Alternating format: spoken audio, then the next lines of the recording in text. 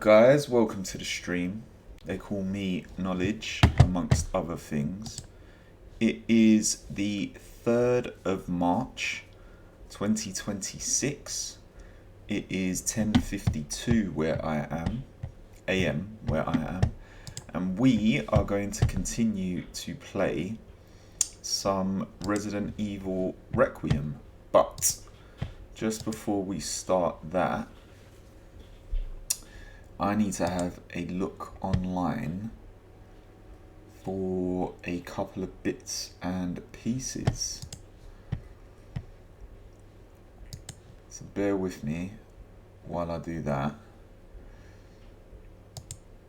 And then we'll get this show on the road.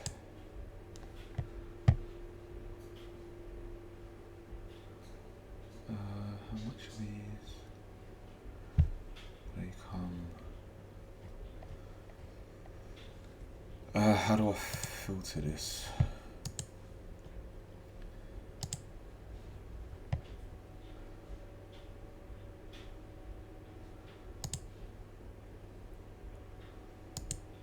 Let's go.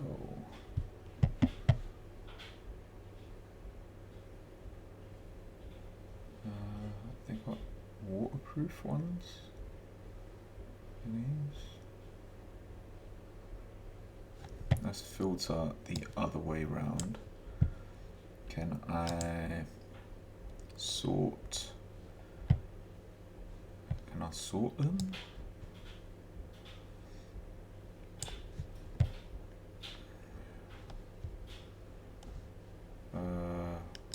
Let's try all year round ones.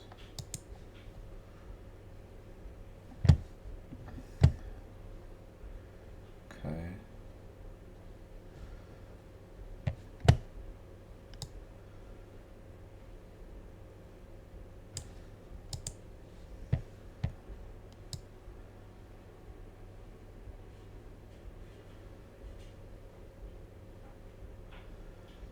None of these are what I'm looking for.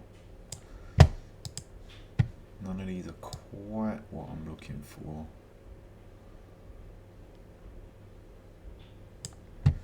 These might be close.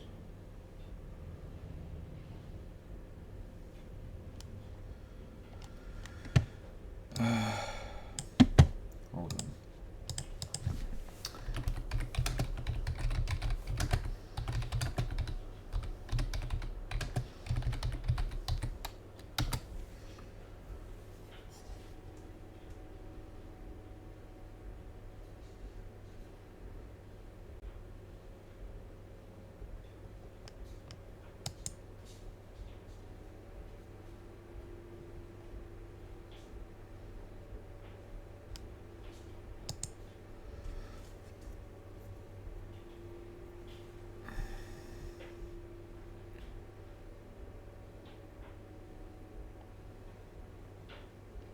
Okay, they're in Japan, so I can't get those. And this shit pisses me off now.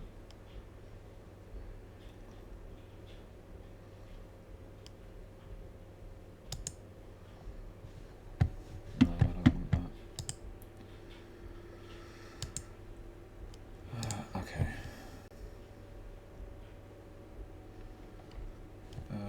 Let's try taking that out of it. Let's try that.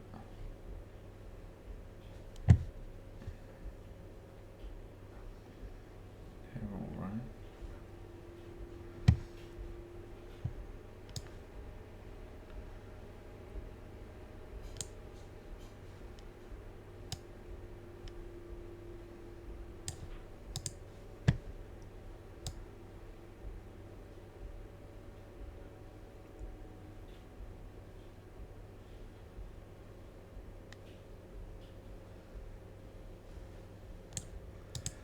Let's look at these ones.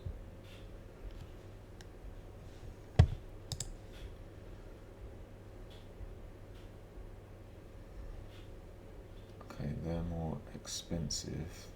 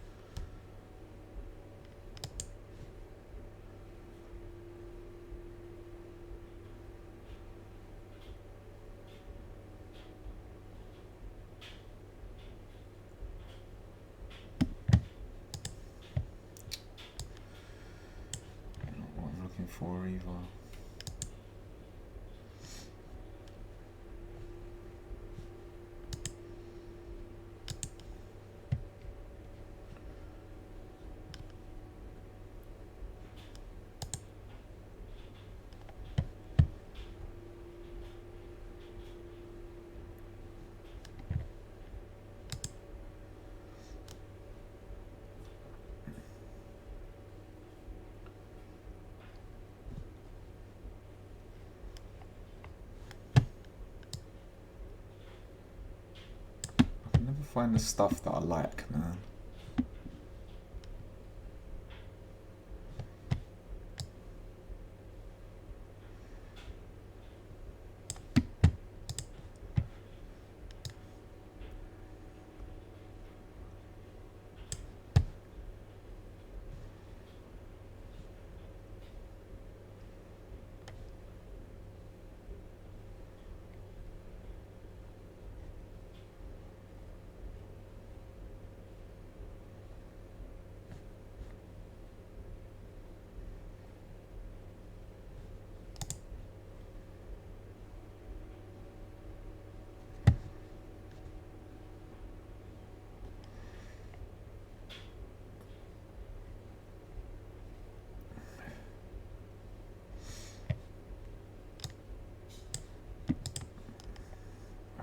Very simple requirements.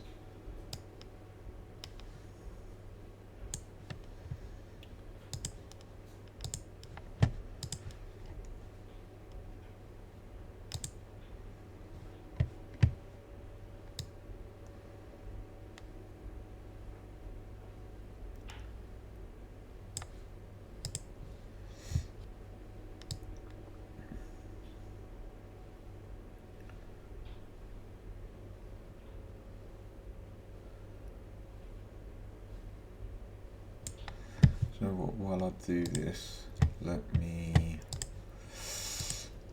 load up, so we're not just sitting looking at whatever I'm doing.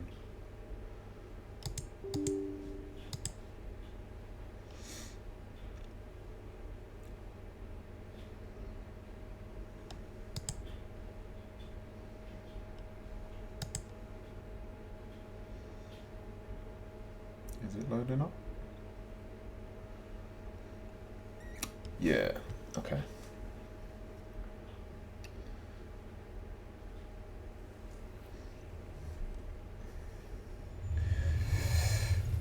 I promise there will be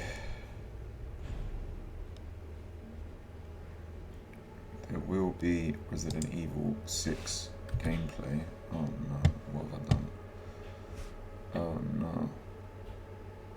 Can I do this? Can I do this? No, I can't. Why can't I do that? Why is it doing that to me? Hang on. Hang on. Why is it doing that? No. No. No.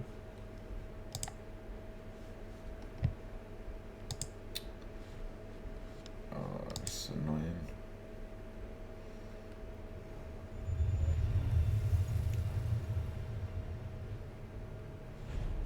Alright, well, maybe we come back to it after. Maybe we come back to it after.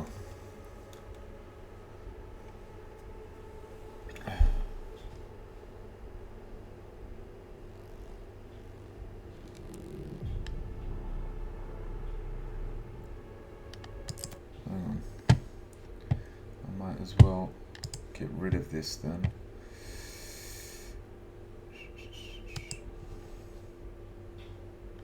And get rid of this. Okay.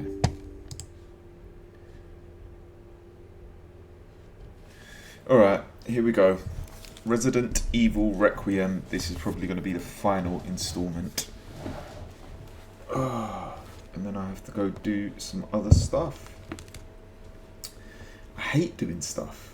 I hate having to do stuff. I don't mind doing stuff. Sometimes I like doing stuff, but I don't like having to do stuff. You know, when you have to do something, it's not cool, man. It immediately makes whatever it is less enjoyable. Alright. We're underground. Shella! How are you, Shella? Welcome to the stream. We're underground with Leon fighting plants.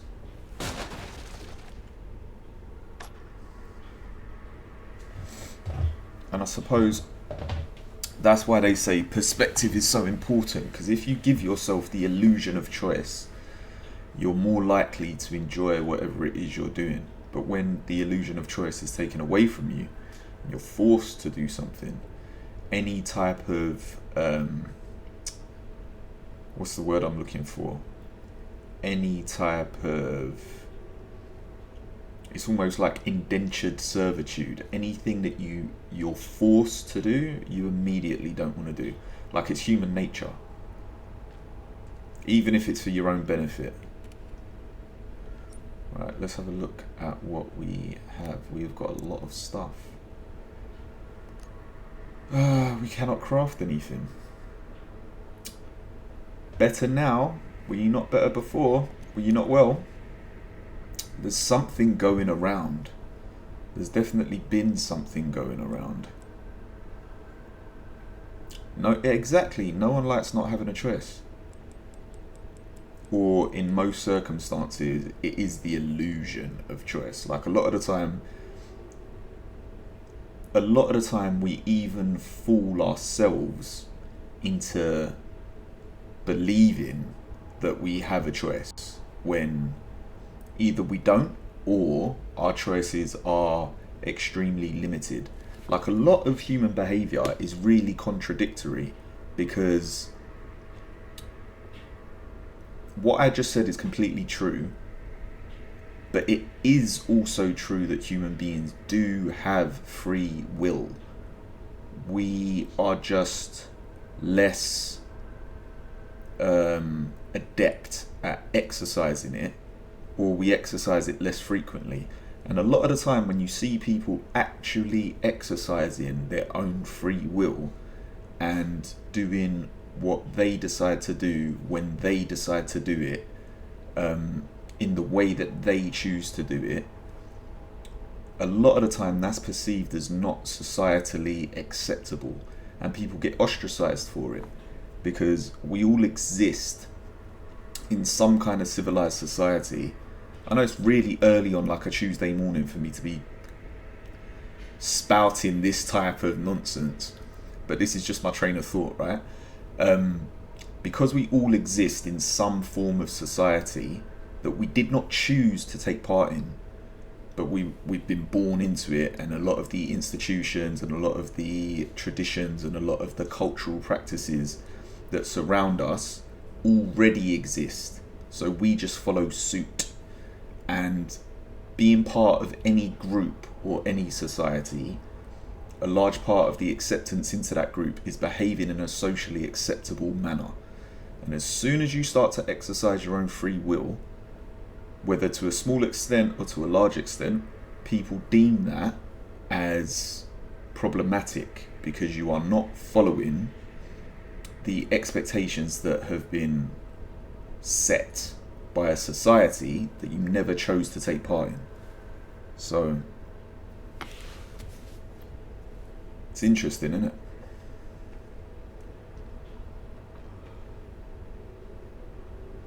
Right, what weapons have we got, and how much ammunition have we got? Okay, we do not have a lot of ammo.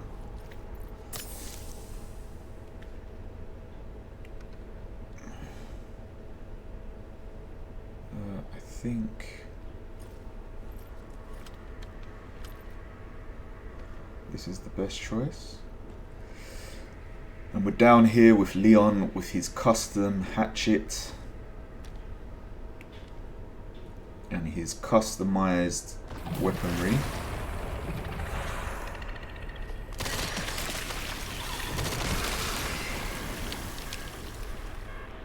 And we're just going to take a nice little slow stroll over here, and we're going to destroy all of these nasty, evil, mutated, genetically modified plants.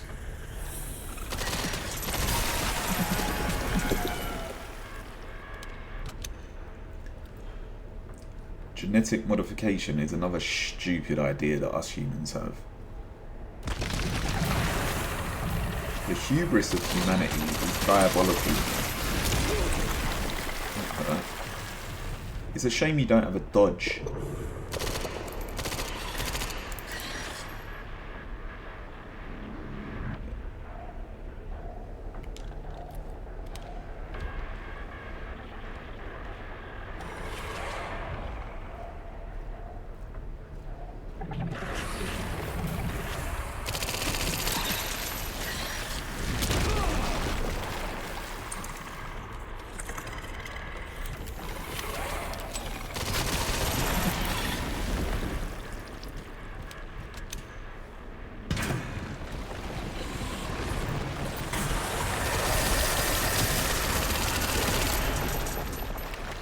Reload, Leon. Just so you know, I've killed every planet. I've killed every plant I've ever had. The thing is, some plants are difficult to look after. They require more attention than you think.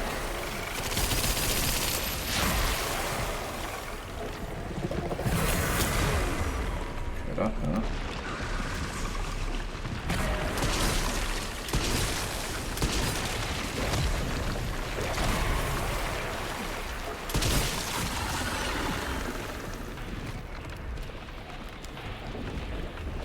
We can do this, Leon. Oh, we can't do this. I'm gonna have another go.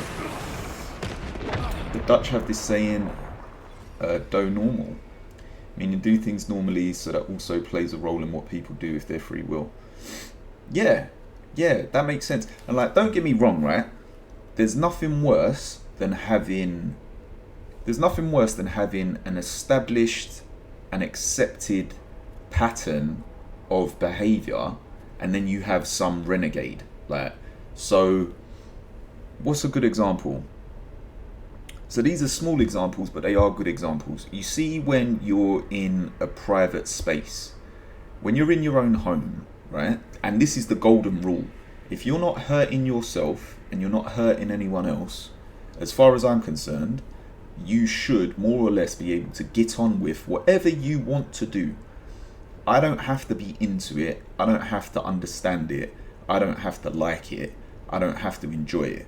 It's not my business. And I think one of the key indicators of being a reasonable person is understanding that there genuinely is a time and a place where you should mind your own business. The most important business for you to be concerned about should be your own. You should be less concerned about what other people are doing and more concerned about how you live your life, what behavior you exhibit, and how you conduct yourself than you should with other people. Or at the very least, you should be concerned with your own business first before you start interfering in other people's lives. So in the privacy of your own home, that's your business. But in public, you're in a shared space. You're in a shared environment. So a good example would be on public transport. You see, when you see those people that start playing music on their phones really loudly, or having a telephone conversation on speakerphone, or FaceTiming really loudly while everyone else is just trying to go about their business. Those people know that the socially acceptable custom is that when you're using that public space of public transportation, like a bus, everybody tends to stay relatively quiet because we're going on our journey, we're sharing this space together, we're all strangers, we're not going to try and get on each other's nerves, we're not going to be unreasonably loud, we're not going to be unreasonably out of pocket. Most people, the vast majority of people, they follow those customs, whether they're conscious of them or not. It's just the type of behavior that is acceptable behavior. When you get these renegades, and they're always, this is the other thing as well, they're always choosing to dispute the wrong type of custom and behavior. They never want to display free will in some kind, in a way that is deserving.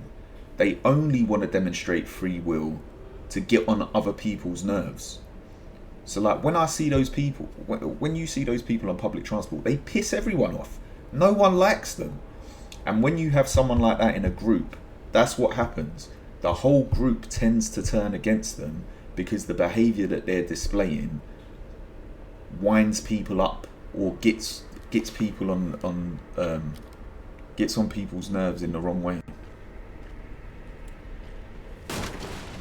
Whereas on the other side of the coin, when there are situations where something is happening that shouldn't be happening, where there is something that is happening that deserves to be highlighted or stood up to, like say for example you see something happening that is an injustice, or something happening that is morally, ethically, or again socially wrong and unacceptable, right?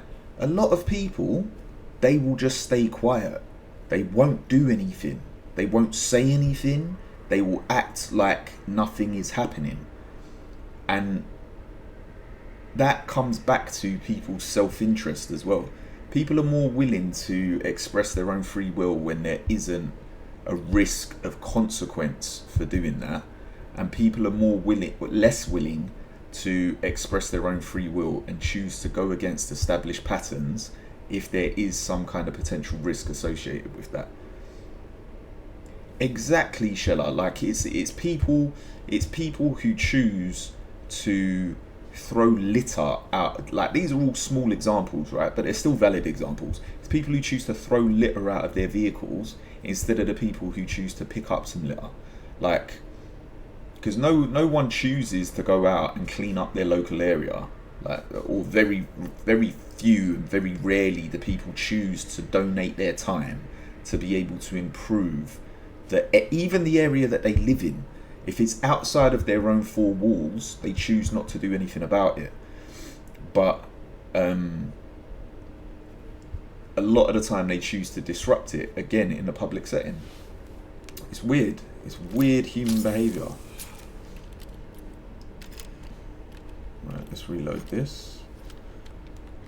Let's reload this.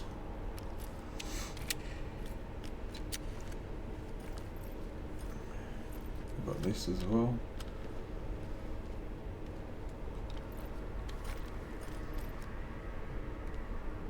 What are you going to do with your free will next? Shall I share? Because I haven't decided what I'm going to do with mine. And I should, because free will is the greatest gift any of us have been given.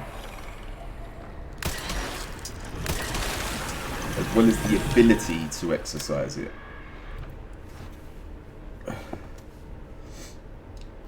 Because the more I think about it, I'm kind of convinced some people, they don't even know they have free will. They must not realize that they have free will.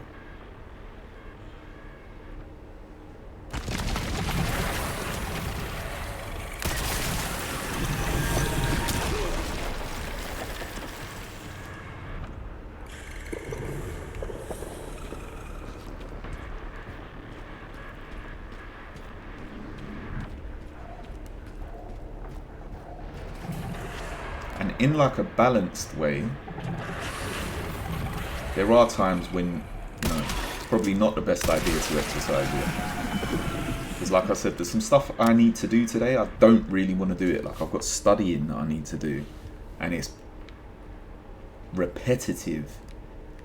So there are things I would rather do with my time, but I am conscious that as a human, fully functioning adult person,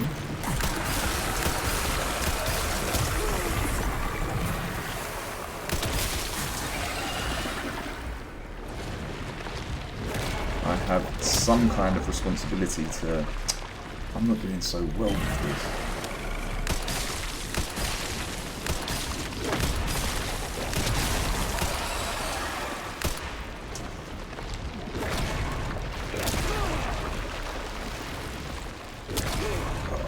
Weaved. So yeah, what are you going to do, Shella? What are you going to do with your free will? How is it going to be exercised? I do kind of think it is like a muscle as well. You need to exercise it at least every so often. Otherwise, you do yourself a great disservice. You're going to become a bus driver trainee and go to the UK, find my bus and say there's a problem with the bus and make me get off to mildly inconvenience your day. Shella, that is the most diabolical plan of villainy I've heard this year. And like, I applaud you, because that would mildly inconvenience my day. That would infuriate me. That would infuriate me. Yeah. If you wanted to be a villain and you wanted to execute that plan, do you know what's crazy as well, right? If we actually think about this, yeah. If you wanted to do that, there is nothing stopping you. I couldn't prevent it. If you were villainous enough to choose to spend your time doing something like that, that's true villainy. If someone offended me enough that I decided to go to their country, train to become a bus driver, which is a skill set in itself, like, let's not get it wrong. You could earn money doing it. It's a new skill. It may be something that you could even enjoy. And then to choose to exercise your free will so that you go to the route that person has to take in order to use the bus, and you patiently wait for them to coincide with whatever shift you're working on so that they get on your bus at the right time on the right route, and then you decide on a particular, it would have to be on a particular day as well, like it would have to be pissing down with rain before. Have I told you the story of when I got into another dispute on a bus with a bus driver? I don't think I have. Shella, I salute your villainy. I salute your villainous potential, because that's amazing. You could ruin lives doing that. Years ago, yeah, all of my stories happened years ago, but years ago, in London, before, so in London, the body that's responsible for public transport is Transport for London, which reports directly to the Mayor of London and is falls under their jurisdiction. So years ago, buses used to operate by taking cash in exchange for printed paper tickets. Oyster cards were not in use on public transport in London. Now, there used to be some circumstances where, for whatever reason, the driver of the bus may not be able to issue you with a ticket. So you would attempt to pay for a ticket using legal tender, and for some reason, maybe the printing machine wasn't working, maybe the printing ticket machine ran out of ticket paper or ink, or there was some kind of malfunction. Maybe the bus driver didn't know how to operate it properly. But in those circumstances, they would have a backup process. So the backup process is they would have to issue you with this little, it's like a ticket stub, and it would show that you had tried to pay for your journey. They just weren't or if you tried to pay for your journey with currency that they couldn't give you change for. So say, for example, you got on a bus and you gave them a £50 note, and they don't have change for a £50 note, and you don't have any change on you, but you have tried to pay for your journey. You've legally offered them the right amount of money, but for what, like, it's their fault that they can't complete that transaction. They would have to issue you with this kind of like standby ticket to show that you had you had tried to pay for your journey. So if at any point during that journey there were ticket inspectors who would get on the bus, or British Transport Police who would get on the bus, and fare evasion is like a criminal activity. So if they tried to question you as to why you don't have a ticket, you would be able to show them that you've tried to pay for your journey and that it was the driver's fault that they weren't able to complete the transaction, right? This is very long-winded, but I'm trying to set context, yeah? That's the process. It's the process that is put in place by the bus companies that are responsible for the journeys, right? I know this process is true because this has happened to me on like 2 different occasions within, I don't know, within 4 weeks of me telling this story. This has happened to me where I've tried to get on the bus, I've tried to pay for my journey, I've given the bus driver like a £5 note. He said to me, "Oh, I don't have change." I'm like, well, can't you just give me, like, if it's £2 for the journey, can't you just give me whatever change you do have? And he's like, "No, I can't do that because I'll get into trouble because it won't tally up and then they'll tell me that I've been stealing money or whatever." So he gave me this, like, he issued me this thing and he explained the process to me, right? And I've had to show a ticket inspector that I'm not illegally traveling, that I've tried to pay for my journey but they haven't given me a ticket. So one day, right? So that's the context. One day, I've come out of work in central London, right? And I'm at Liverpool Street Station. And Liverpool Street Station has loads of trains and there are loads of bus stops outside the station. I can get the bus from outside the station and it stops right outside my house, right? So I go to get on that bus. Shella, it is raining, not cats and dogs. It is raining cats and dogs and mice and gerbils. It's raining hamsters, pigeons, hedgehogs, whatever type of animal you want to assign to the rain, it's raining all of them. All of the rain is coming down. The level of just H2O that is falling from the sky is diabolical. I'm soaked to the bone. It's London, it's windy, it's cold. I've finished work, I'm tired, I want to go home, I'm hungry. Everyone else is at the bus stop, they're all hungry and tired as well. Everyone just wants to go home, right? The bus pulls up. The bus is packed. There's 1 million people on the bus. I go to get on the bus. I go to pay for my journey. And again, this wasn't an example of me going to pay for my journey with like a wildly inappropriate amount of money. This is me going to pay with like a £5 note, which is the smallest note you could have, but I didn't have any coins on me. And the bus driver's like, "Oh, I can't give you change." So I'm like, okay, well then you're gonna have to give me one of those, I can't remember what it's called, but it was called something. "You're gonna have to give me one of those things then." And he goes to me, "No, I don't."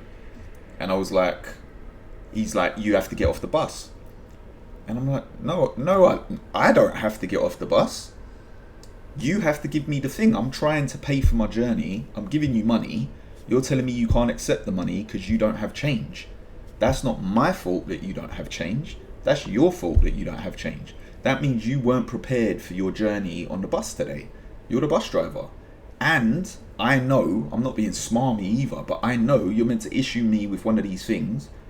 I know it exists. You're meant to issue me it. And you have to give it to me. And then, like, everyone can get on with their journey.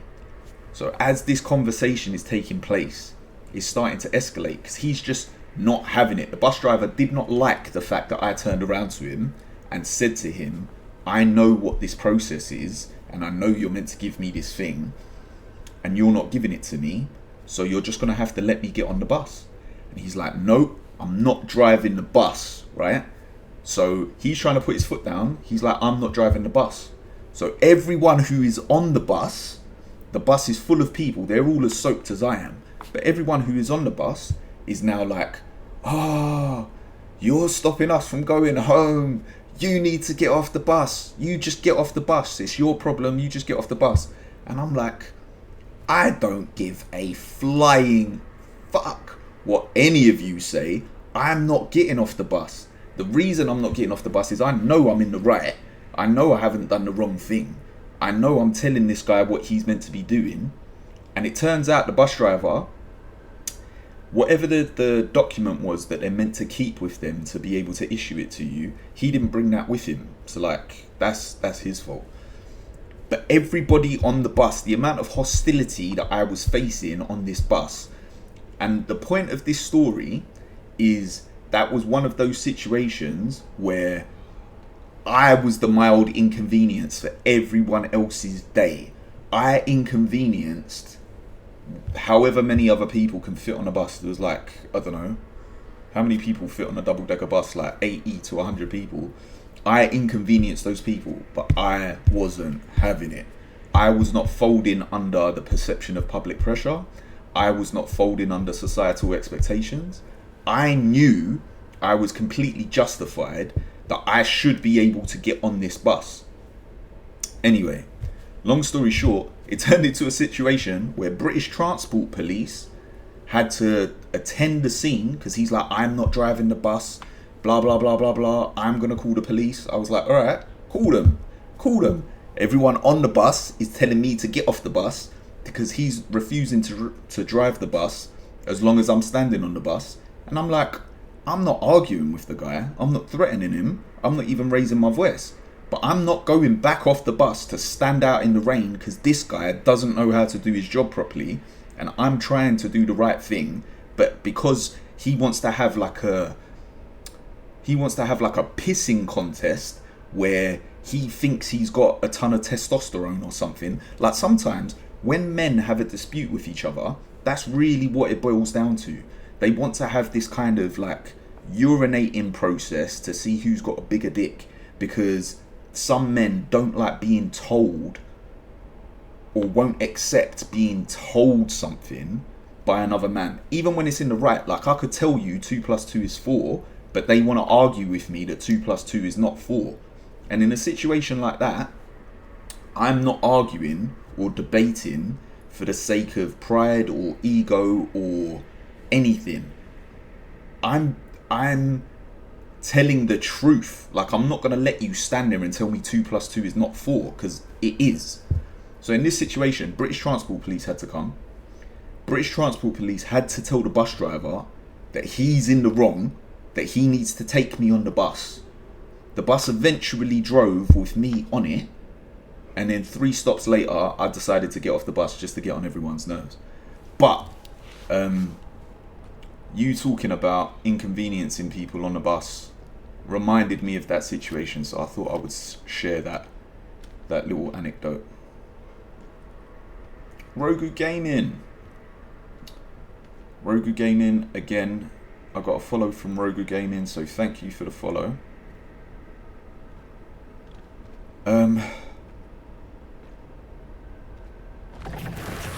Yeah, using public transport is always a fun time, man.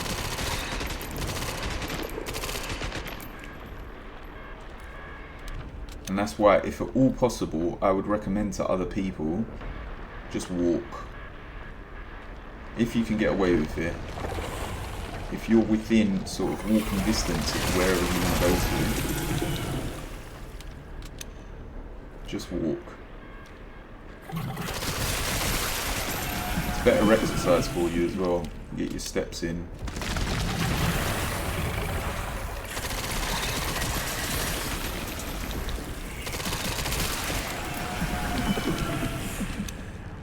It's good cardio.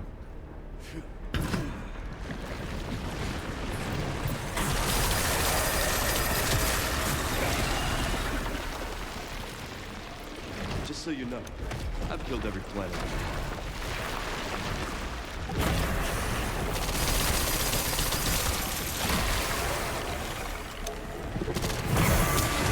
Ow.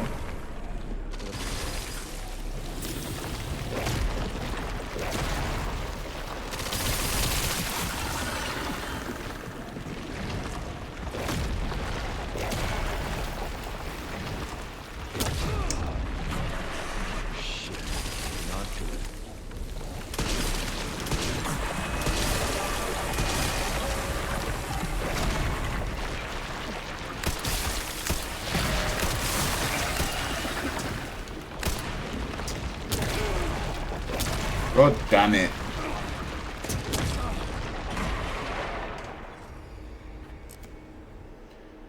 Yeah. Okay, we need a new strat for this. We need a new strategy.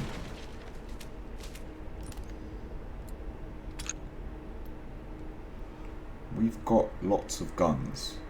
Okay, we don't have grenades, but we do have a lot of guns, and the guns we do have are kind of powerful. Like we've got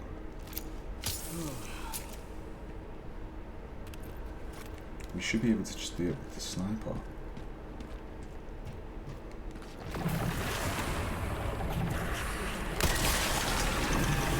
See? One popped here.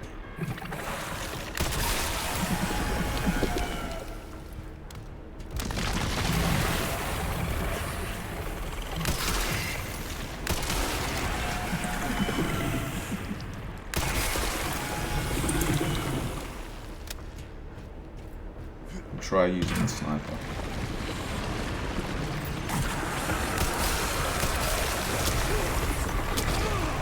Okay, that strategy is not working to its fullest extent.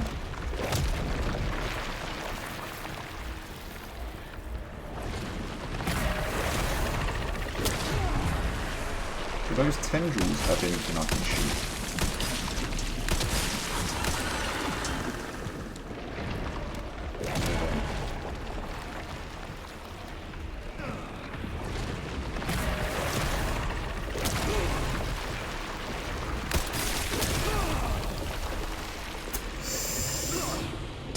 Nice.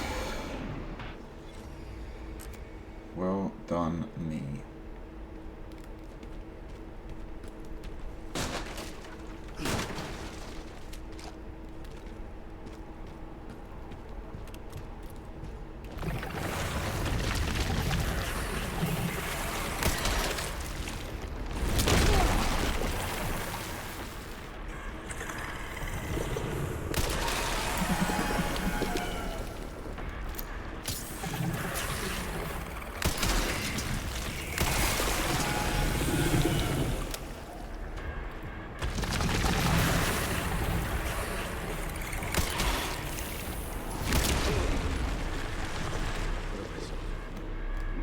Didn't we just use the handgun?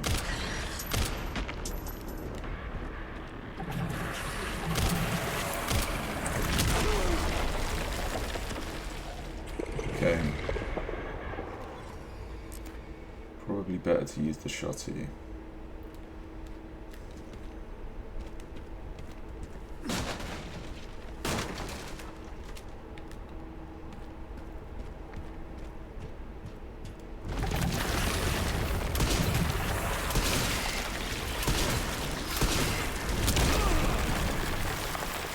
Okay, let's load that again. This is not working out in our favor.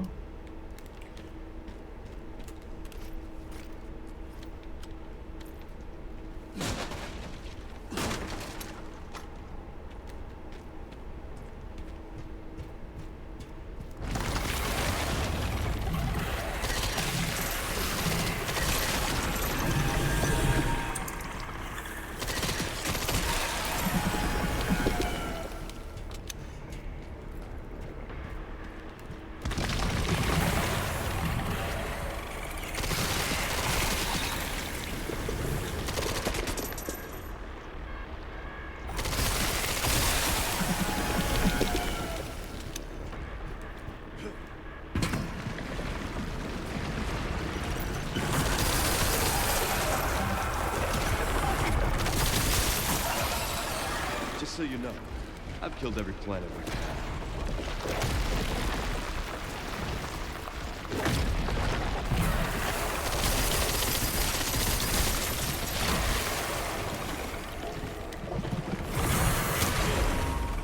That's cheating. Okay.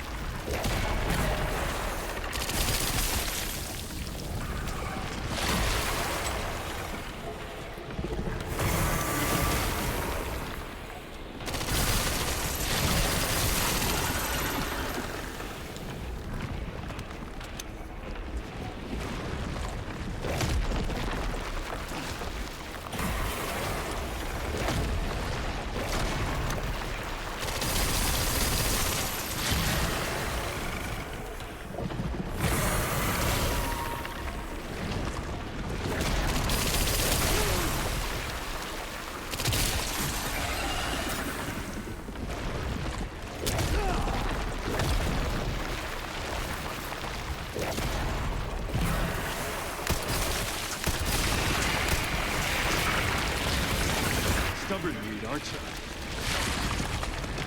Time to... Yeah, there we go. Fucking hell, that took some effort. Too early in the day for me to have to make this much effort.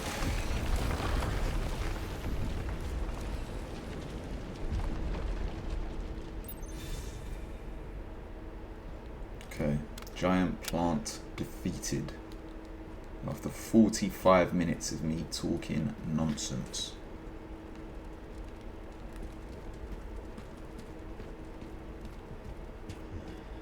This must be it. It must be it, Leon. This must be it.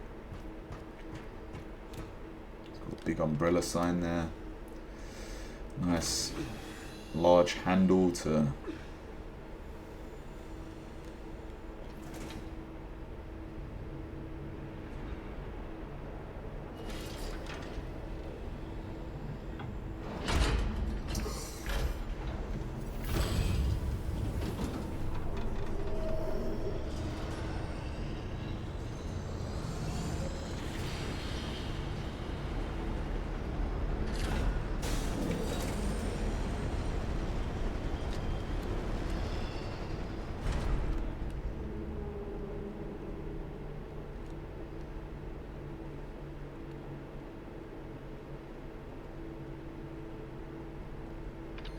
Sure, I found some kind of massive facility. What do you think it is? It's a massive facility, Sherry. I've seen supplies with the logos of the usual suspects. Well, whatever it is, clearly wasn't meant to be found. Yeah. Tell me.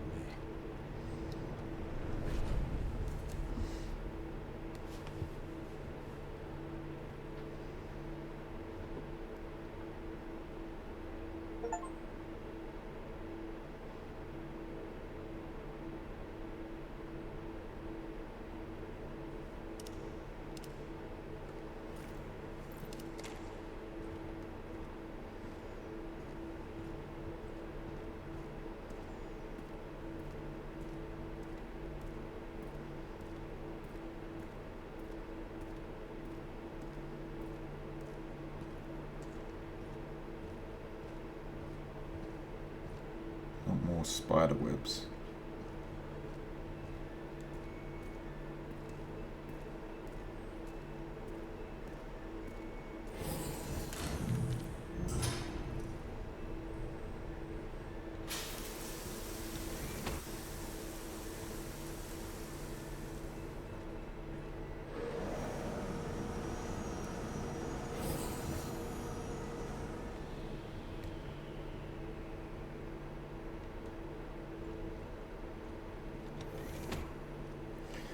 Okay.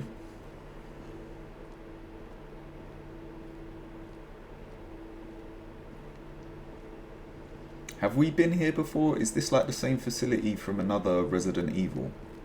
Is this from like Resident Evil 3 or 4 or whatever? Are we supposed to go down there or go in here? We'll go in here first.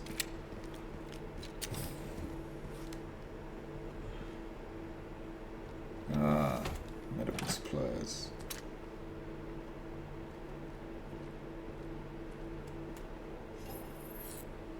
Do you know what? I need to do more stuff like that. I need to leave things around for me to, you know, in random places so I can just pick them up at later dates. 1600 for that.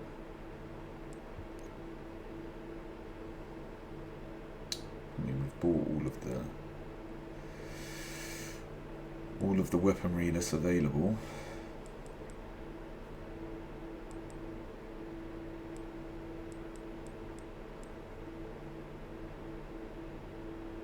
And we've improved everything that's available apart from, what's this? Oh no, we don't need that. What can we improve on Requiem?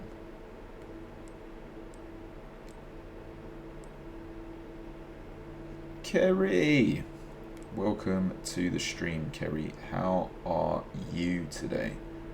How is your Tuesday treating you? Are you having an amazing time? I think we'll just repair everything.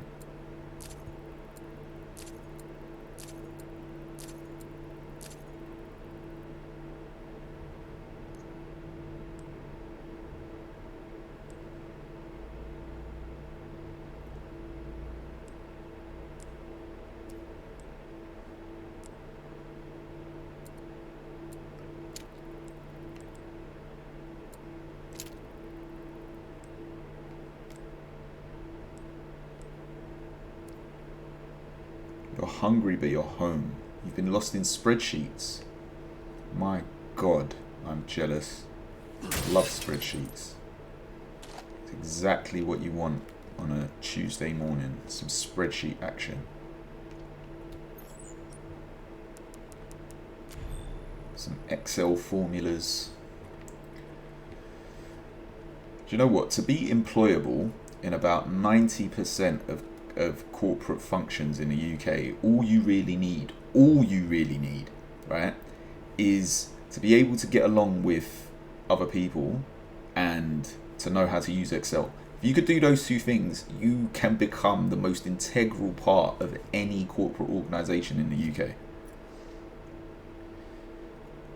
Current facility operation status, auto processing green, network system, all areas online, control systems green, disposal systems green, guards on patrol, lab unit 1 check-in normal, operating at 82%.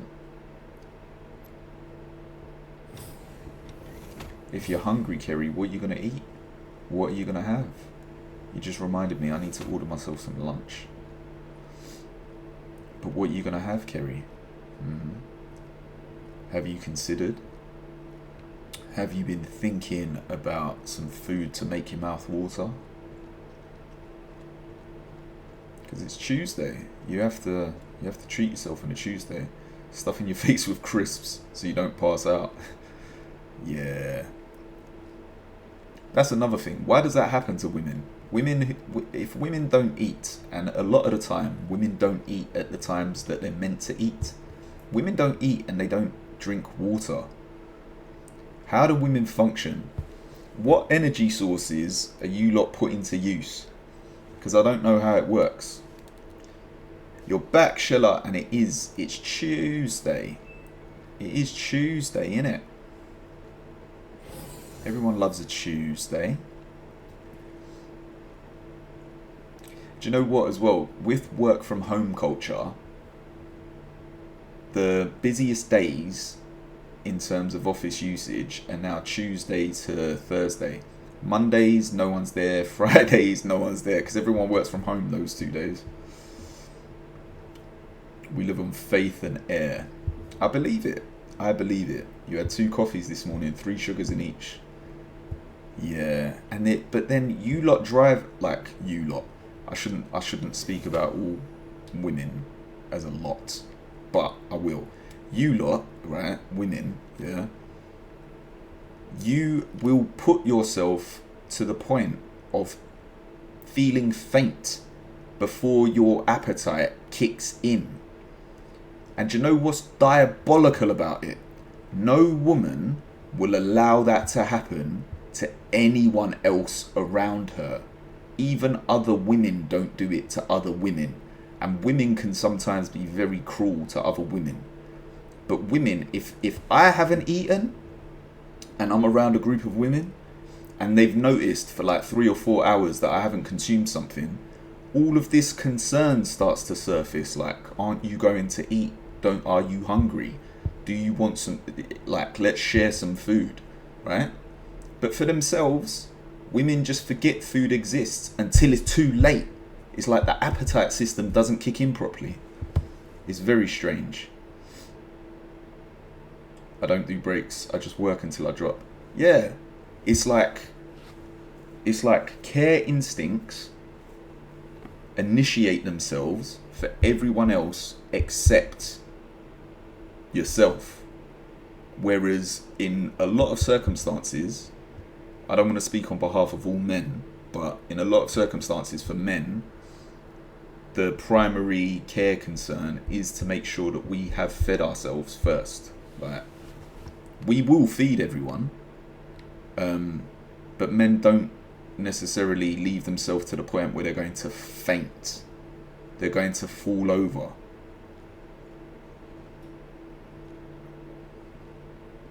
Women will starve themselves to the point that they're going to faint. They will freeze themselves to the point that their fingertips are going blue. Women are weird. Why are you like this? Dehydrate yourselves. You know. Is it that you enjoy the feeling of just barely being alive? Do you get some kind of adrenaline rush? Like, you have to ring Sky and tell them you're leaving if they don't lower your bill. And tomorrow's the hygienist. Yay! I went to the dentist last week. The dentist was very pleased with the condition of my oral hygiene and general oral health. I do have to book in another appointment with the hygienist to have a full clean. But that can wait for another 3 or 4 weeks. Like, there's no sense of urgency around it.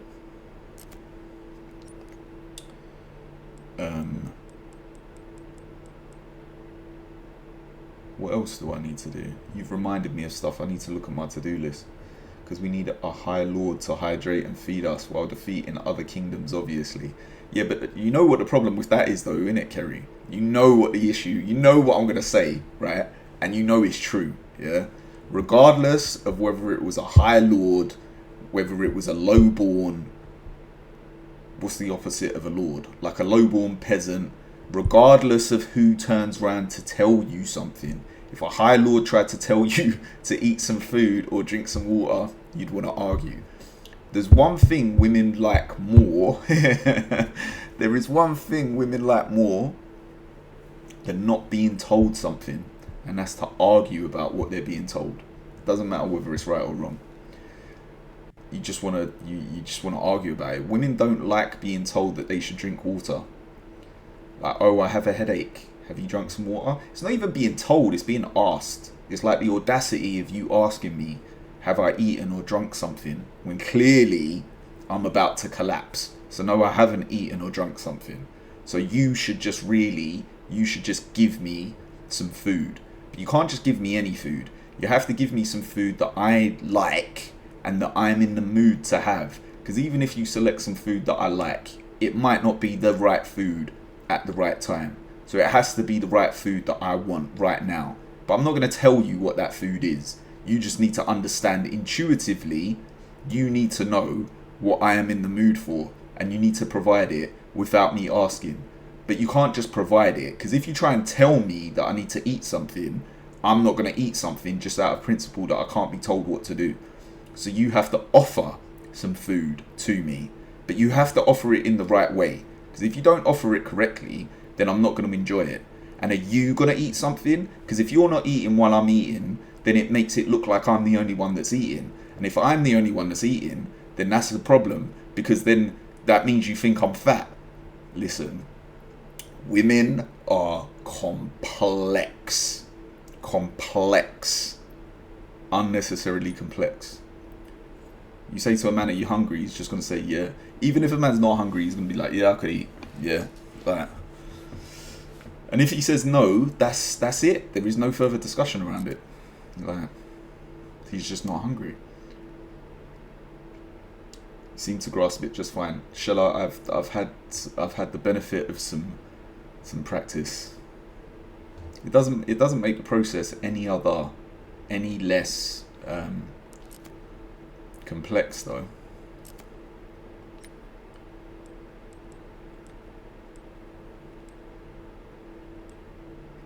Because what I have just said, at any given time, the opposite of that could entirely be true. There could be a particular reason for not eating, and you're meant to know that reason without it being communicated. Do you know what I think it is, right? This is my theory. I have no evidence for this, apart from anecdotal experience, but this is my theory. Women have a trait and characteristic that is described as women's intuition, right?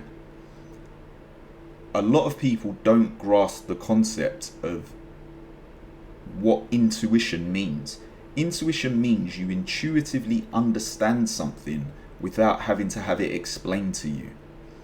Women's intuition means women intuitively understand the behavior of other women.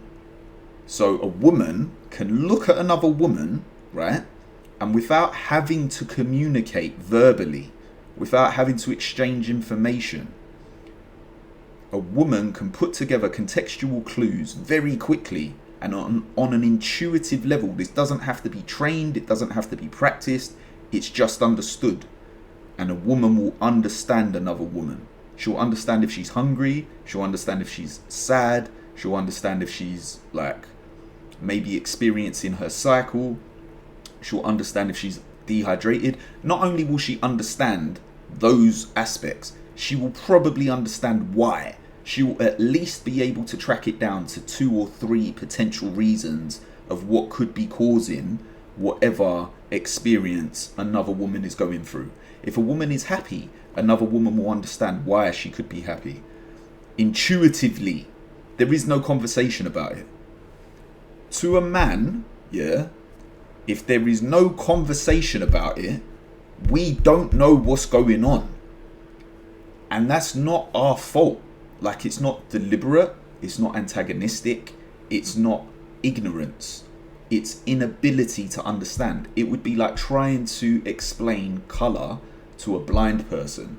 They have no grasp of the concept because we don't have the sensory ability to be able to see colour.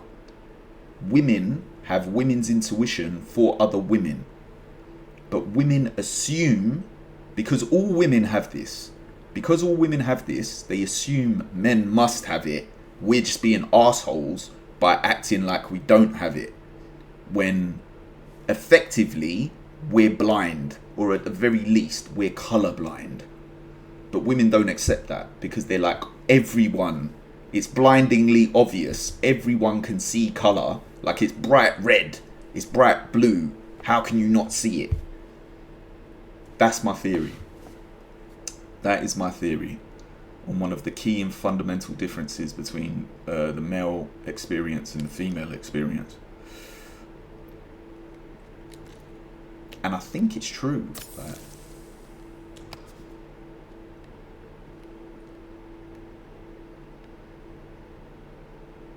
You entirely missed your reaction to the free will thing. Shella, please don't worry about it. I was only ranting for a good 15 or 20 minutes and I had no audience to be able to pay attention to it. So I shared an anecdote of my existence and no one was even there to witness it. It's like the equivalent of having a conversation on the phone when the other person has hung up. No, I say that in jest. Shella, don't worry about it. It's fine. It's all good. It is all good. Not a problem whatsoever. At least you got to hear my theory about women's intuition.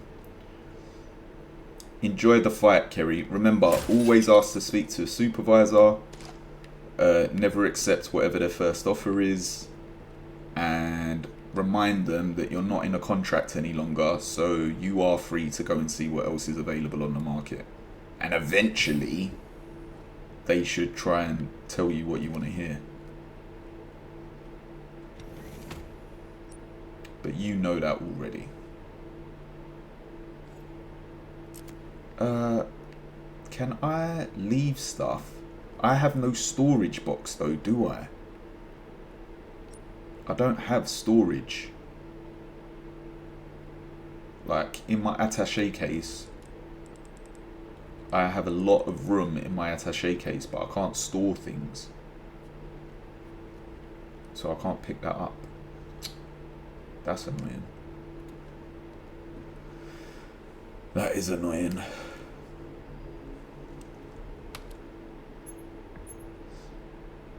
Today, this game has reminded me as well, I need to buy some new gloves. But I can't find a pair of gloves that I like. The gloves that Leon is wearing, those are real gloves by the way, but they're not available. They're from Japan, and the company that sells them, they're out of stock. and they may not come back into stock. I'm getting the feeling I'm not wanted around here. Oh, these guys are all going to die. They just don't know it yet.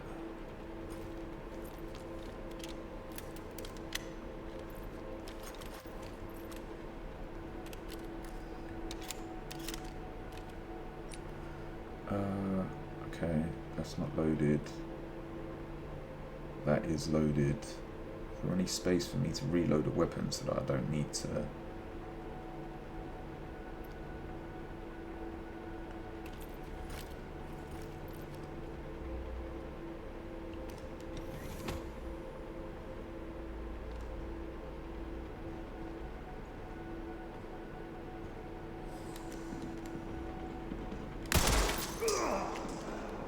Yeah, yeah, is right. That's what you get.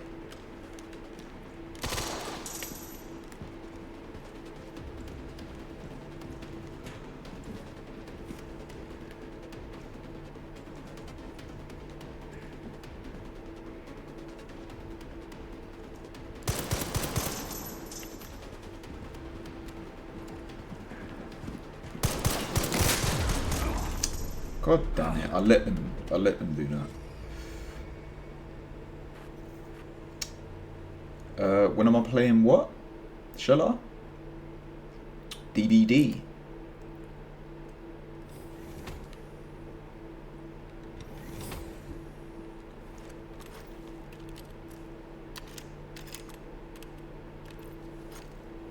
Dead by Daylight.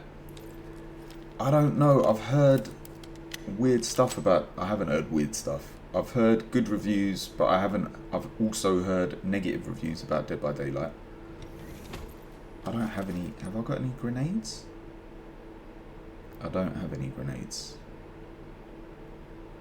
So I don't know if it's... long story short, Shiller, I don't know if it's worth playing. Is it worth playing? Are you making a recommendation?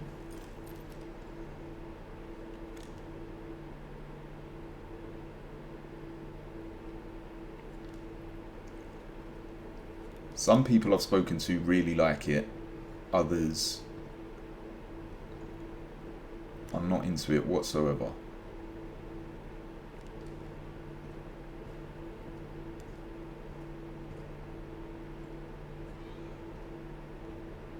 You've been getting into it lately. Do you know what it is as well? That's a good point. I think a lot of co-op games,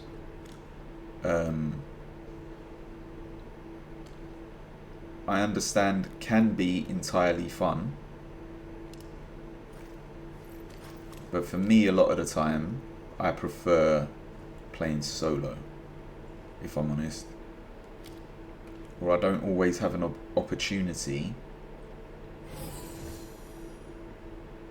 Where are the guys? Where are they? Do I need to look at the thing before they turn up?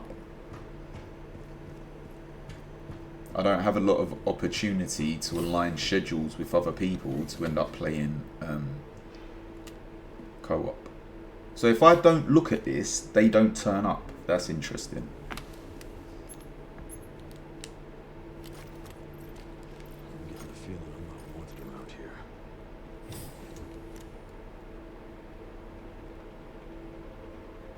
here. Just say you're antisocial. I can be. If I'm honest, I can be. But I think everyone can be. It just depends on the group that you're around.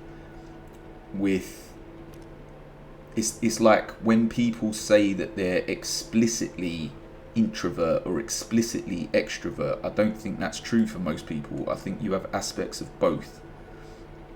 And the biggest deciding factor for introverted behavior or extroverted behavior are the group of the people that you're around. Because if you're around the right people, they give you energy. You feel listened to, you feel heard, you feel accepted, and there's an exchange of energy and information. With the wrong people, you either feel like you're not listened to, not accepted, like they don't really want you to be there, or they just drain your energy. Don't get me wrong, you have to be able to interact with any group of people regardless of those aspects, but there will always be some kind of preference for people that are on the right wavelength. A lot of it depends on your mood as well. If you're feeling particularly energetic, you can have high energy and other people can match that. But sometimes you may not feel high energy.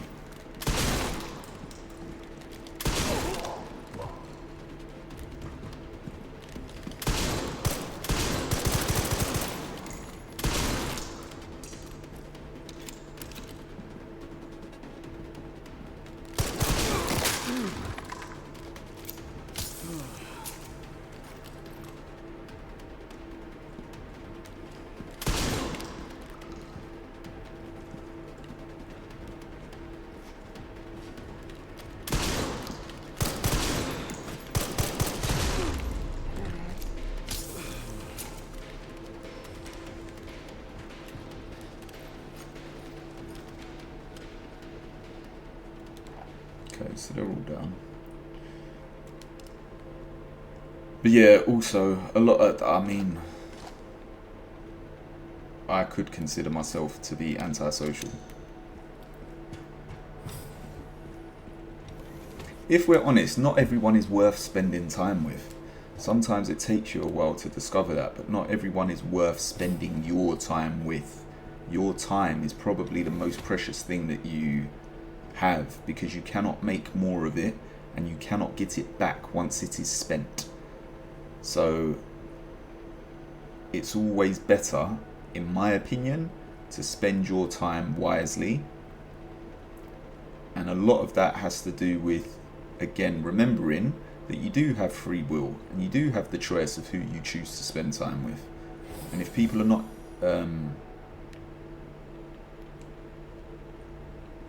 gracious enough to value your time, then you have no obligation to spend that time with them.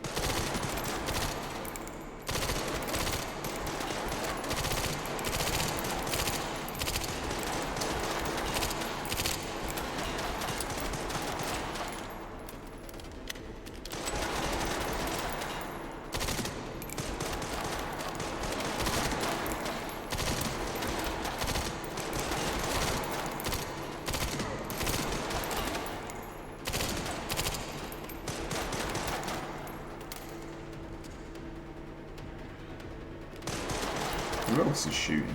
Oh, this little sneaky.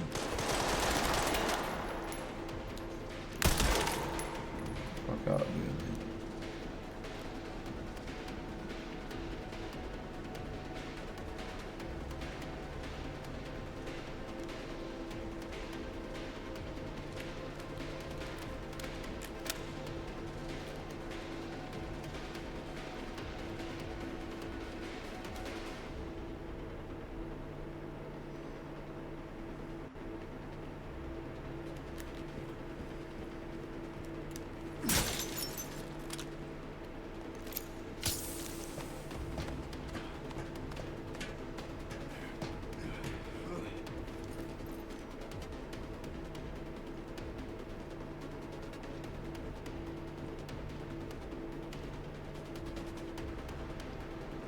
I think there is still one of them down there, right? I still can't craft anything.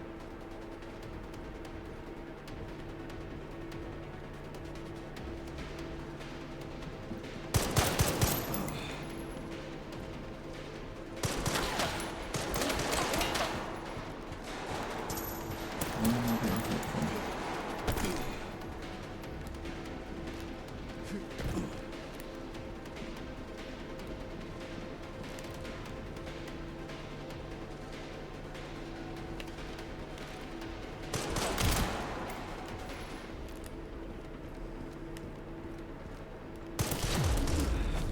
God damn it. Gosh darn it.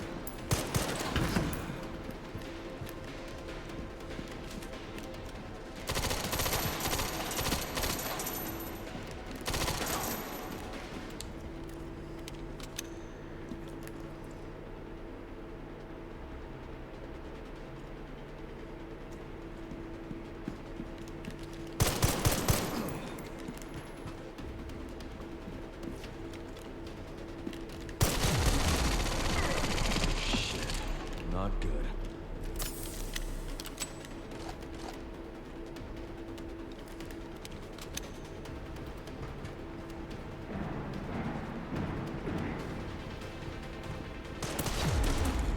Jesus Christ. CQB. Not my best work.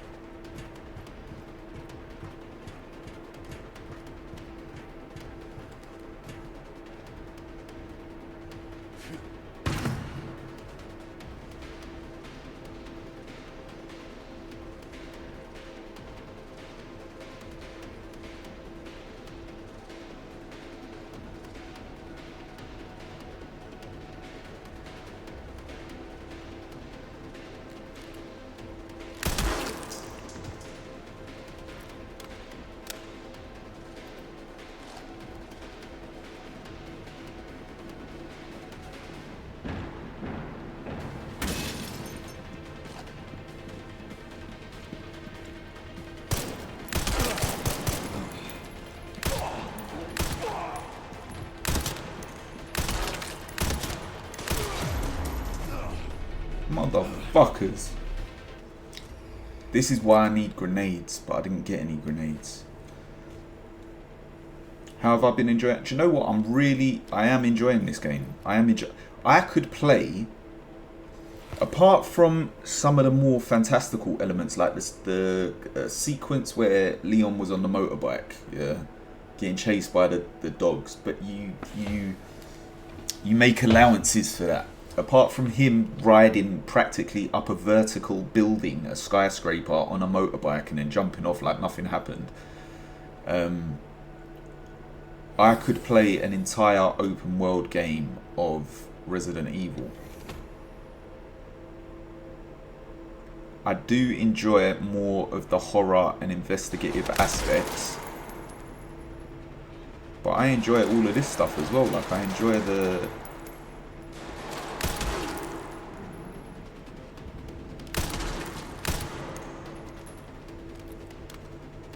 enjoy the game as a whole.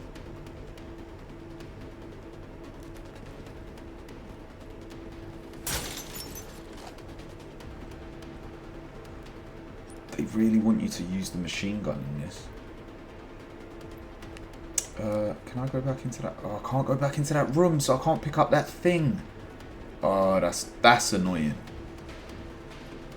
I find stuff like that annoying.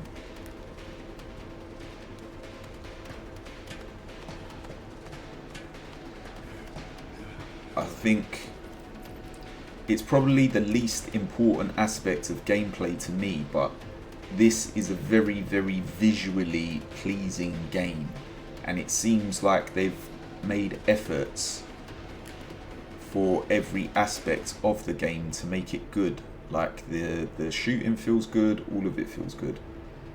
You've never watched or you've never played it, you should play it, Shilla. Like, the originals, the amount of time that has passed now, they do feel like time has passed, but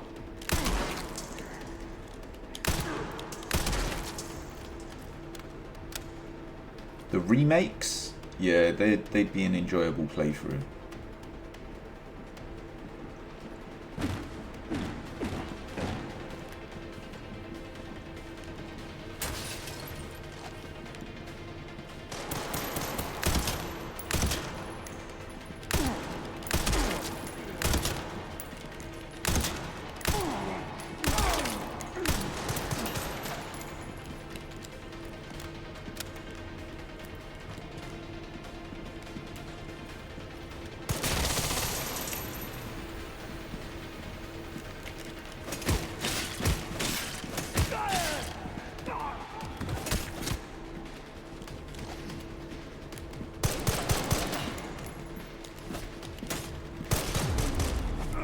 Let me do my dance where I wave my axe at you. That was bad on my part. I should have just switched to a sidearm.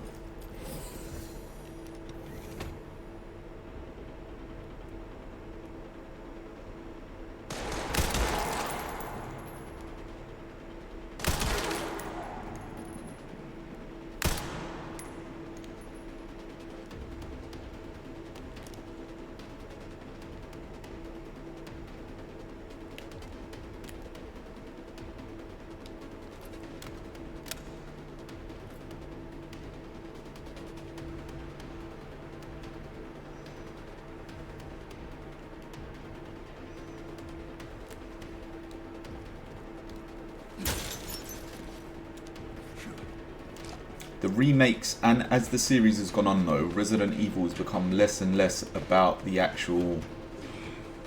Like, I really like the original Resident Evil game and Resident Evil 2 because the horror element was so strong. And I really enjoyed that. It did have action too, but the focus was definitely on it being mysterious and having horror.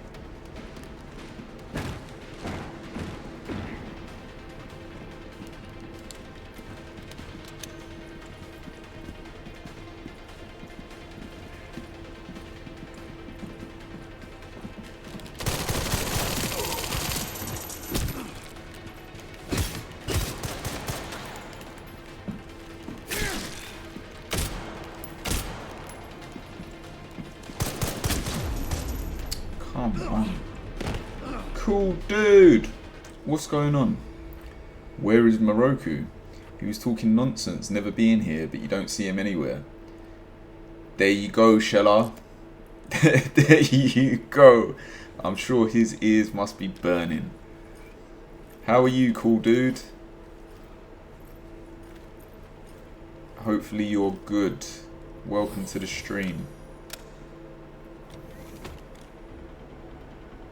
We are requieming.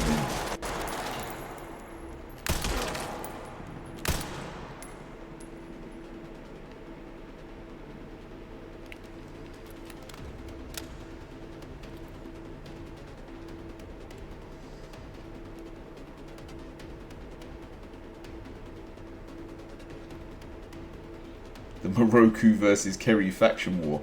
It is a war. It is a war.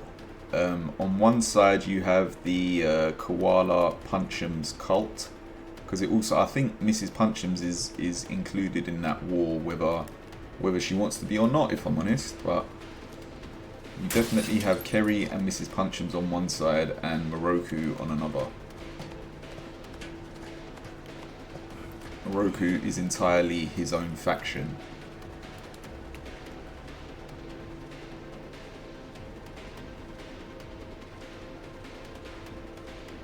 No match for Kerry. Shella, are you saying that Moroku is out of his league, out of his weight class, out of his division by challenging Kerry Koala?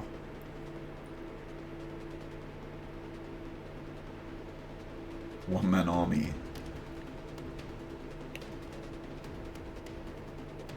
Where are these guys hiding?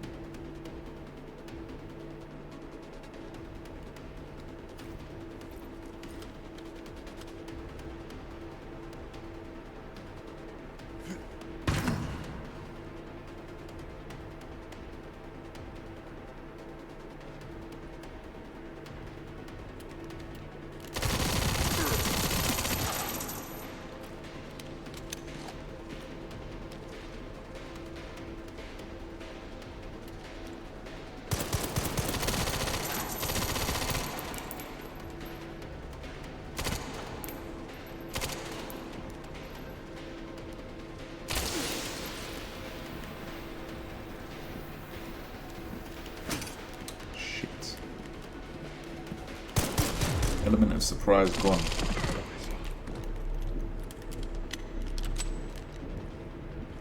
And I have no health left.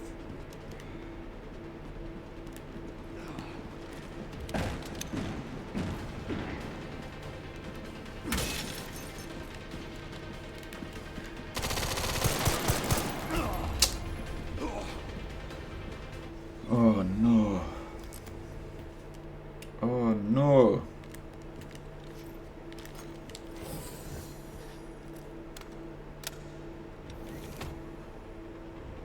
I spent loads of money on body armor before coming down here, and then proceeded to lose all of the body armor.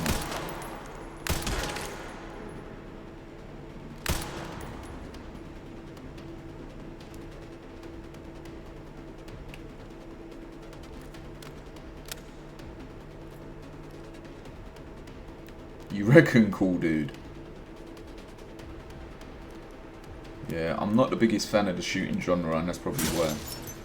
It's light picking. I'm not surprised, cool dude. If you'd have said it was a challenge for you, I would have been extremely surprised.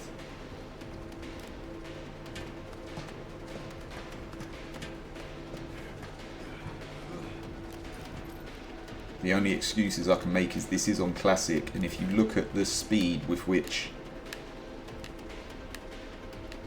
this is able to move, it's not exactly responsive, and I have upped the sensitivity as much as possible. I am playing with controller as well.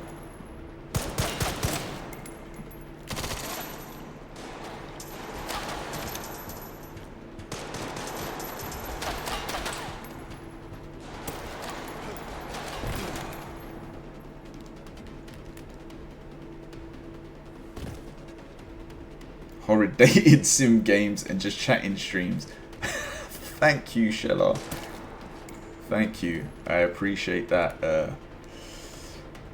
That summary of my existing skill set. But, you know, in a positive way, that means I've just got more room to learn, right? And that's half the beauty of life, is being willing and able to add to your skill set and being able to improve your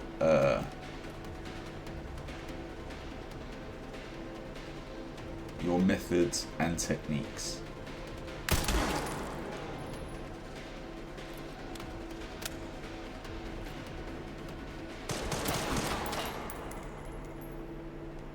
Look, even the way he walks is slow, but like that is entirely my fault.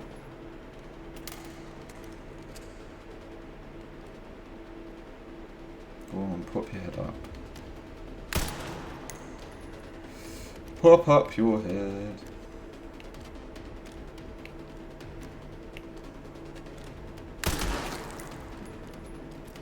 Oh, he survived.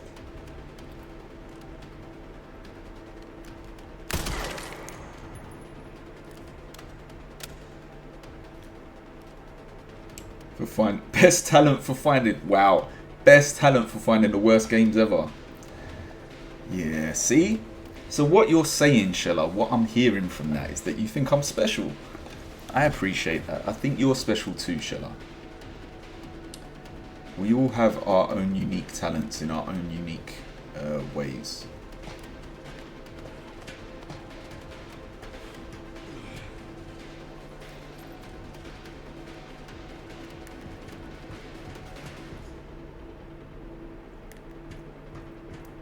Yeah, cool dude, we are. Yeah, we are.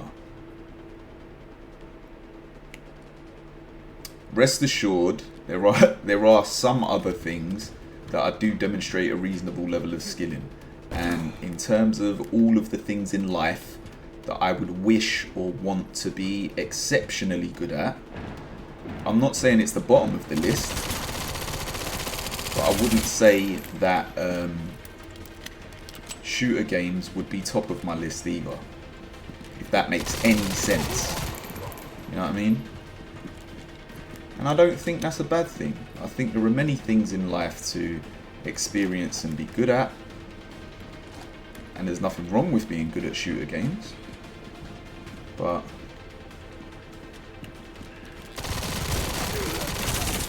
suffice to say, I would rather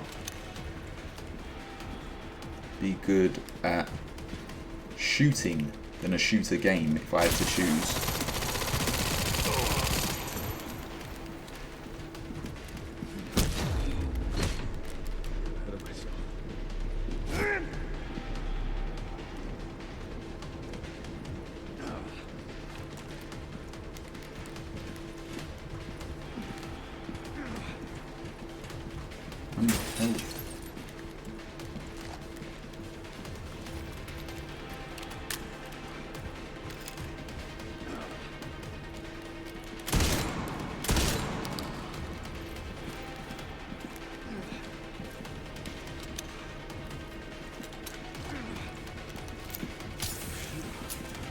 There we go.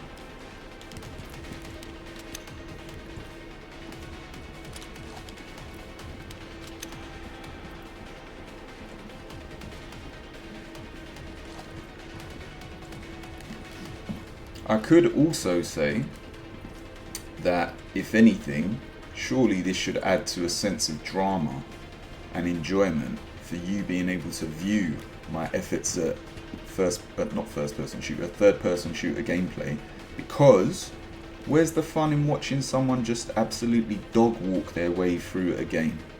You know? If they're playing it like it's on easy mode, that doesn't give you a sense of tension. It doesn't give you a sense of achievement if you actually do win. And bear in mind, you are vicariously enjoying this game through my gameplay. So if anything, it should be beneficial for you. You know? Come on, this guy needs to turn around.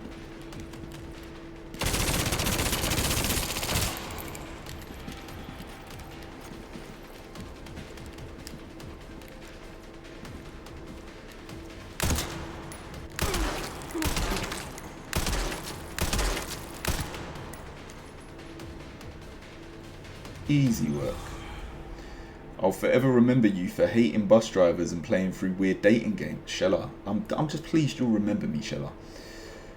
And I'll remember Moroku for not paying for dates and liking feet. Wow. We all have our distinct impression on people. Yeah, no, he deserved it. He deserved it, cool dude. He absolutely deserved it. You're talented at being untalented at everything. Like, it's uncanny how mediocre you are at everything.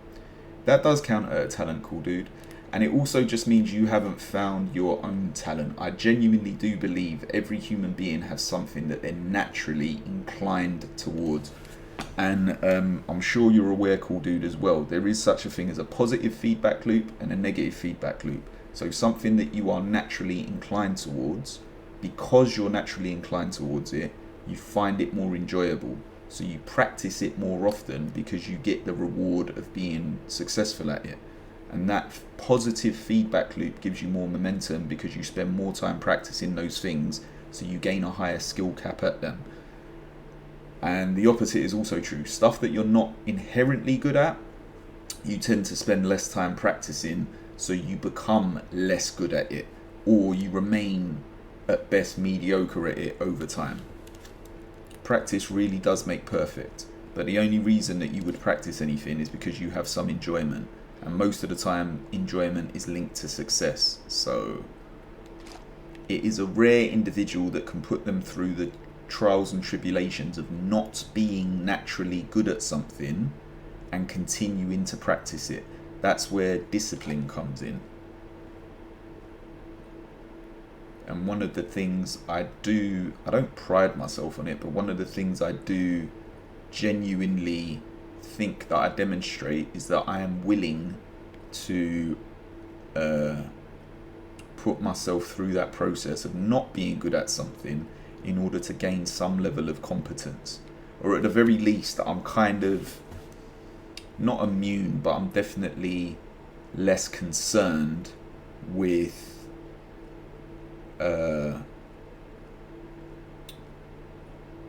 some people are very, very dependent on the opinions of others as to which activities they're willing to engage in. I don't really fall into that boat.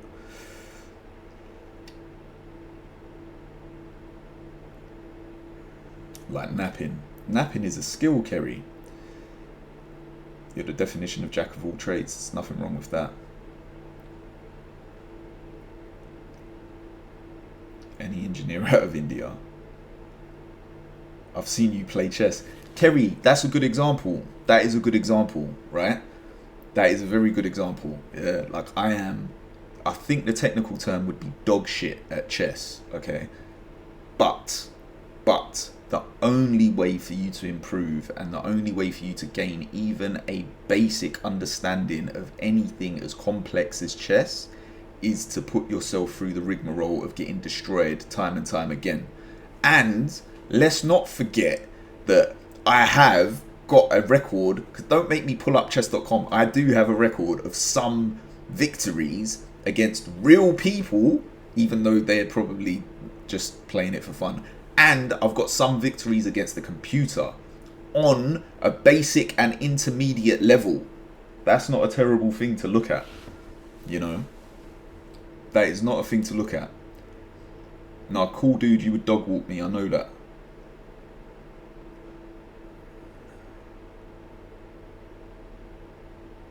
I mean, Shella, everyone says that, but practice really does make perfect. You can optimize your performance in anything.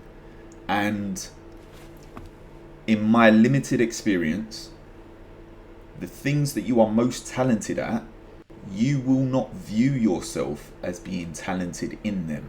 Because remember, we were talking about intuition earlier.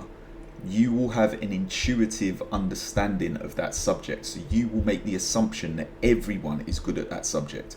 You won't think that you're great at something if you're actually talented at it. It will just feel natural. So rather than you thinking, I'm the dog's bollocks at this, you will look at other people and be like, what is it that they find so difficult about this? Because to me, it's very clear and obvious what the right way of doing this is. Like, but with any skill set, so the difference between, and again, I'm preaching to the choir because I know you guys know this, but for the benefit of anyone that may be confused, the difference between a talent and a skill is a talent can, a skill can be taught to you. It can be practiced and it can be improved.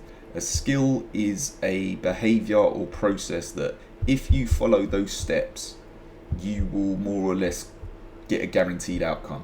A good example of a skill and a skill set is something like cooking, because if you follow the recipe correctly and you follow the steps in the correct way, you will get the right result on a regular basis. You will have a predictable outcome based on the inputs that you put in.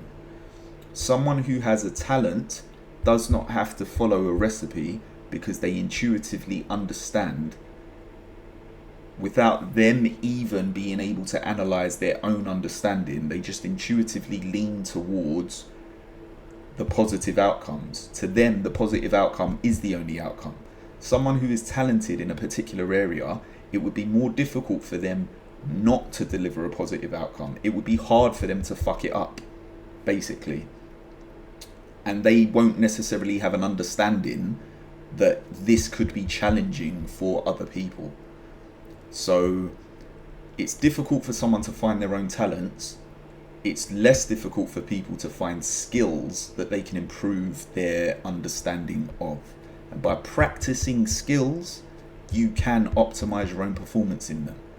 And I don't care what it is. If you practice it enough and you put yourself through that rigmarole of going through the process of being bad at it for a period of time, you will improve.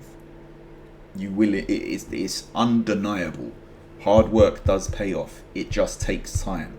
Different people also have a different period of time to competency. However, what I will also say is the more you put yourself in those uncomfortable situations where you are absolutely terrible at something, you are improving your own ability to learn skills. And so your time to competency in all things will improve because the process doesn't change. It's simply the subject that you are trying to immerse yourself in. But the process of you learning that subject doesn't change. How do you know you found your thing then? A lot of the time you won't, Shella. A lot of the time someone else may need to point it out to you. A lot of the time you may need someone who is highly skilled. This is the difference between talent. This is another difference between people who are talented at something and people who are skilled at something. So if you watch something like, let's take an athletic ability, for example, right? You found if it's fulfilling you and you're good at it. Yeah, but you wouldn't be able to judge yourself. That's the Dunning-Kruger effect. You ain't that good. Cool, dude. You can improve, man. Chess, Bloom and Rage. Bloom and Rage is the best game I have experienced in the modern era. And I don't care what anyone else thinks. I have my own reasons. Easier ways. Talent is the ability to develop skills in a respective field in a much easier and faster pace. I think that's the same thing as I was saying, cool dude. So talent, you have an intuitive understanding of it, which means your time to competency is minimal, if anything. You're also, your cap, your potential to improve is higher than other people. But most people with talent do not understand that this is something that other people find difficult. You could say most people have a talent for breathing, right? Something as simple as we all class breathing is very straightforward. You try and explain that to someone who's having an asthma attack. You try and explain to someone that simply exercising and controlling the muscles in your airway, in your throat, yeah, and enabling the act of breathing and lowering your blood pressure and your heart rate, you try and explain that to someone who's having an asthma attack. To them, that's a skill. To them, remaining calm during that is a skill, whereas to me, it's just you're breathing. Like, you don't even think about it. It's intuitive. A lot of the time, when you consciously try to apply your mind to breathing, you fuck it up. Because it's a natural process that your body practices so often that it becomes background noise. It becomes something that your central nervous system takes care of without your conscious mind having to be aware of it. I would sort of ascribe talent to falling into that kind of category. It's not something you have to consciously think of to be able to perform it to a higher standard. Whereas skill does improve, but it requires practice, conscious effort, and some kind of technique. And technique needs to be taught.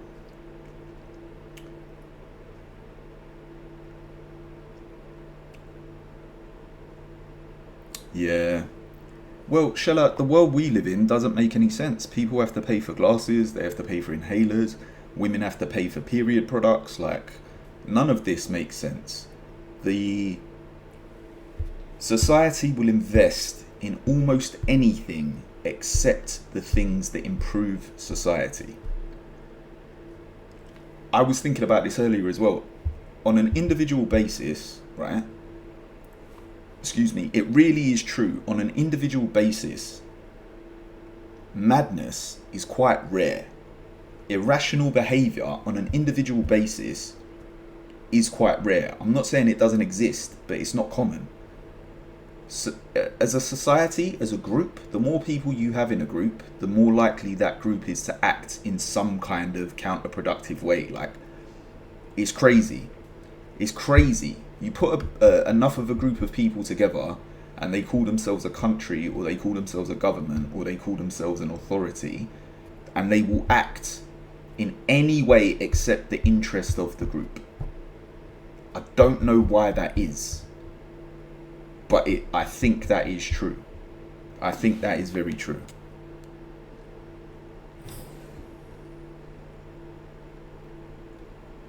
Is that the guy from Prometheus? That looks... Is that me just saying that? That looks like the guy from Prometheus, right? The engineers, or whatever they were meant to be.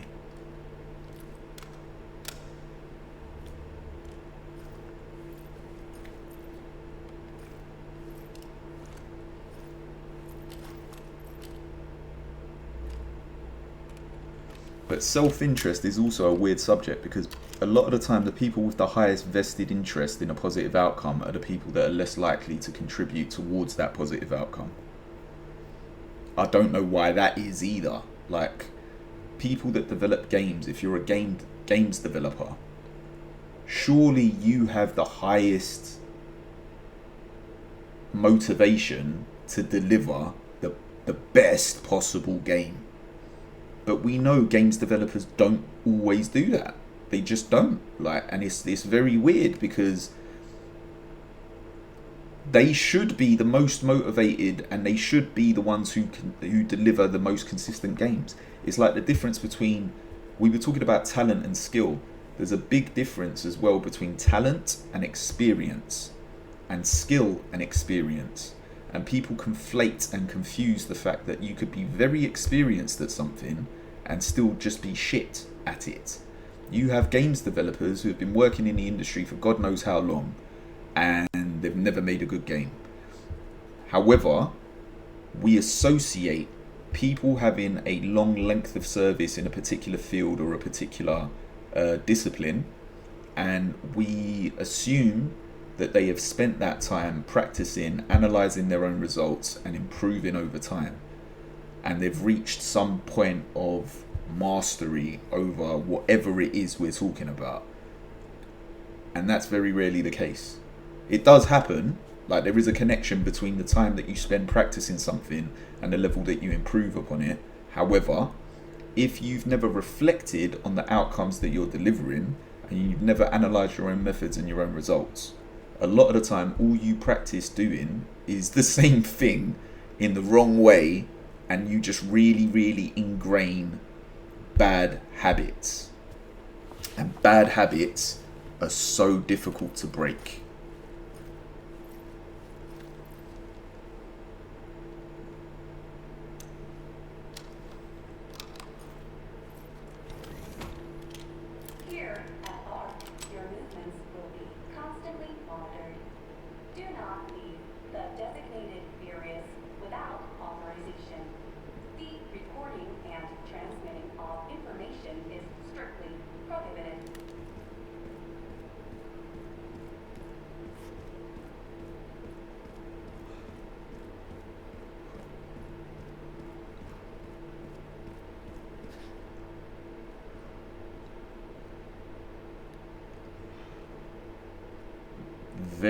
Very weird statues.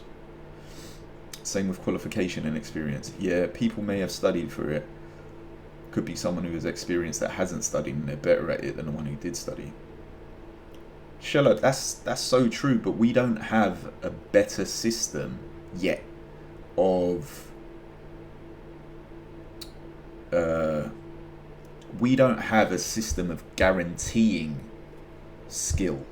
We only have assurances. So even professional qualifications and degrees, all a degree is, and I don't mean to diminish the level of hard work that goes into gaining any form of qualification, never mind something as prestigious as like a serious degree in a serious subject. But essentially what it is an institution or an organization vouching for you. It's an institution or an organization co-signing that you have the relevant level of skill required or understanding of a subject required to apply it in a particular field. Now, we know that works most of the time in most situations.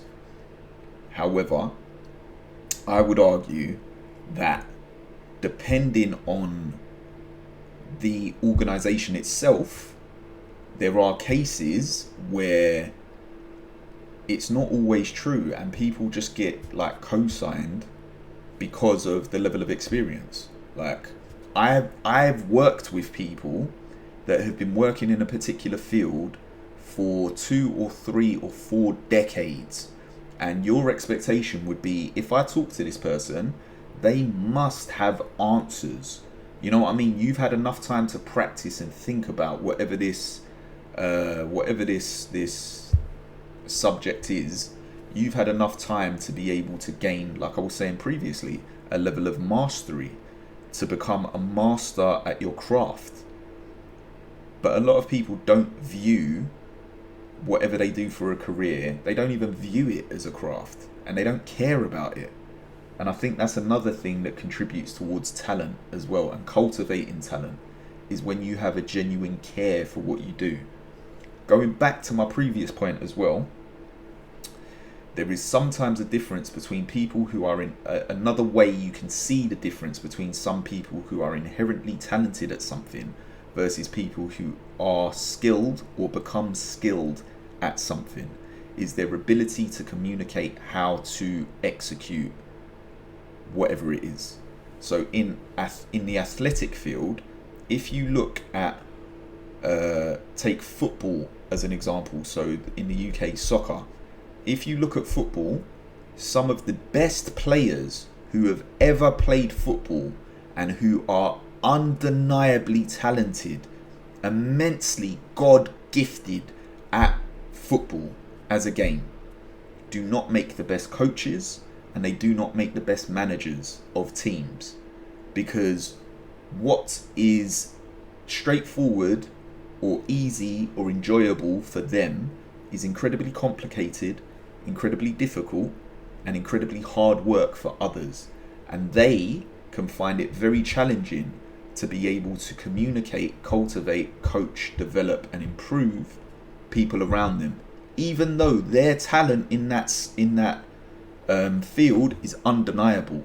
On the other side of the coin, if you look at some of the most successful football managers, football coaches, and people who work behind the scenes to cultivate talent, they're mid-level at best in terms of their own talent as players. But because they've had to go through the process of practice, they've had to go through the process of challenge, they've had to go through the process of developing their own understanding of the game and of the subject, they are more talented at communicating it to others, at finding methods to improve or to fulfill the potential of different people. Another example that you can look at is boxing. So if you look at really, really good boxing coaches, a lot of them were not champions. And being a champion boxer does not mean you're going to be able to develop another champion boxer. Because people, again, who have an inherent talent for a particular subject often fall into the trap of one method, the assumption that one method is the best method. So if you look at it from a champion's perspective, take Mike Tyson for example. Mike Tyson has a very particular style, or had a very particular style of fighting. That style was extremely effective for him, and that's what helped him to become the youngest heavyweight champion in the world, right? And regardless of what your opinion is of Mike Tyson, you cannot deny he was the youngest heavyweight champion ever in history, and he dominated at the time when, for a period of time, when he became champion, right? From his perspective, his style of boxing is effective. You can't deny it because it worked. He became champion. Like, 2 + 2 is 4. This method did work, so this method must be effective. But what made it effective? It wasn't the method itself, it was the method combined with the natural traits, talents, and characteristics that Mike Tyson displayed physically. He was a particular height. He was quite small for a heavyweight boxer. So he had to lean into a different style and wasn't able to box in the same style as Muhammad Ali. He had a particular body composition that lent itself towards power punching and lent itself towards, and when he was younger, his speed was incredible. So when you combine all of those factors together, that's what made his peekaboo style so effective.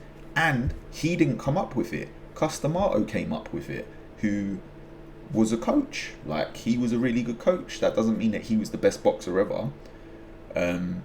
But it's interesting to think about the relationship between, and the differences, the variety between someone being talented at something versus someone being able to cultivate talent in others.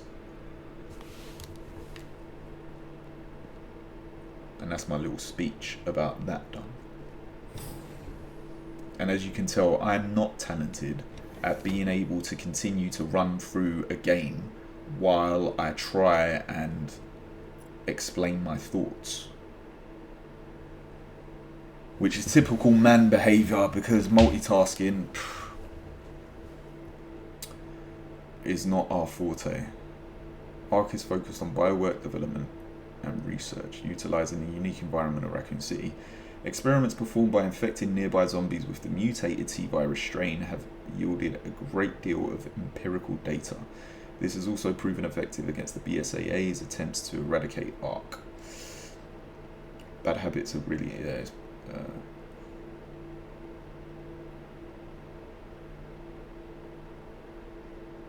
it's a pretty paper. Well, yeah, Shella, but like, again, that's something that people value. That pretty paper is something that people value.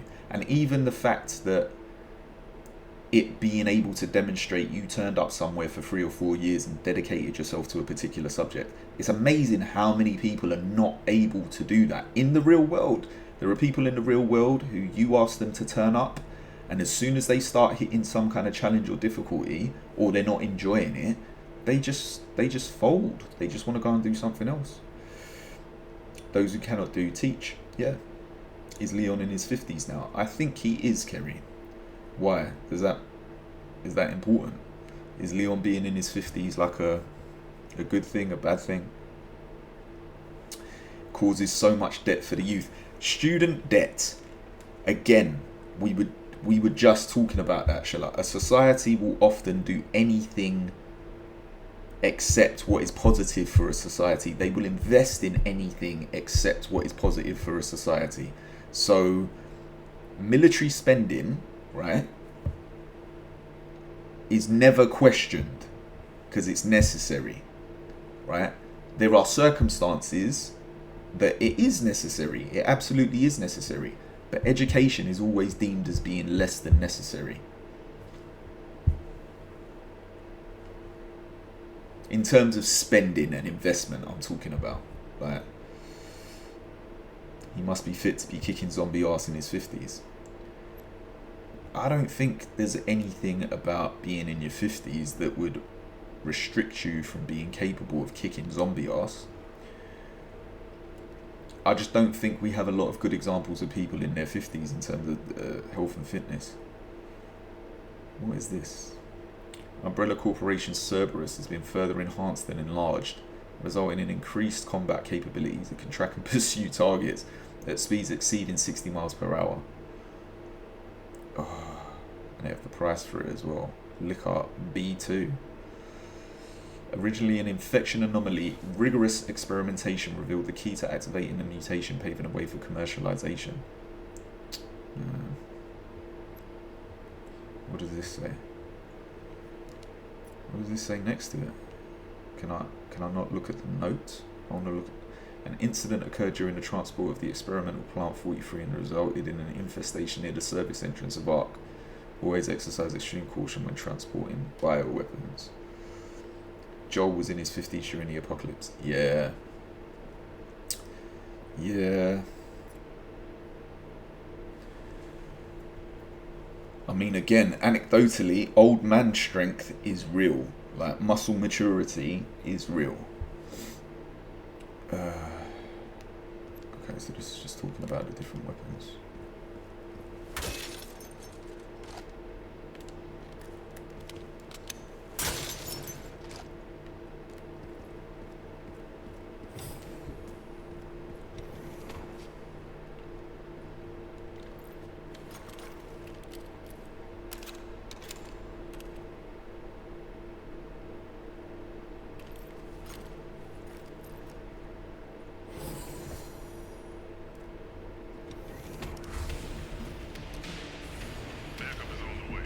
Who's this?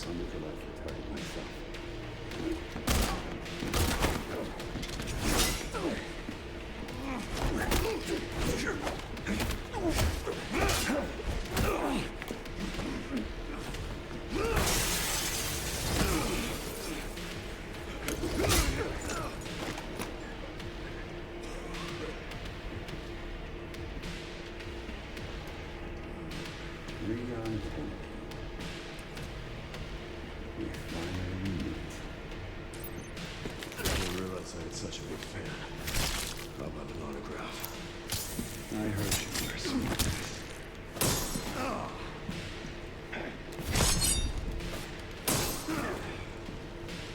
I was pressing the wrong button there.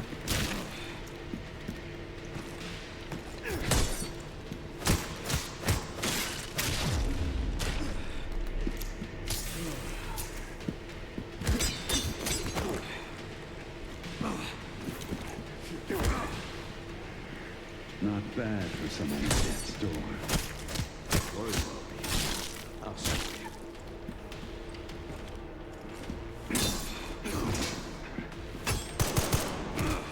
I just blocked that with an axe.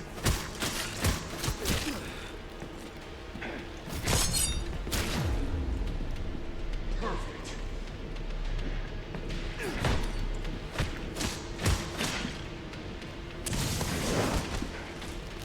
It hit me with a flashbang.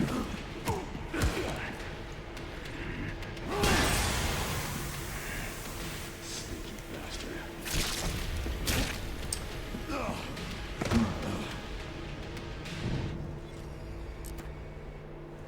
Let's do that again.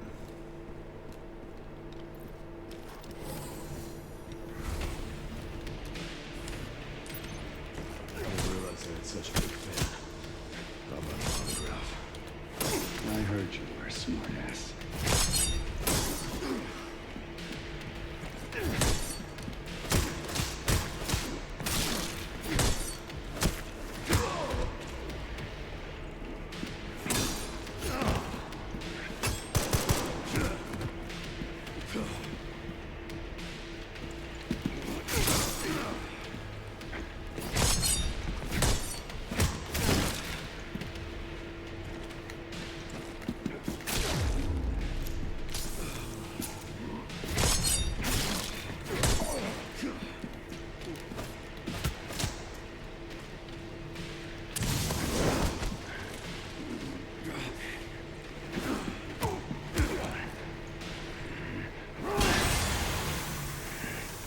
Sneaky bastard.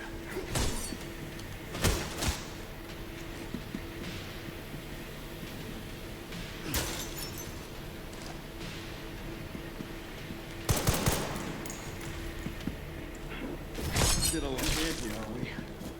Make no mistake. Nothing will stand in my way. I'll complete this mission.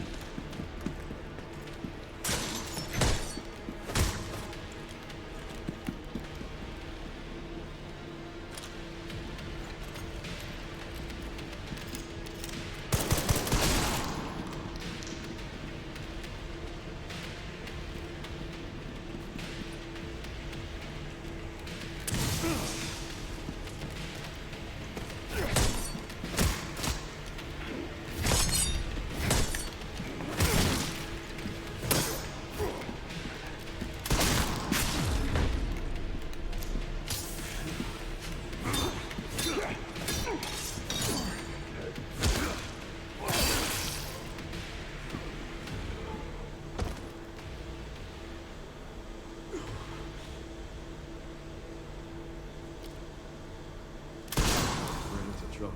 Easy. Guy was one tough bastard. Coming from you, that's quite the compliment. Why not get anything off of them? Mortal Edge, a formidable instrument of death. It has taken countless lives and is steeped in a long bloody history. It has exceptional parry capabilities. Okay, we'll take it. Is it better than R1? How am I carrying all of this stuff?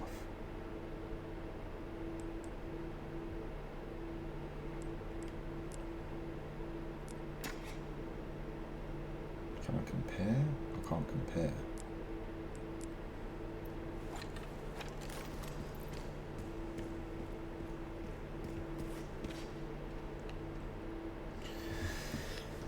Okay.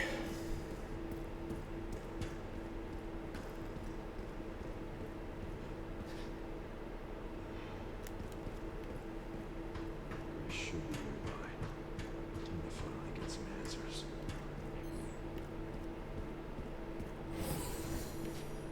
door I came in, right?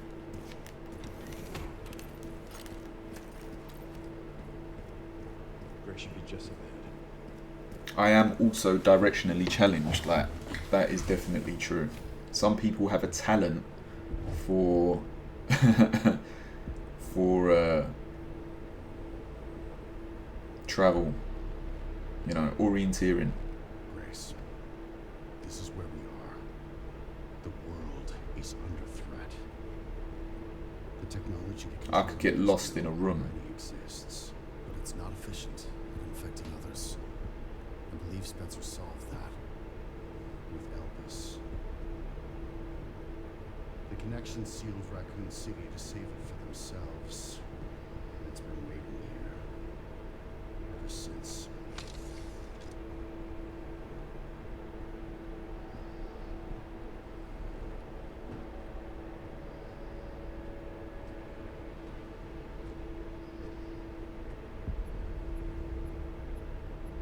This is as far as we could get. If the wrong password is entered, the Ark will be destroyed and Elvis will be lost forever. So she has the password. What's the password?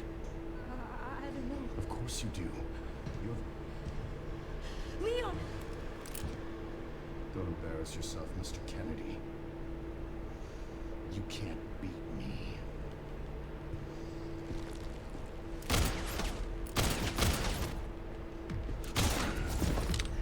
Aren't we fancy?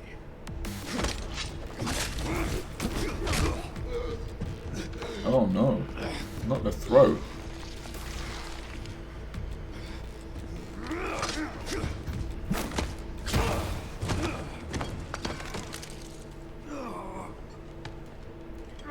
Leon's having a bad day, man.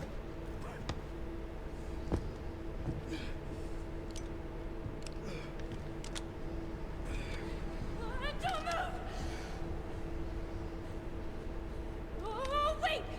Yes, Grace with the stammer. Oh, great. What is she doing? Right.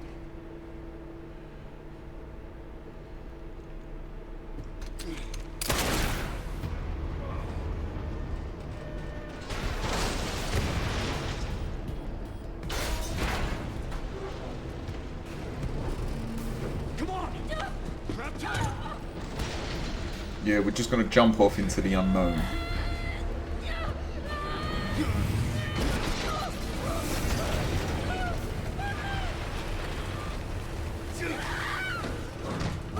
I got you. Leon's disregard for physics is awe-inspiring. Are you okay? Like $1 million.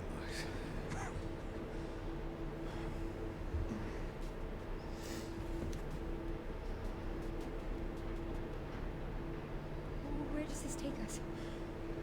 Your guess is as good as mine.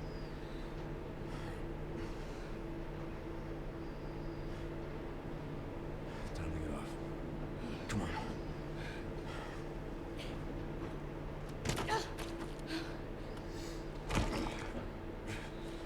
What now?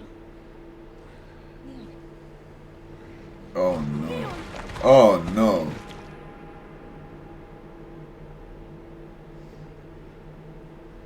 Oh no, Leon's down for the count.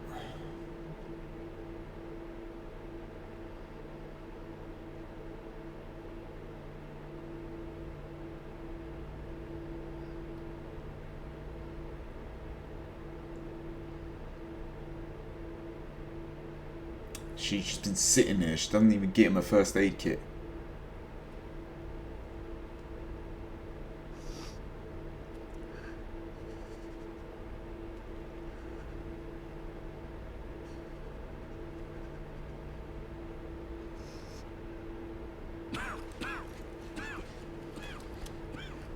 Leon. You okay? He definitely doesn't look okay. I don't know. A while.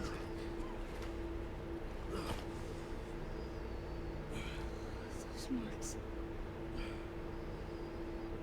It's 2 hours. They stage 3 infection. If you're so sick, why would you come here? To save you.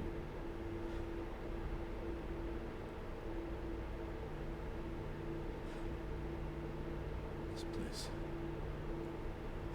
Raccoon City was where it all began for me. Where it all happened, I couldn't make a difference. So I am here now. We can't stop Xena.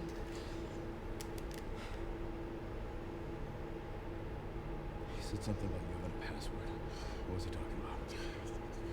I don't know. I'm sorry.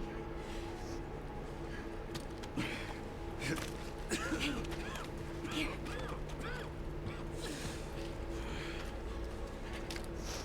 I'm going back. I'm gonna destroy all this. I'm coming with you. No, you're not. I don't want any more regrets. Whatever it takes, count me in.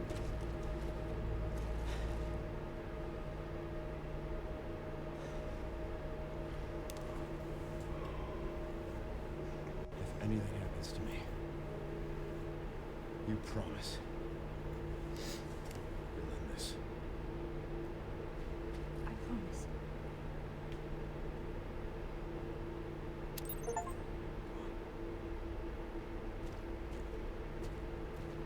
So what, now we need to follow him. I need to order myself some food. Hold on.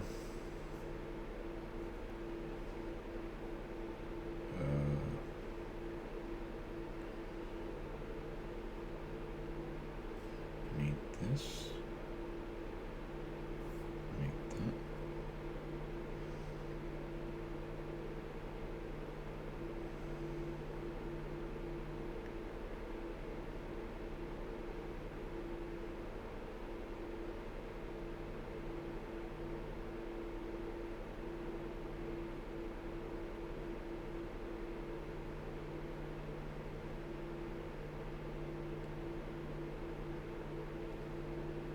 I need that.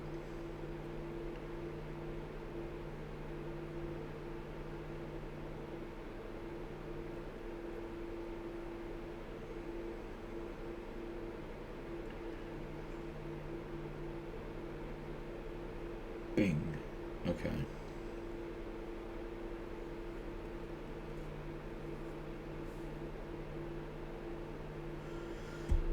Right, one sec. I'll be right back. Oof.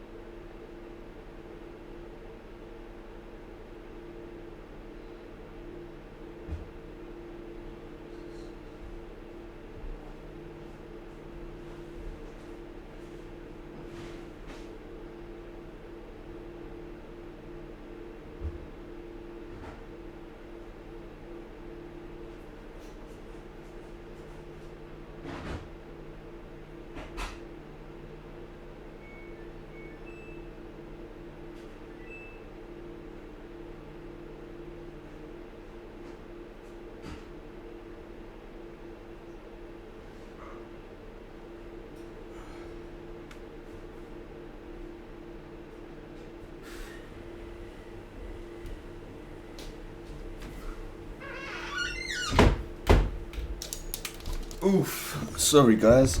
Always some domestic duties going on in the background, which are important, integral.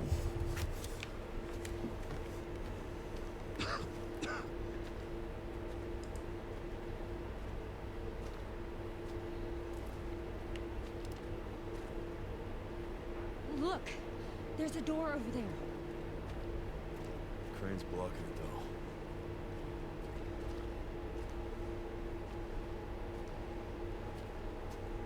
But if we go up here, you can boost me up there, Leon, and I can get the door open. Think you need me a boost? Yeah. We're about to find out.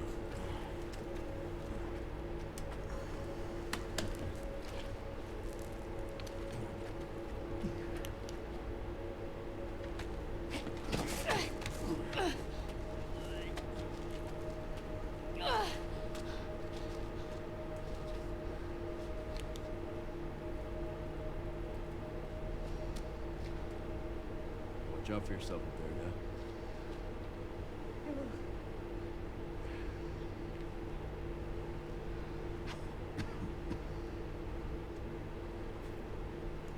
Poor Leon, man.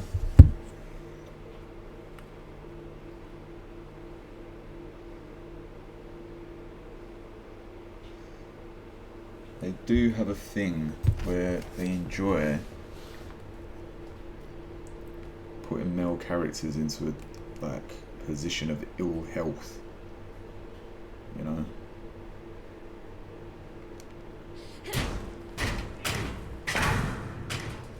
Once I go down, there's no getting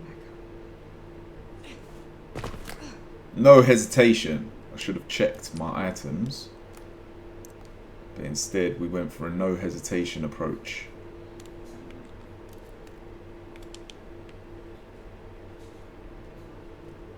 We didn't ask Leon for any of his million guns that he somehow carries with him.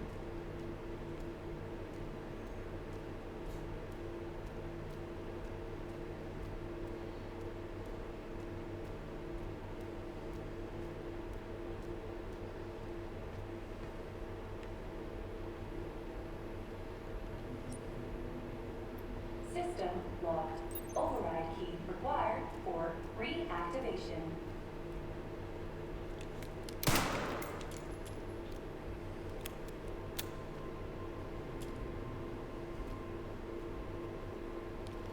We can't just hit it. No, of course not. We have to go looky. And there are security teams in here.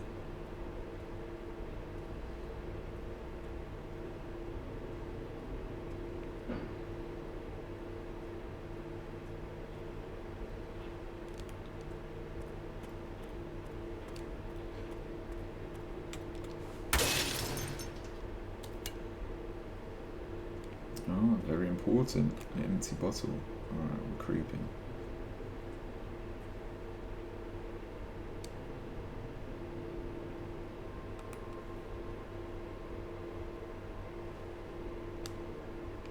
Aha! Typewriter.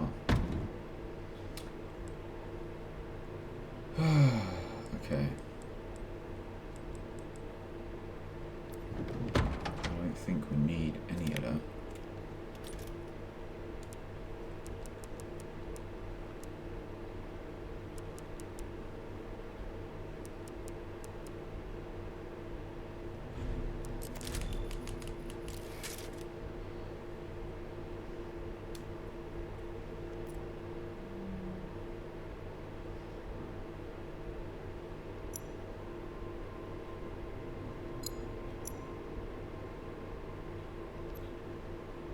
Okay, just beyond here.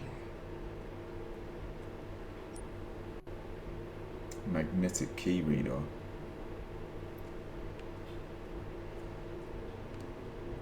So we need a magnetic key card. Warning. Perfect. Threat level orange. Confirmed in storage sector. Critical error. Containment lockdown failure.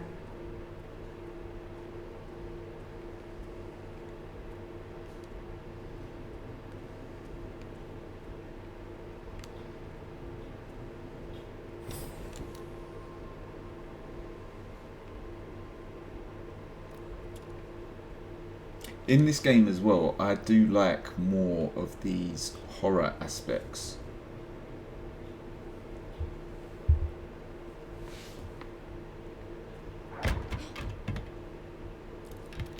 Great.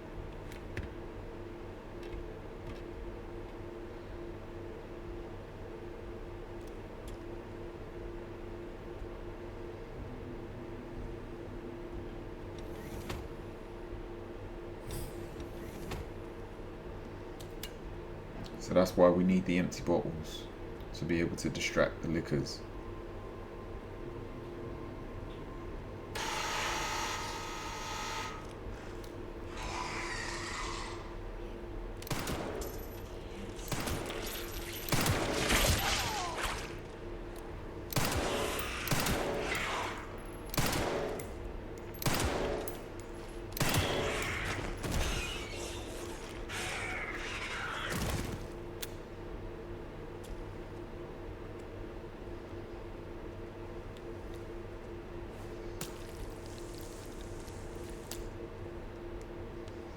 We're still using this dodgy thing.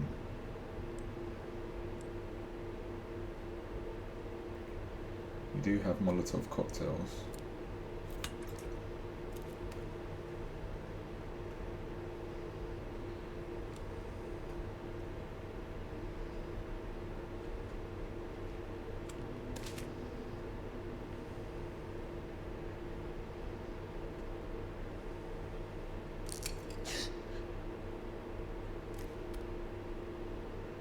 What happened there?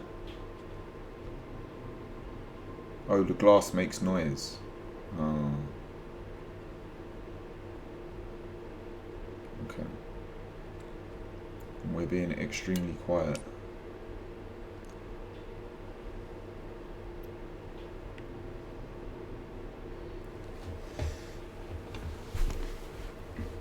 Okay.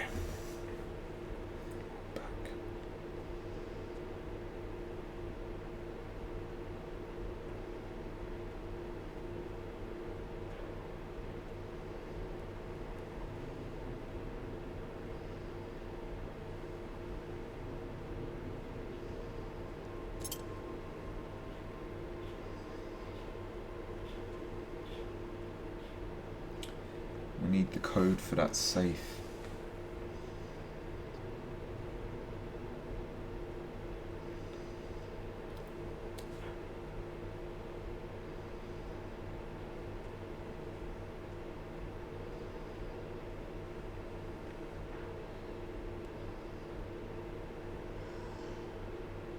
They're gonna wake up.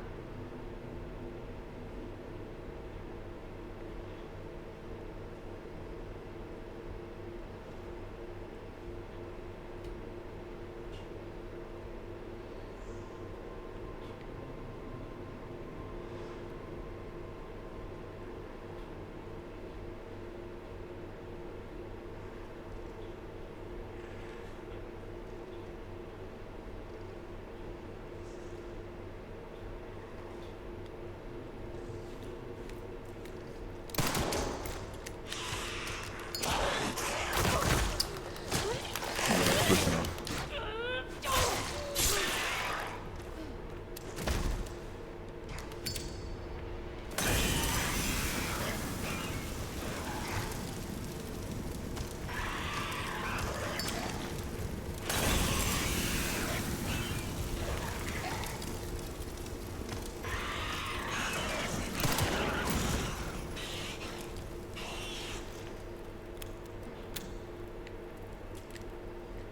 Did not come to play around.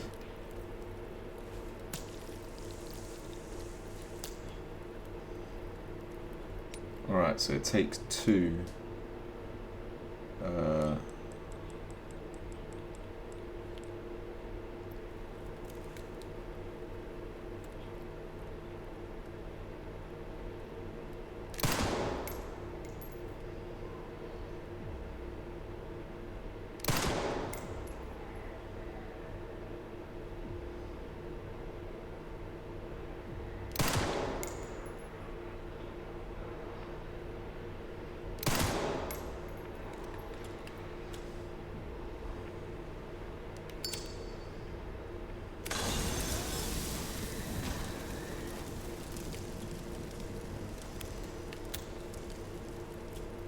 did not come to play with these guys.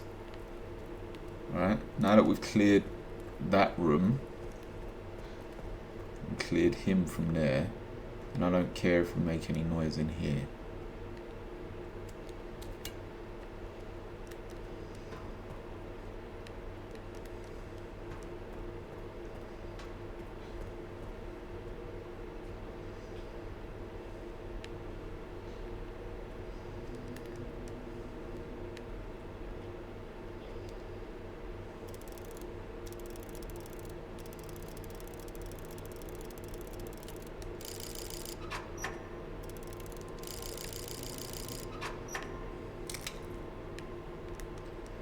We will figure it out.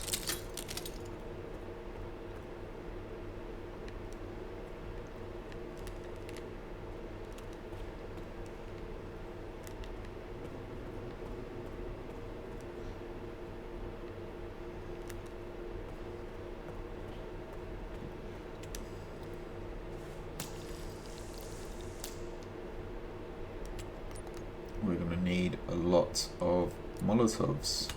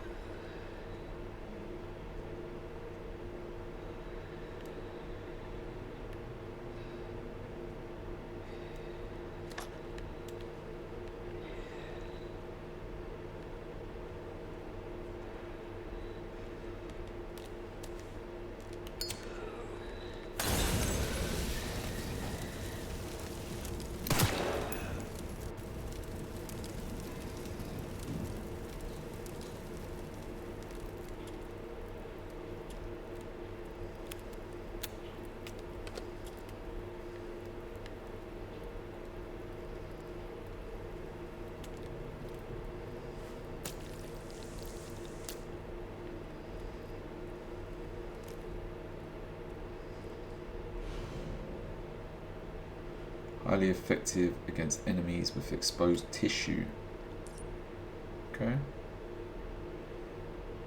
The contents will disperse into the surrounding area. A particularly effective strategy against the liquor B2. Okay. Why can't I?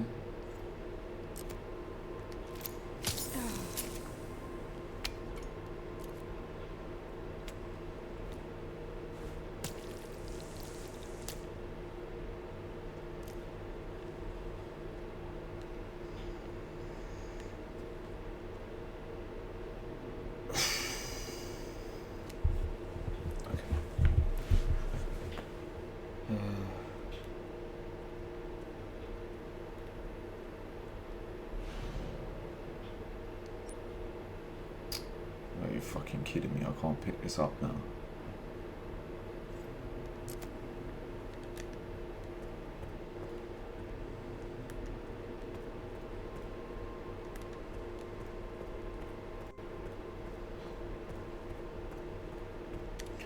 Okay, what if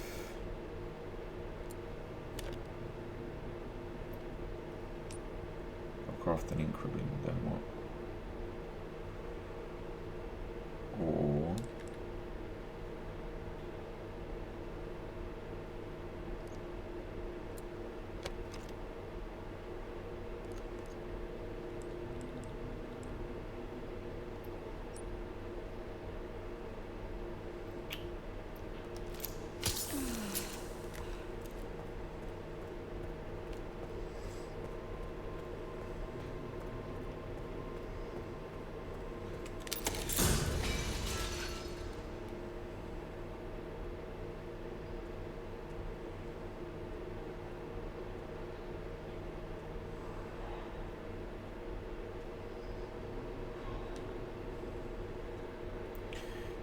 yeah, I'm not scared of these guys as long as I have ammunition on me.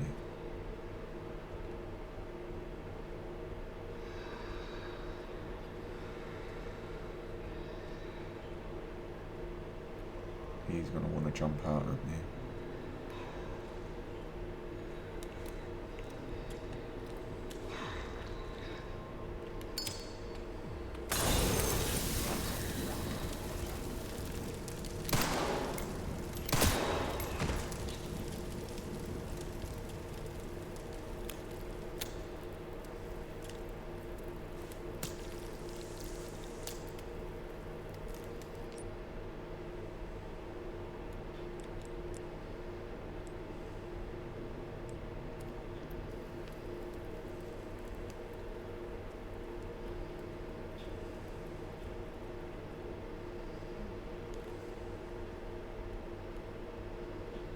Okay, there's a group of them, so we don't want to go down there if we don't have to. Especially if there's nothing actually down there to go and get. Which it doesn't appear that there is.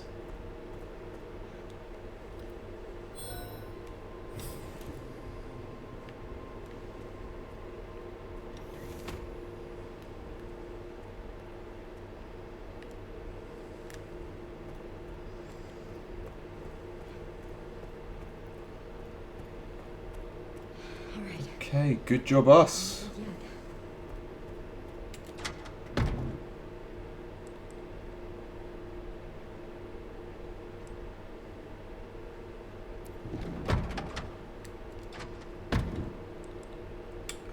Put that away.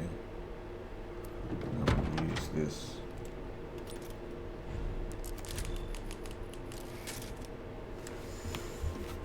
And we'll just check where this food is. Right, 2 secs.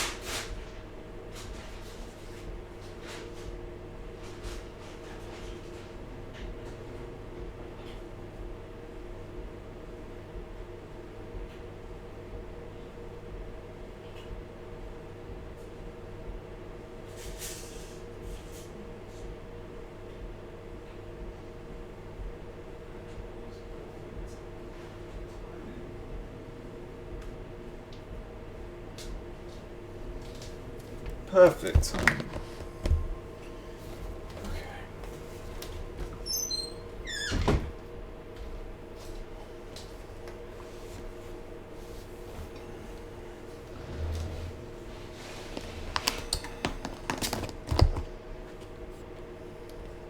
Oh yeah. Okay. Oh shit.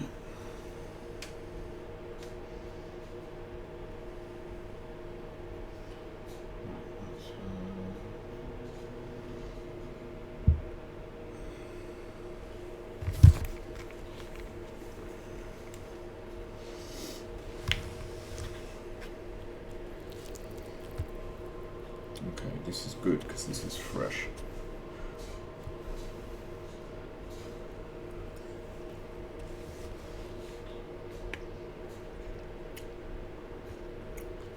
A little sustenance break.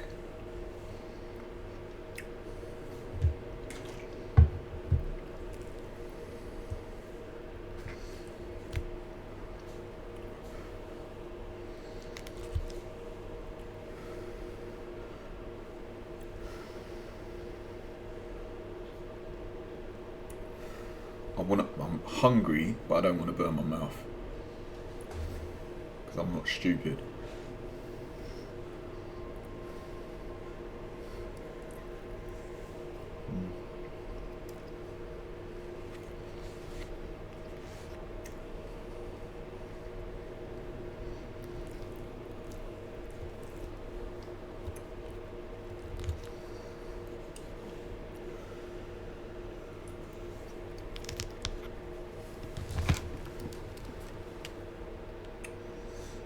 So we've got 2 clean slots. I think we will just stay here for a minute until I eat this food.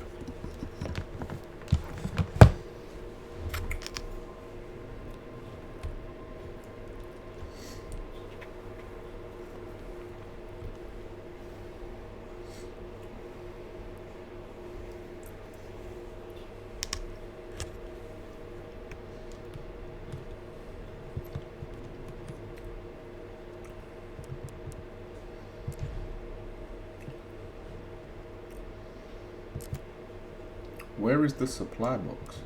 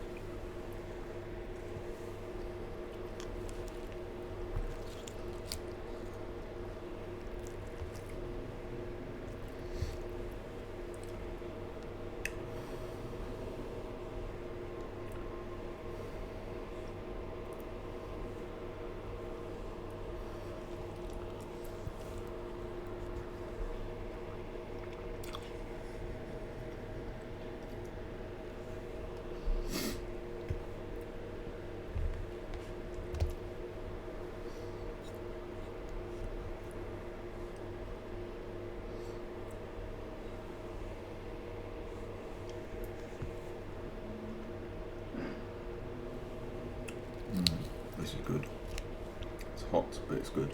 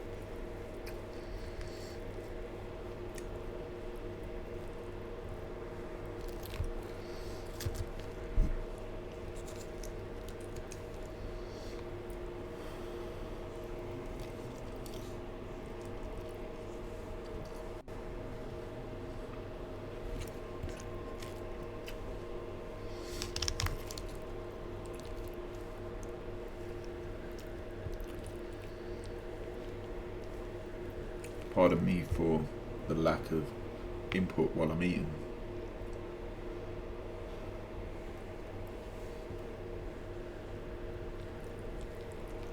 But I am a grown boy.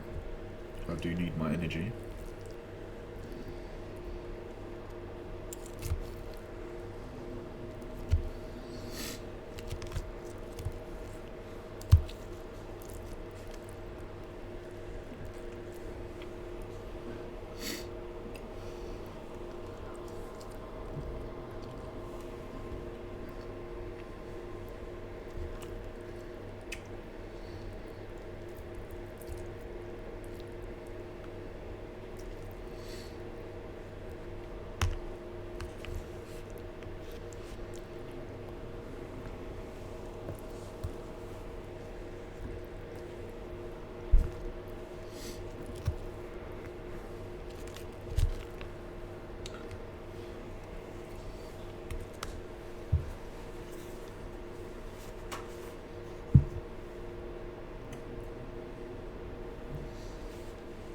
There is definitely something wrong with my stream manager on my phone.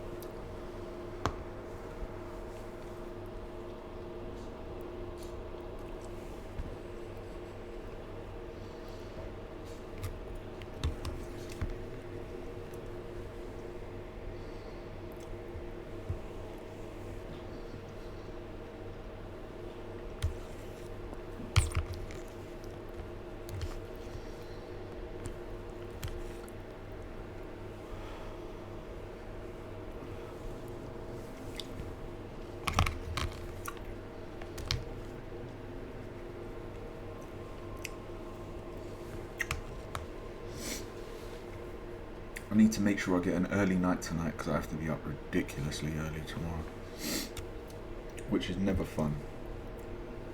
But you got to do what you got to do.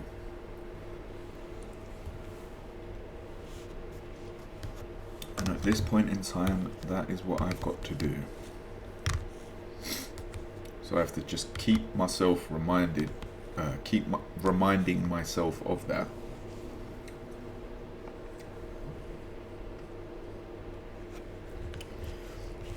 And try not to lose focus.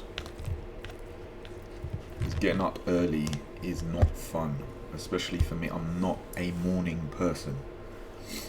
I'm more of a 4 o'clock in the morning person.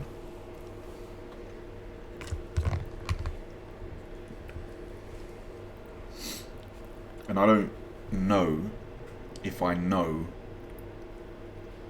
any people that are genuinely morning people that just wake up and switch on to like level 10, excuse me, alertness and, you know, enthusiasm first thing in the morning. And I think that's more, to me, that's more the defining characteristic of a morning person, is someone who, upon becoming conscious, is immediately at a high level of energy and enthusiasm.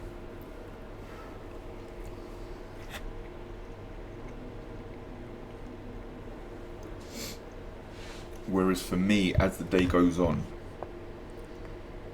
and normally for me, as I approach a time when I do not have to be at a certain place,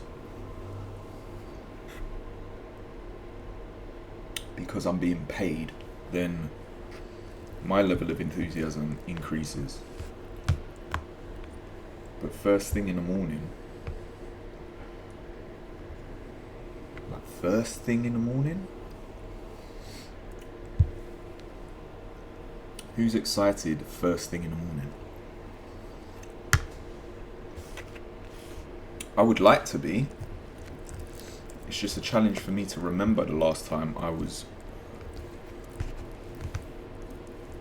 you know, woke up, bounced out of bed like, yeah.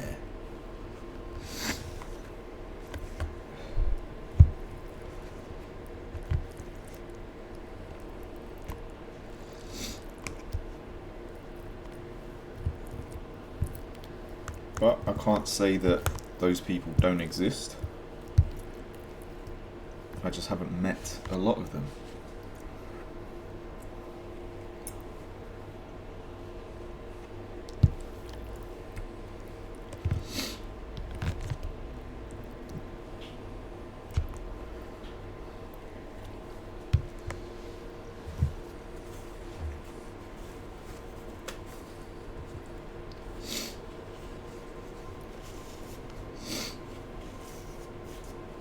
Then again, I don't know if it's habit. It probably is habit.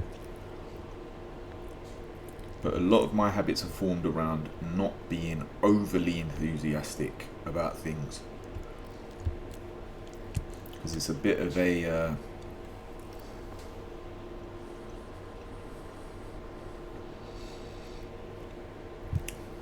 privilege that I don't experience often. To be free to demonstrate like a high level of energy and enthusiasm. I can pretend to, for sure. I can make something that is very mundane seem like it's not.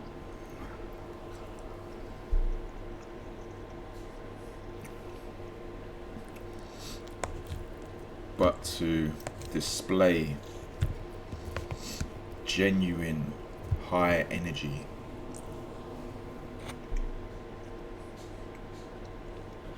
I suppose it just depends on what you're doing and who you're with.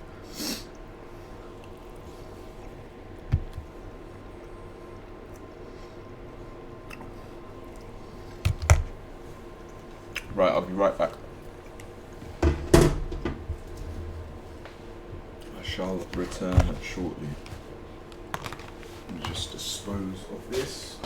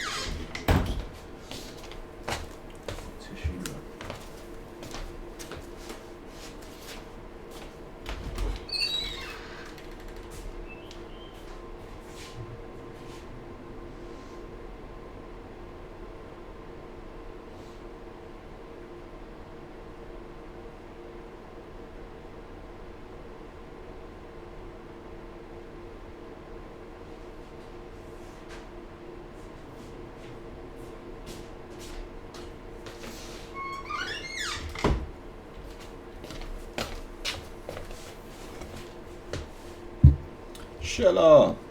I've finished now, but I was consuming omelettes. I've been eating a lot of omelettes lately because it's a good way to get some protein in, and you can combine it with some salad and vegetables. It's not too, I mean, I have been having it with like cheese in it, but there's extra protein in that. There is some fat in there, and like beef sausages. So for me, it's a very filling way of getting some calories in, getting a good level of protein in, getting some vegetables in, and it's quick and easy to eat and consume. So that's what I was having. And then a little bit later, we will be having some chicken breasts, surprise, surprise, with, I'm gonna have some mashed potatoes, and I've got like this mushroom sauce that I'm gonna have. And if I'm really hungry, I also have some soup and some baguettes that I can bake, like some brown baguettes. This fucking thing.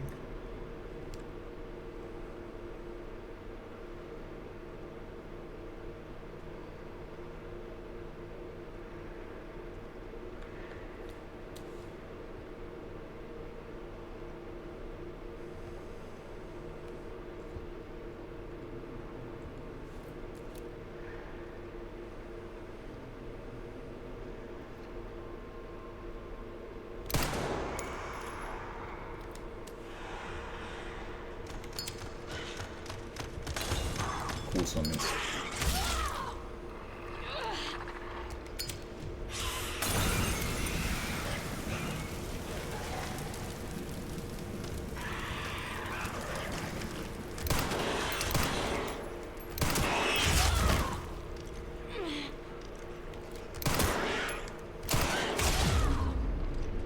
Motherfucker.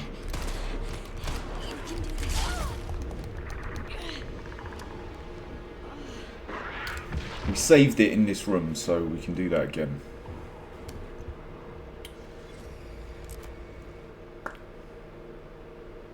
I missed with the first. You're gonna make some wraps for tonight. Are you a good cook, Shella? Because that is a skill set all of its own. Being able or enjoying cooking, because I can cook, but I wouldn't say I enjoy cooking.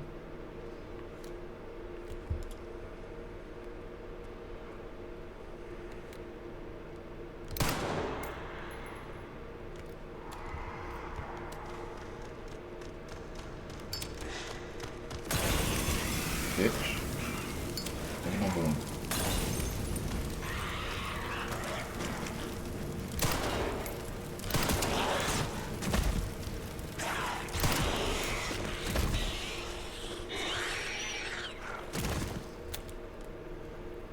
Ah, now I need more Molotovs.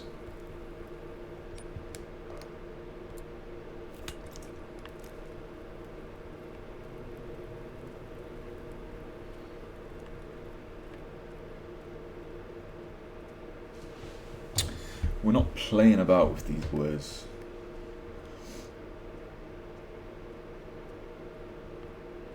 We've also got that acid we can throw on them as well. You're decent enough to make good meals. Never got into baking. Yeah, that's an entirely different level as well.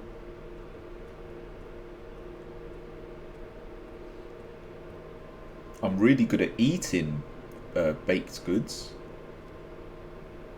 You know, like that's something. That's somewhat of a talent. Where's the key for this? There's the key. Okay, how do I unlock this?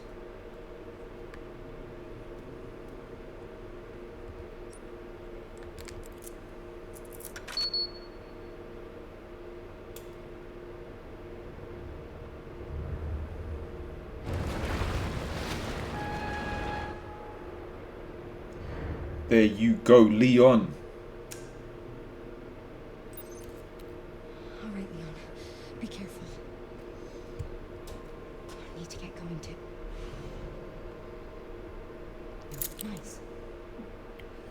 Okay, so this gives me access to rooms that I didn't have access to previously. You grew up in a household where meals were out of necessity. Couldn't waste ingredients. I've had a similar experience growing up, Shella. I was also very used to hearing the phrase, you will get what you're given and thank God for it. Because that was the response normally to what we having for dinner. You will get what you're given and you will thank God for it.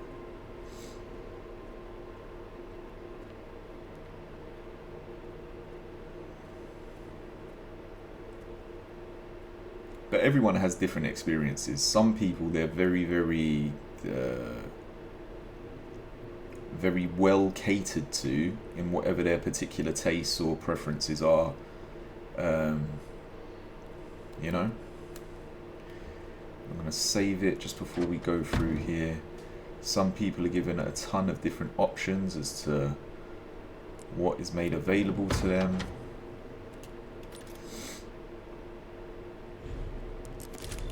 And a lot of people take it for granted that that's the case for everyone. I promise you it's not. And vice versa.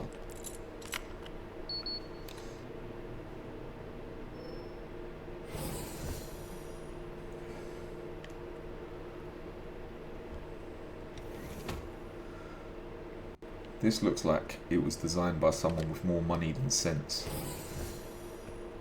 This whole facility looks like it was designed by someone with more money than sense. This is not a practical industrial facility. This is, you know, an architect has had a go at this.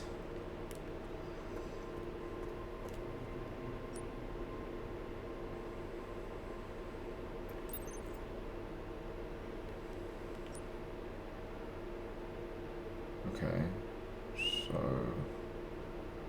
that's a key reader. Chemical storage, the safe. Yeah, we still need to get stuff from the safe. Couldn't use the hungry kid in Africa line because I was that hungry kid in Africa. Yeah.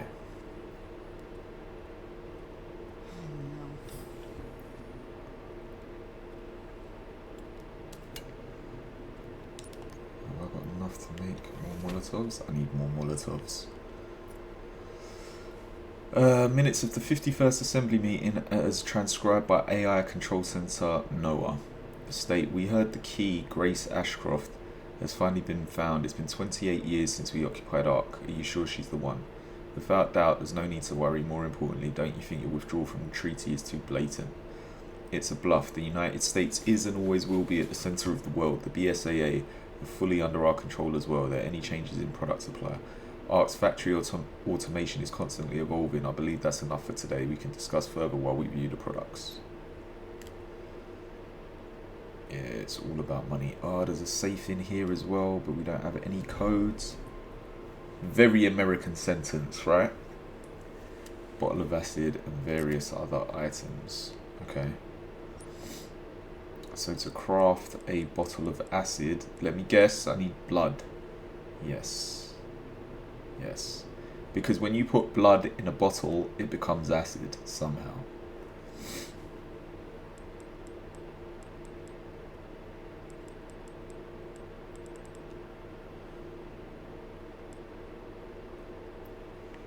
Okay.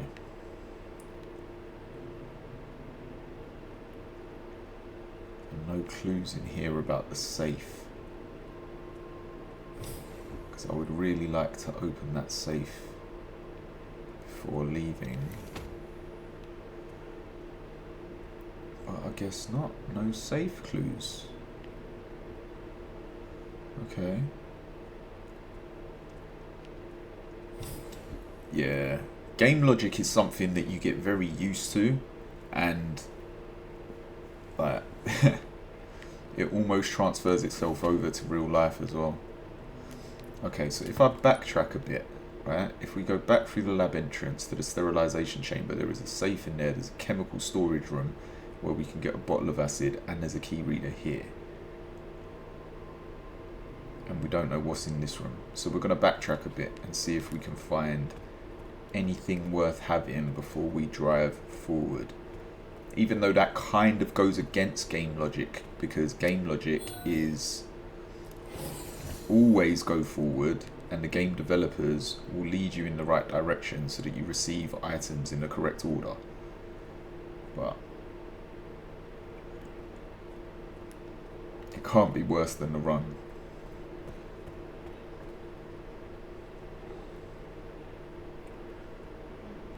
I can hear them. I can hear zombies being zombie-ish.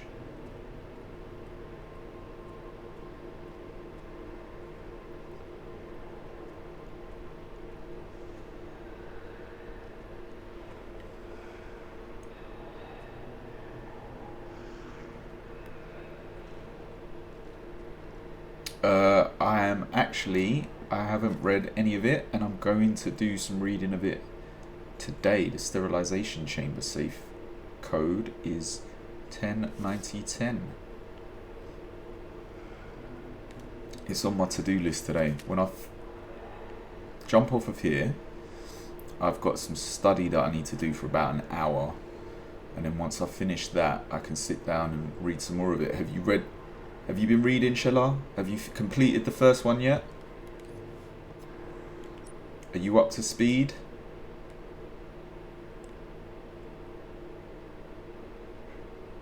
Did I go the wrong way?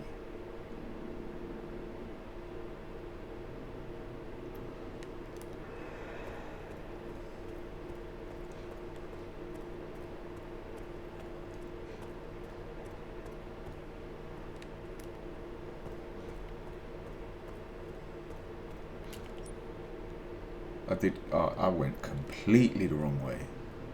I went completely the way that I was not intending to go. But that worked out because we got the right code for the safe that we want to go to.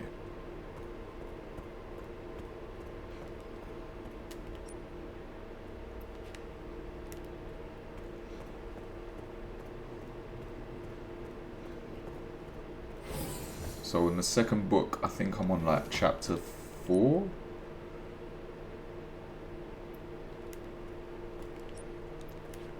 Because I've barely touched it. You bought the first book and gave it to your cousin to borrow. Oh no. Is your cousin a quick reader? Because I've fallen into that trap many times where I've lent people books, and then depending on the person, at the time they're extremely eager to read the book, extremely eager. But then I'm like, how long is it going to take for you to give me the book back? And sometimes it takes a very long time for books to be returned. I also have no faith in people if they don't return a book. And if they don't return it in pristine condition as well, like, I'm sounding extremely judgmental, but like, I enjoy books. 10 right, 90 left, 20 right.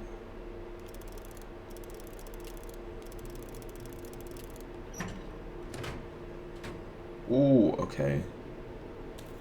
We'll take it. We'll take all of it.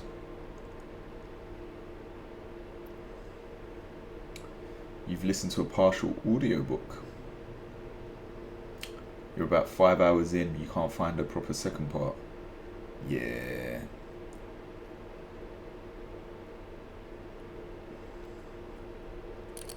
I mean, what I will say is it's a very easy book to read. So that's good. Because like some books, it's a chore to read. I remember I reread Dune recently, and like I haven't read all of them, but I've read some of the Dune series as well. And although it has its place, and it's obviously something that people have a great deal of affection for, Frank Herbert's writing style can be a bit to chew through. You know, it can be a bit of an effort to work your way through it all. Dune, D-U-N-E. Sorry, my pronunciation.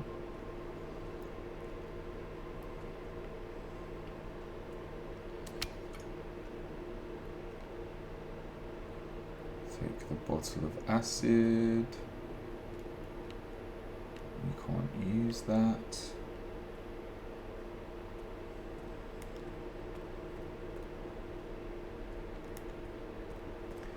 With the old House Atreides.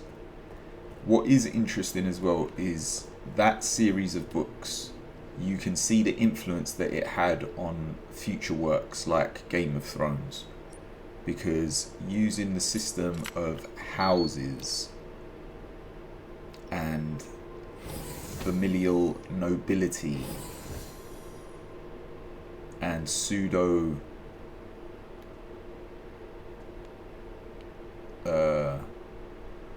imperial societies, but in a futuristic setting. Like Game of Thrones is basically the same thing, but in a fantasy setting and with an easier style of writing to read, in my opinion anyway.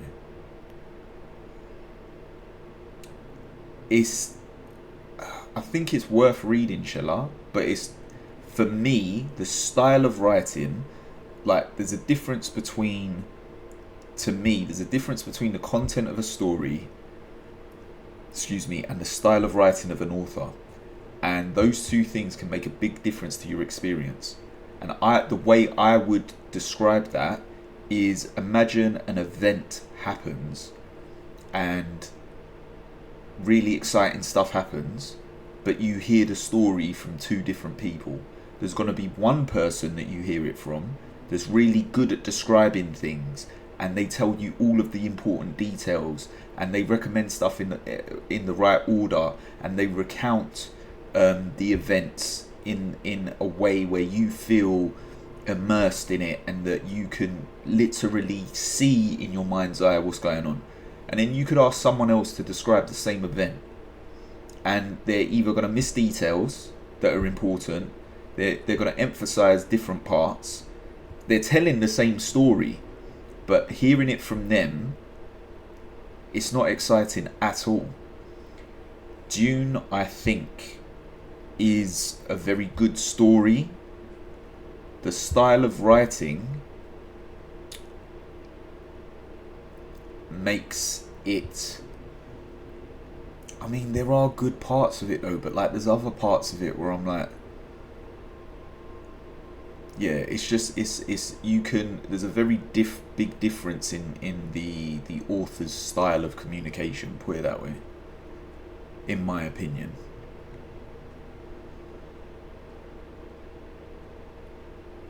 And I would imagine it's probably, even though it's a sci-fi book, and it is somewhat of a like people would call it a classic, to me it is, as a lot of writing is, a product of its time. So I think when it first came out, it would have been groundbreaking, I think would be the best term to describe it. But since it came out, because it was so influential and it influenced so many other authors and stuff, and influenced their style of storytelling and their ideas and the tropes and etc, etc, now, because you will have experienced so much of that from other authors and other forms of media and other sources, if you haven't read it and you read it now, you're not going to be as amazed as you would have been if you read it when it first came out. If that makes sense. It would be like playing this Resident Evil when you've never played a zombie game before. You're going to be like, wow, the zombies, and the fact that it would be new would make it more enjoyable because it's novel and original. But if you've played 100 zombie games and then you come to play this, you're going to be like, yeah, this is good, but there are aspects that I have seen before. Which is why I think originality is very, very... I mean, they say no idea is original, but there are examples of originality, and there's definitely originality in comparison to things that you've experienced before. One of the objects needed to enter the administration area. Okay. Oh no.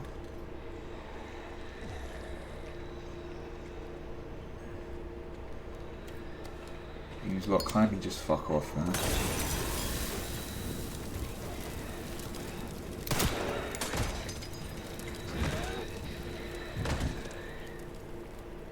We ain't got time for all that nonsense.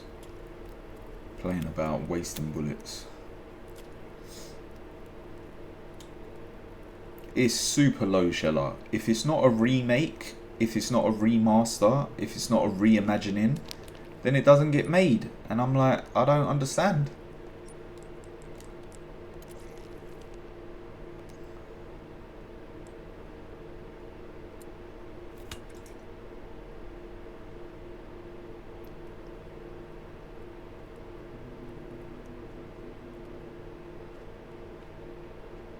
I don't understand how creative industries, they're called creative industries, and I don't understand how they can go from being so imaginative and so original and so, I wouldn't even say it's risky, it's just good, to be so, to have such a high level of regurgitation. So like when I was a very young child, I was like the original Star Wars, that was before my time.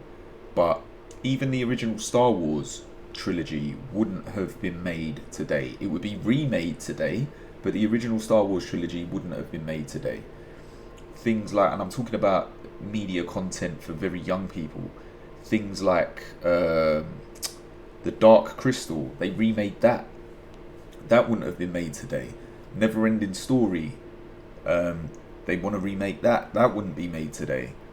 I'm trying to think of other examples, but like almost any good novel, original, creative, standout, performative piece of media, especially in film and television, just wouldn't be made today. And I don't know why that's the case. I don't know how it could get signed off in the 90s and it can't get signed off today. I am up to chapter 4, Kerry. It's on my to-do list today to actually read some more of it. Bear with. My washing machine's going off. Ugh.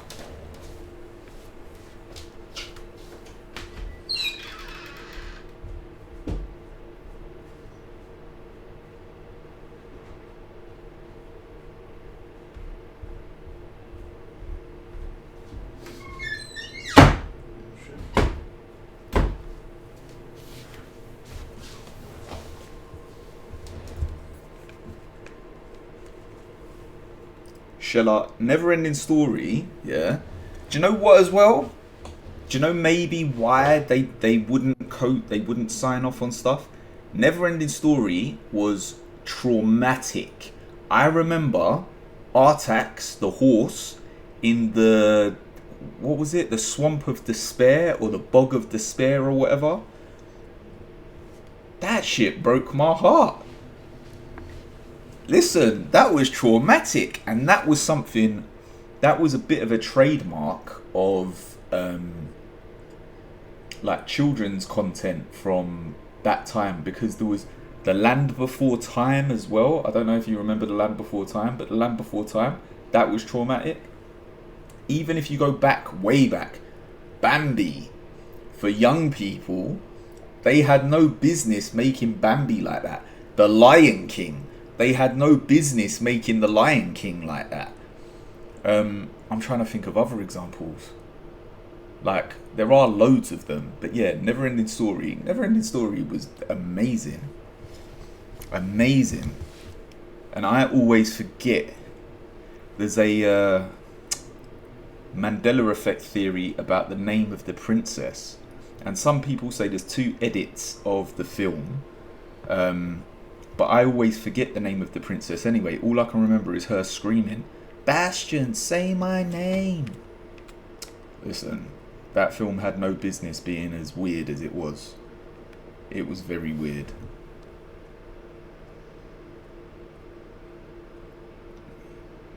It was very, very weird.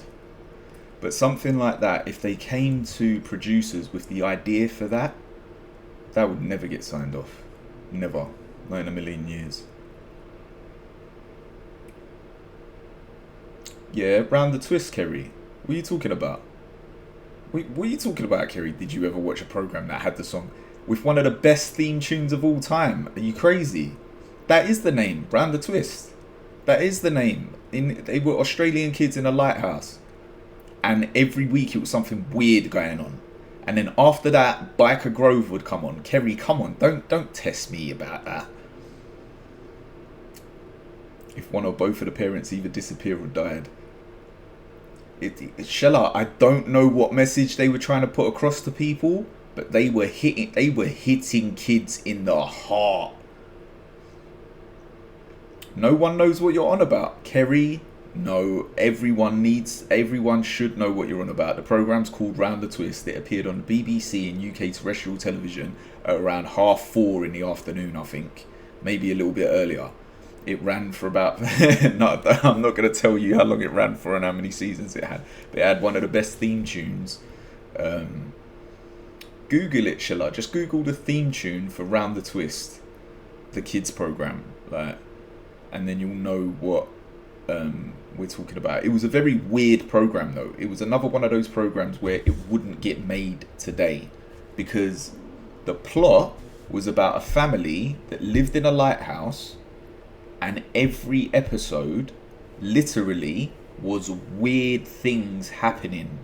Like it wasn't like X-Files weird. It was like wacky, unexplainably, there was no overarching arc of interconnectivity either. It was like every episode was something else weird was happening to a different member of the family. It was very strange.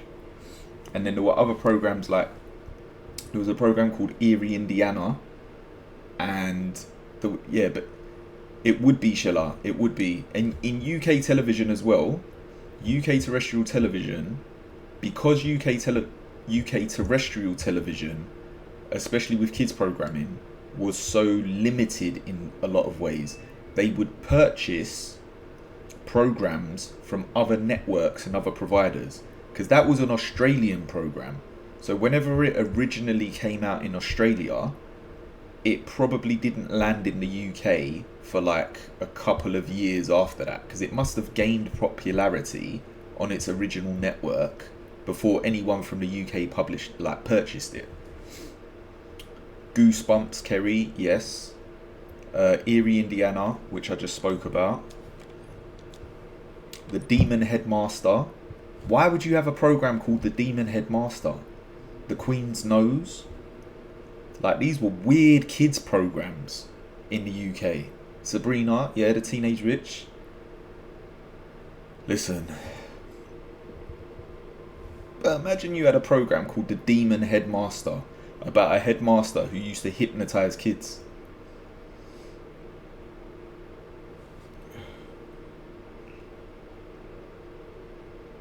Weird series called Wolf Blood. Yes, shut up. Listen, that's one thing about British television programs as well, especially kids programming. They would slip so many cultural messages that would not get approval if anyone was paying attention. But they would have really weird programs on kids television in the UK, and they would get away with it because no one really, especially at the BBC, God knows the BBC clearly did not give a shit about kids' safety. They really didn't, but that's a whole separate issue.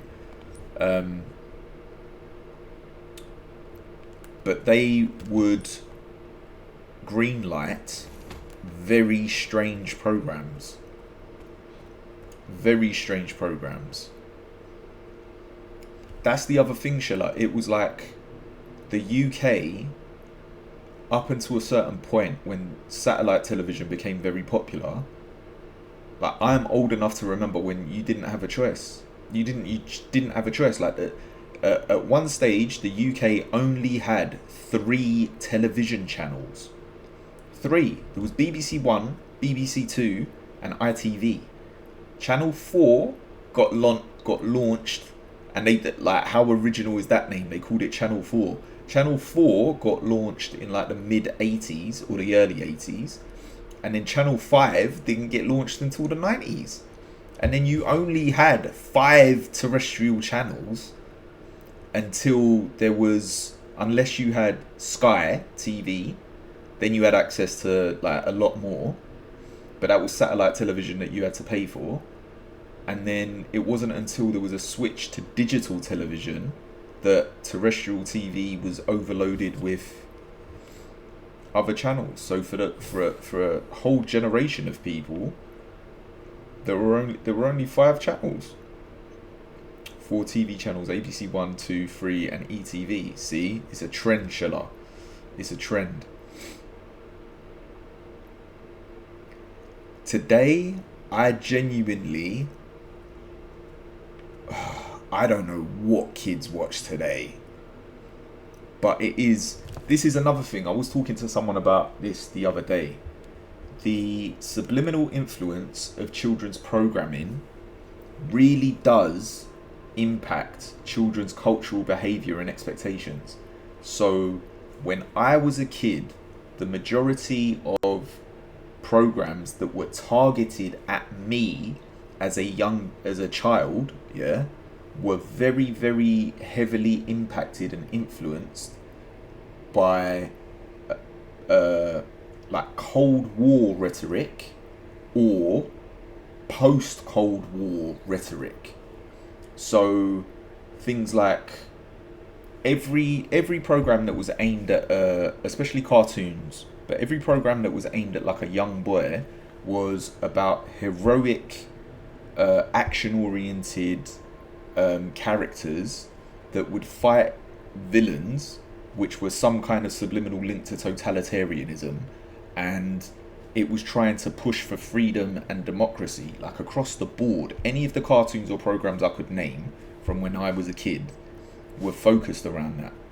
But then a whole new genre of children's programming came in that was even more subliminal, but in a different way, before it got soft. So Looney Tunes was a precursor for it, but then you ended up with programs like Ren and Stimpy. You ended up with programs like, I'm trying to think of the rest of them, Pinky and the Brain. The animation style changed and was different. Cat Dog was another one. So Ren and Stimpy, Cat Dog, what was the third one that I said? Ren and Stimpy, Cat Dog, Pinky and the Brain,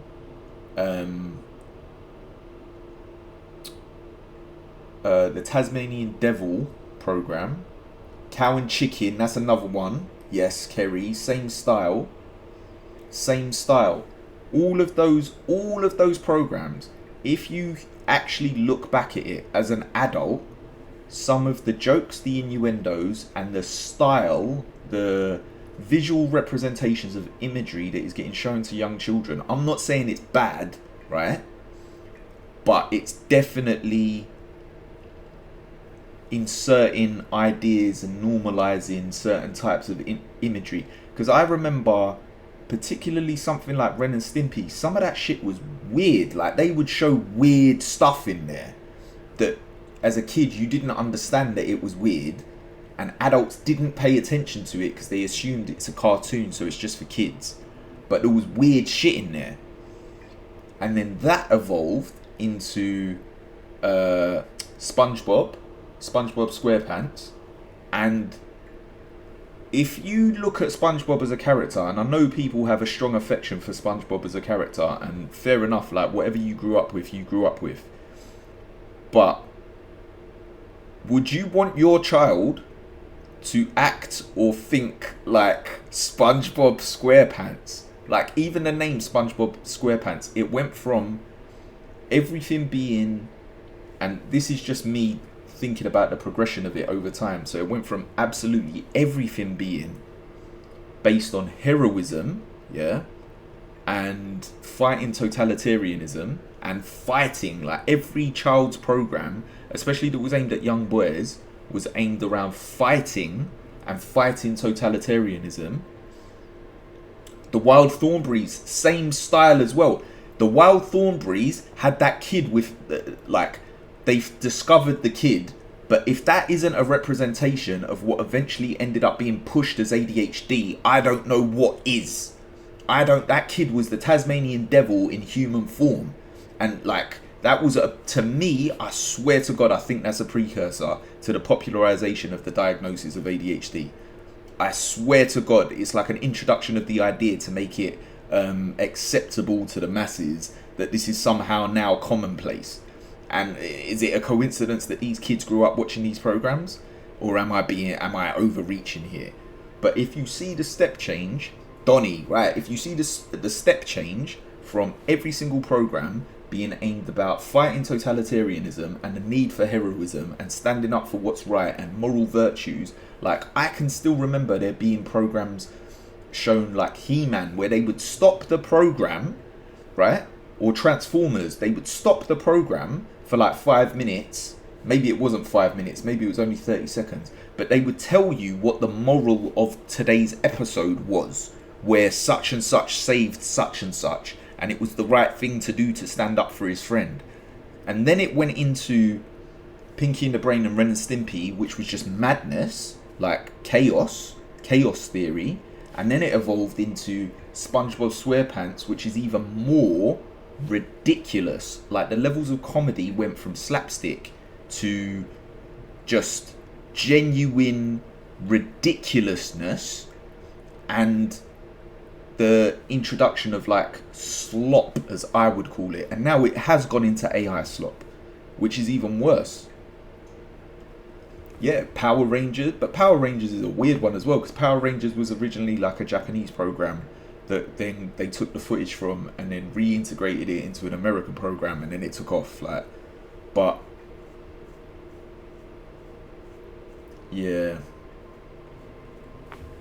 if you look into it, there's all kinds of weird theories around children's programming and the effect that it's had on different generations as time has gone on. Because the normalization and acceptance of certain types of traits, characteristics, behaviors, a lot of that can be linked to certain forms of children's programming, because that's where you get introduced to it, like whether it's right or wrong or whatever. And I'm a big believer in kids are kids, and you should let kids just be kids. You don't have to try and influence them. But the easiest way to program a population is to target the kids, like, and that's a whole different rabbit hole. But it's very interesting to see the step change of each generation of especially children's animation programs, and then the introduction eventually of like adult animated programs like The Simpsons and Family Guy and whatever else, Rugrats as well. Although Rugrats was content for like adults and kids, because they showed parents in there, but like the animation styles and how animation styles spread as well, because it's when you find one form of success in animation, it tends that everyone else copies that trend, like industry wide. Right, why is that door locked?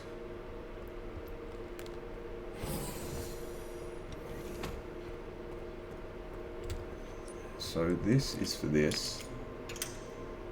Okay, and then we need another one. Alright.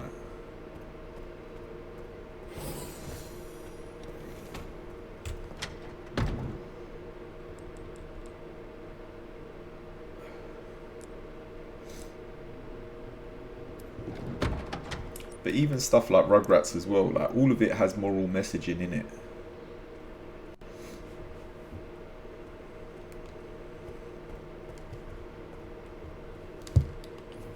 Because if you can make a hit for children to watch, then yeah, you've got a real hit on your hands. You can make some real money. Finding a hit for kids is the easiest way. It's the most effective form of marketing, because kids don't know any better and they will force their parents to buy things for them. Jungle Run. They're hidden in plain sight adult jokes. Exactly, Shella. Exactly.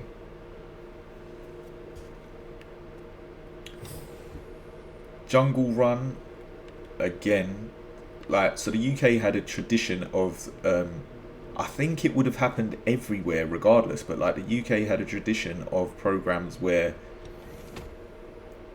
you would have some kind of puzzle element and you would be able to win some kind of prizes. They had a program called Fun House with a guy called Pat Sharp. They had Jungle Run. They had, it wasn't really for kids, but they had one, I think it was called Dungeon Master back in the day, or Games Master, or they might be two different programs. There was one where a kid had to put on a helmet and it was like 3D, but that's way back. And then they had adult versions of the same thing. They had like the Crystal Maze. They had loads of stuff.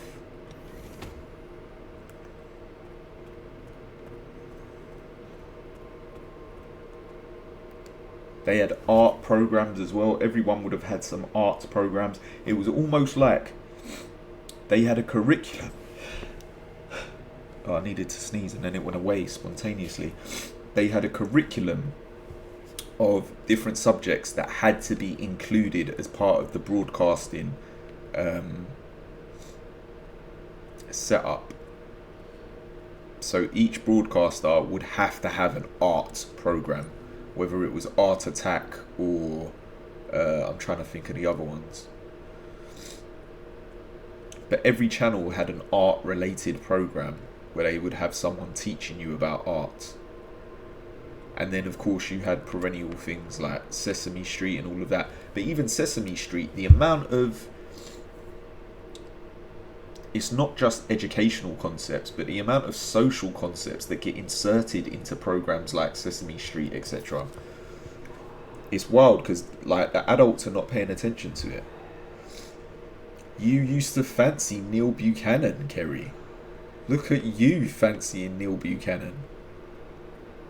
You're just meant to be watching the art, Kerry. You're not meant to be fancying whoever the presenter is.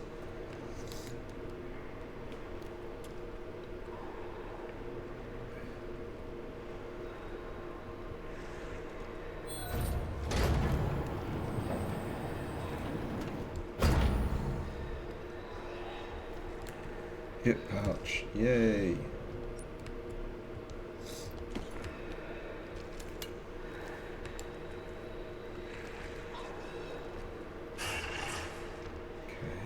Scooch over here quietly. And we'll go for this. And we'll say, bing! Bitch!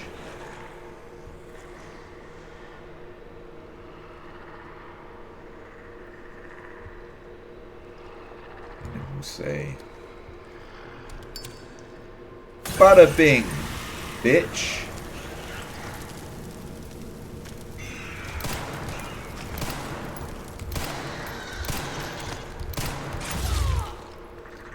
Tank that. Okay, we can't tank two of them. You can do this.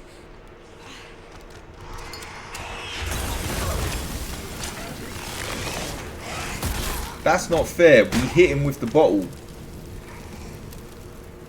Burn, bitch.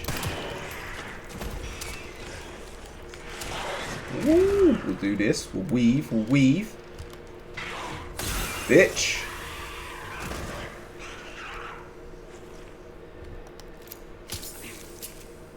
There we go. Full health. Like nothing happened.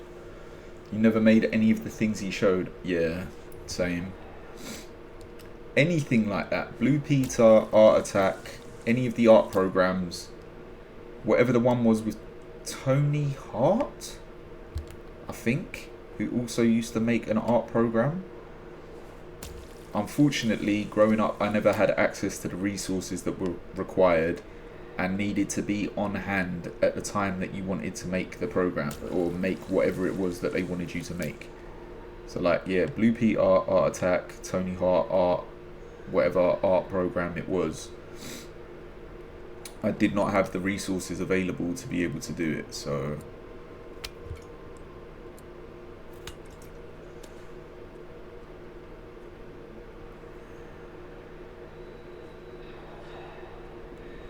They always expected you to have just a fucking art supply store in your home, available at all times.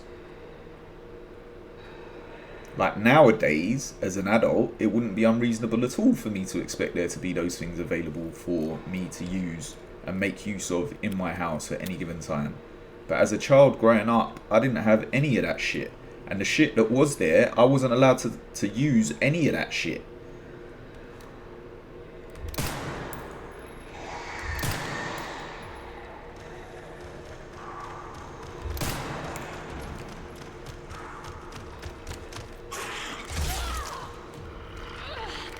Listen, you motherfucker.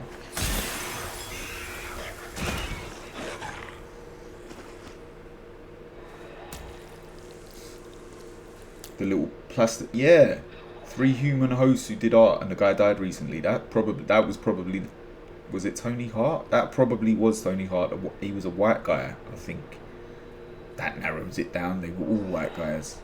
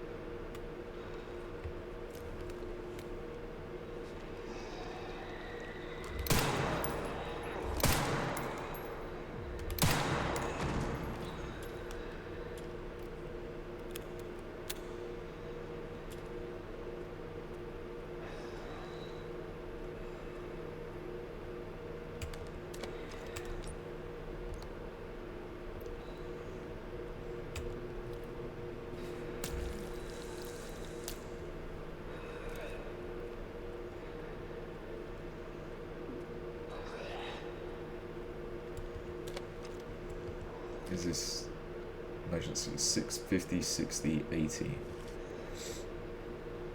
Alright, we're going back to the monitor control room quickly.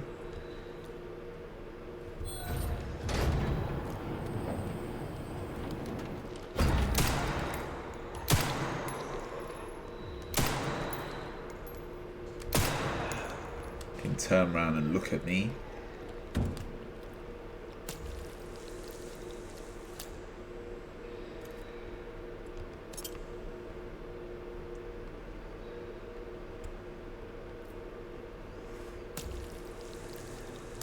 Getting right close up in there.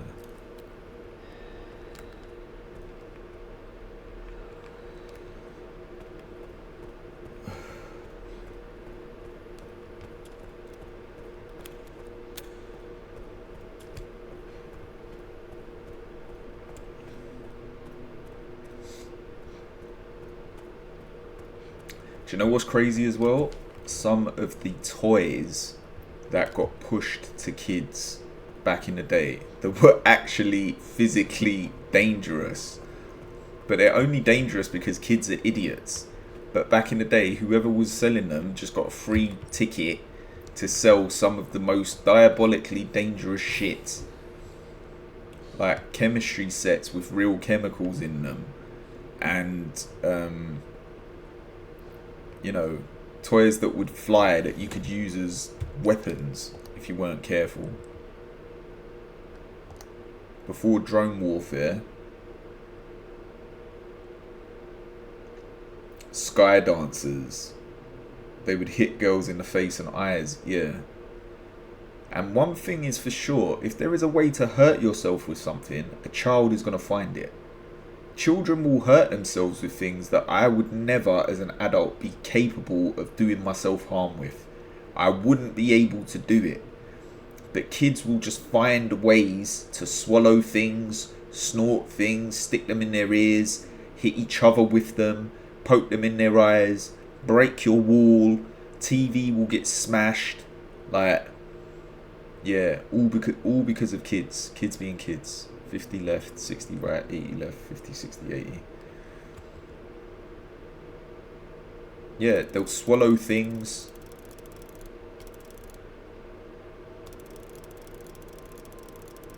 Absolutely monstrous.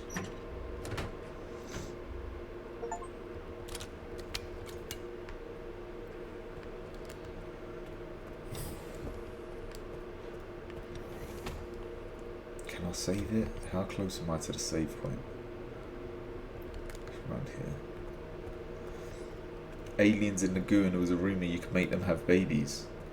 That's another thing. Some of the bullshit rumours kids come up with, and stories and urban myths and legends that children tell each other are flipping crazy. Crazy.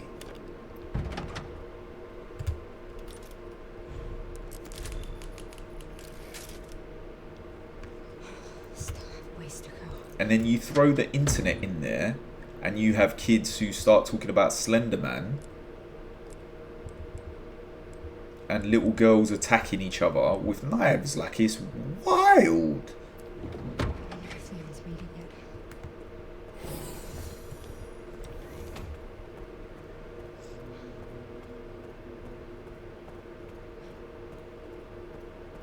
It is wild.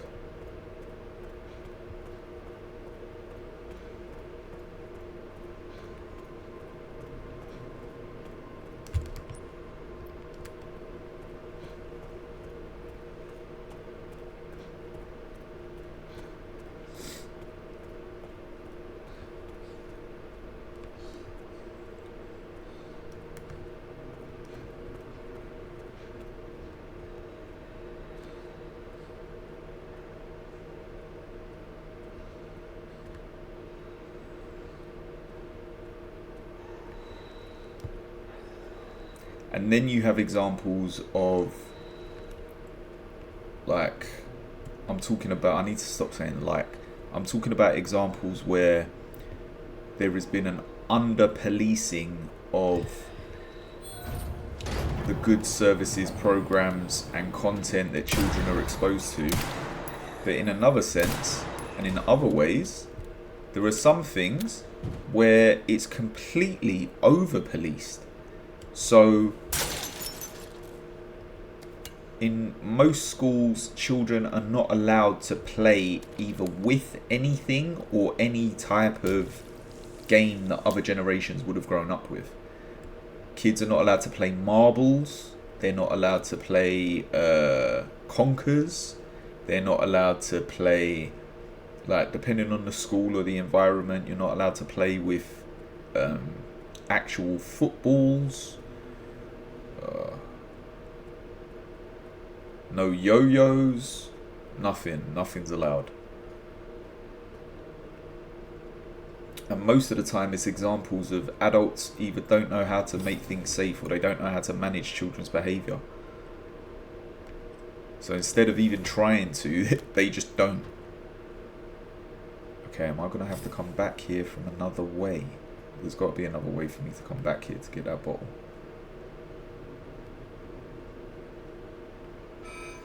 AI Control Center. NOAA. Reboot failure. No response. Containment protocol inactive. Containment protocol inactive.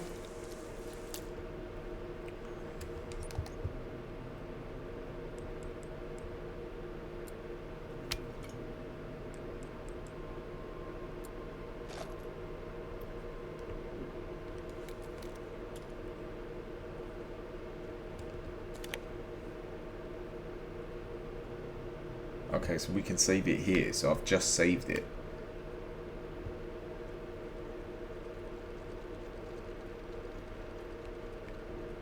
Excuse me.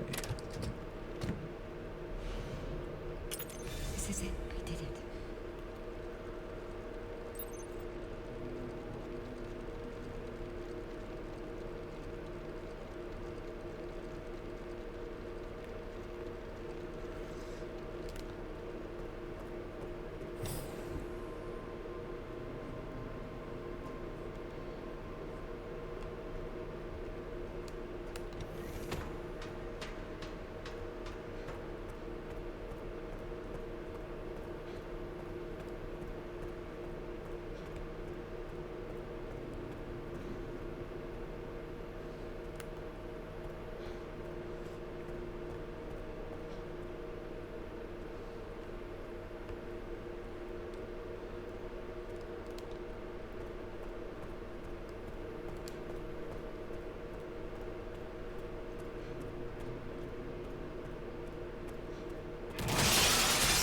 Come on, man. If they both end up next to each other, they're both getting hit with this. Fuck it.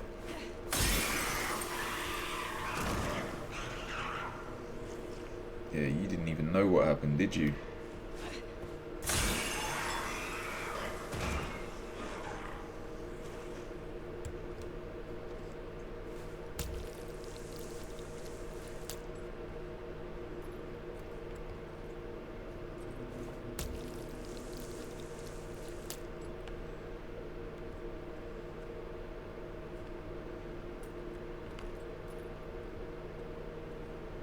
Can I not get through there?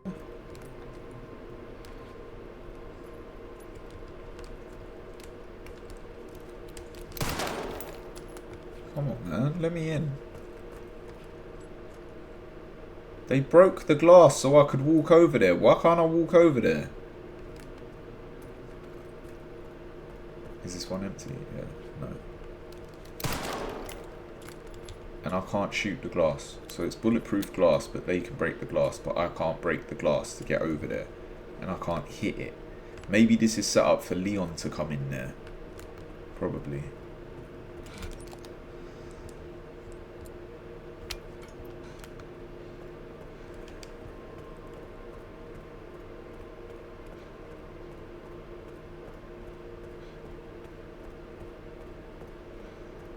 Let me just save it again before I go in there.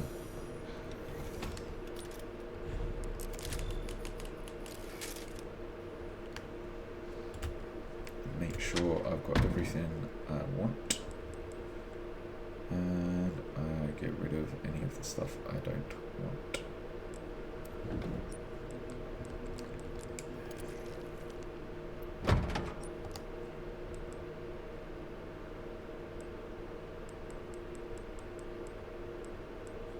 What, I don't have an extra bottle? Okay.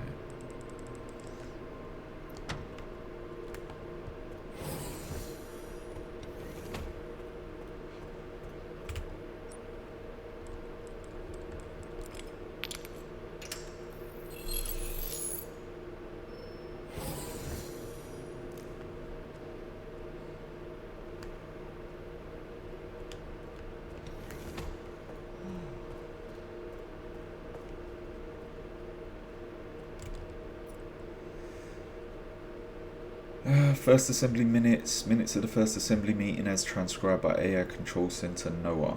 Defense. The leakage of the T virus has caused an epidemic. If things continue like this, all eyes will be focused on Raccoon City. There's nothing to worry about. Ark has been secured. Commence the missile strike. We're lacking presidential authorization. The organization is involved. There's no need for the usual procedures. The blame will fall solely on Spencer. Understood. Umbrella will be dismantled and will seize their assets. Okay, so they were the power behind Umbrella, and then there's pictures of me on the TV screen.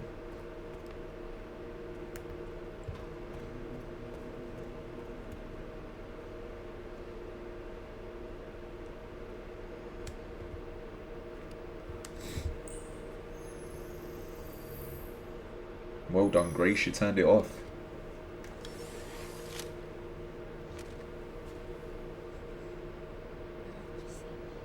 That was the disc that you found in the hotel that your mum hid. Something important.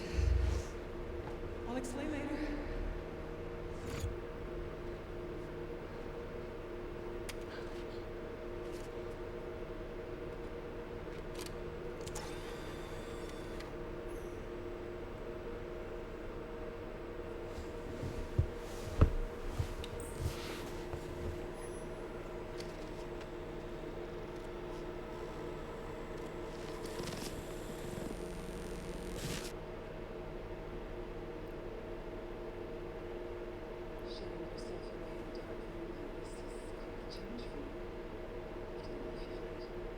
Life takes unexpected turns, don't you think?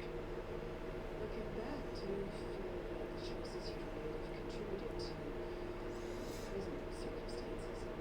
Of course. What you sow, you reap. Isn't that the natural order? So, tell me more, Spencer. Why would you hide to me? The truth. What is the truth? A short break before we begin the searchcraft. I'm not a young man. I don't have the energy I once did.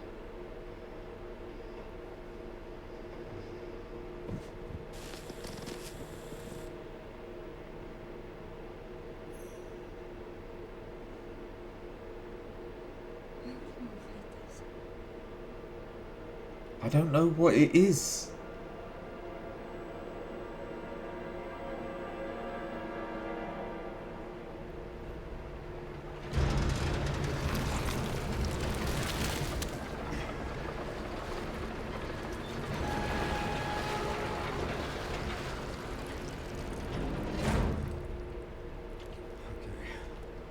Back in biz.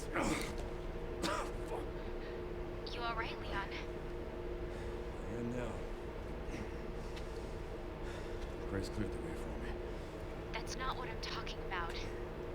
Your body can't take much more. I'm gonna settle this. You just sent us a check before immediate evacuation. Yeah, send us a chopper.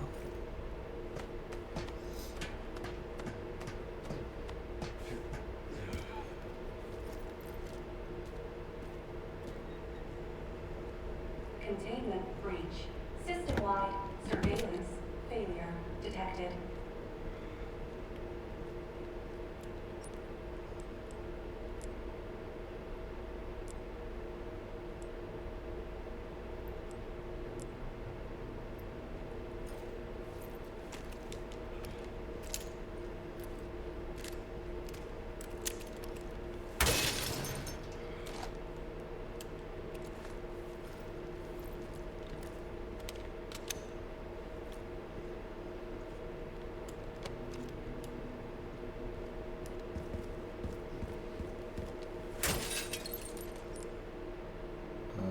is this?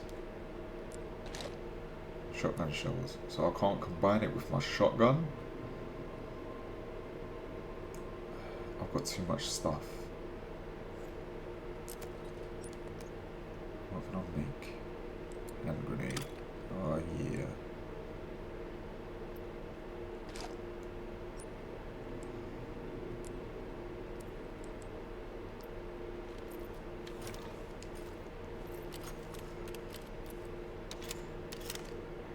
Alright, so then if that's loaded, that frees up some space.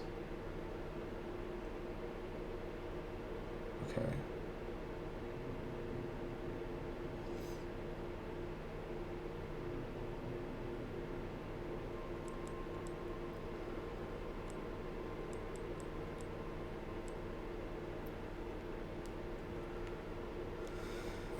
Alright, I need to get rid of some of this ammo. Who do I...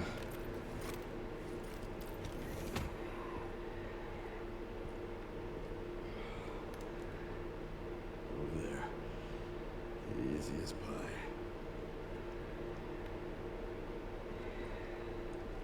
Yeah, Leon's looking rough at the moment. Stay still.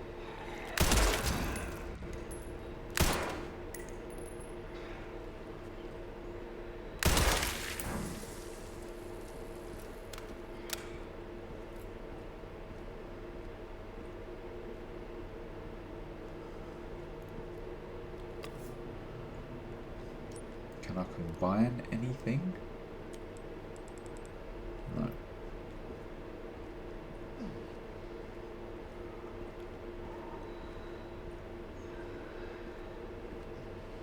The sounds in this game are different. Okay, this is different as well. Sudden bouts of coughing and blurred vision will cause him to falter. He can only wait for these effects to subside.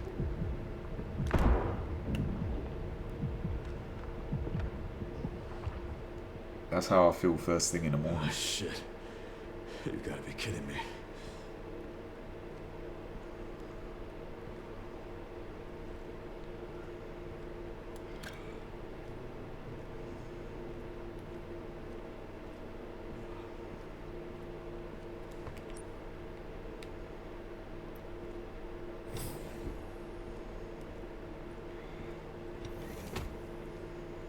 Okay, we can save it and we can access there.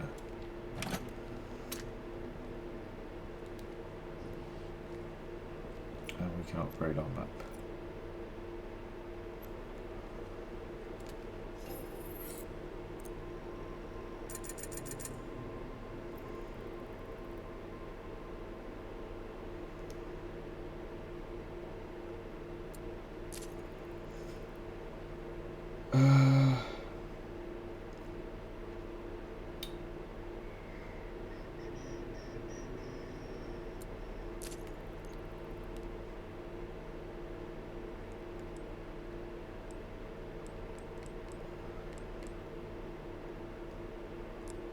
And then we enhance that.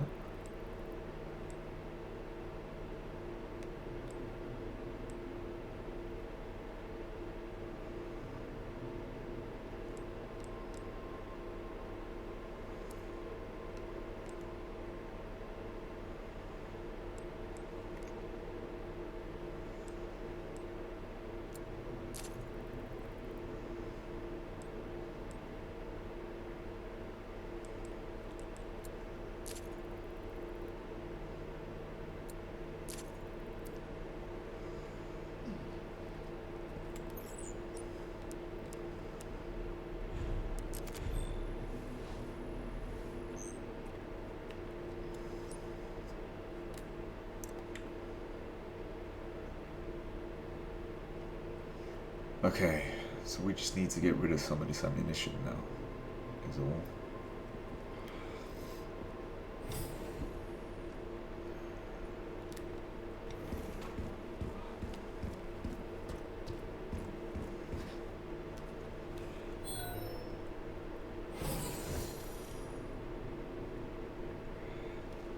These guys are going to burst out of their cells. Security threat detected. Elevator shutdown in effect. Override key authorization required.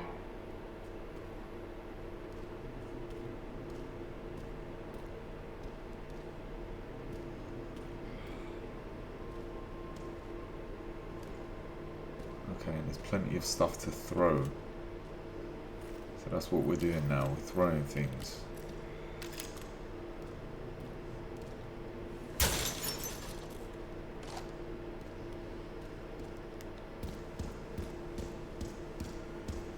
Okay, or if we're gonna burst out.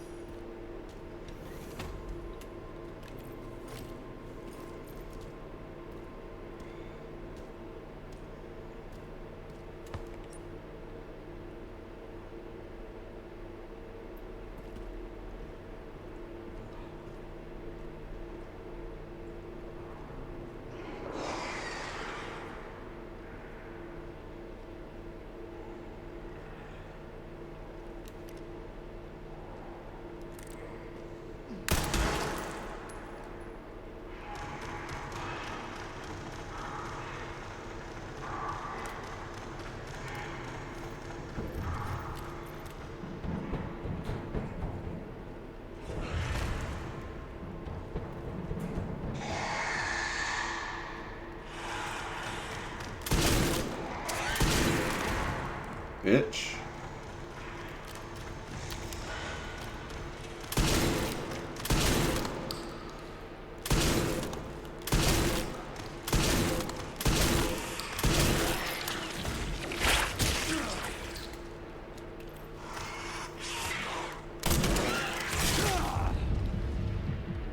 You motherfucker.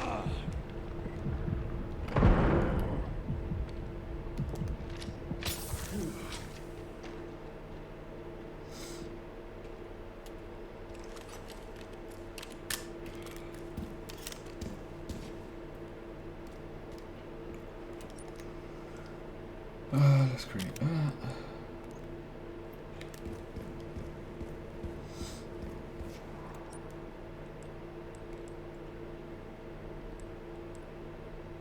So I can't make shotgun shells just by themselves.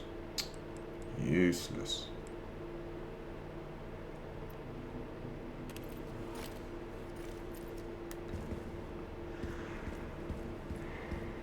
This must be the room. This is the room, but we can't get into the room.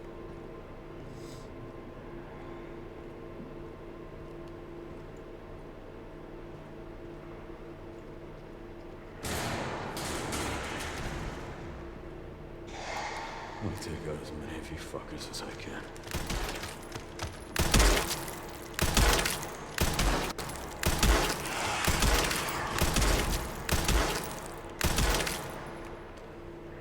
Bitch.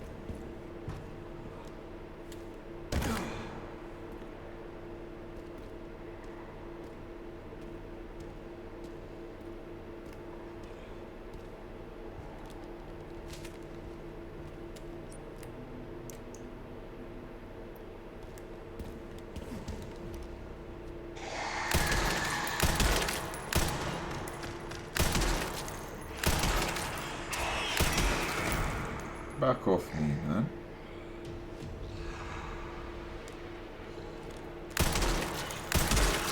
Haven't changed much. Hell yeah.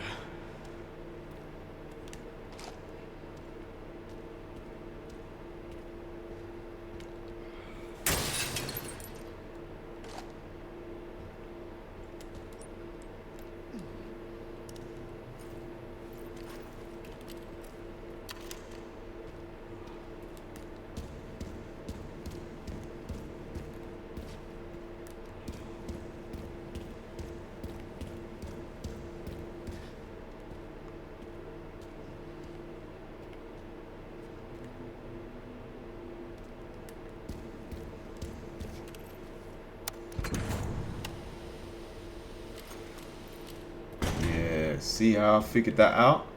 I saw a button there and I like contemplated why it could be there, and I figured I must just push it, and it worked.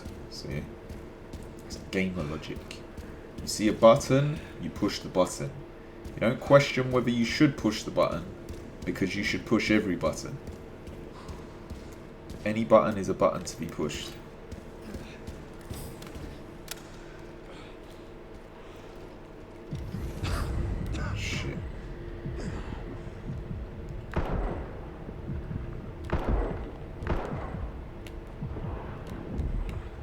I'll weave that. Not that time.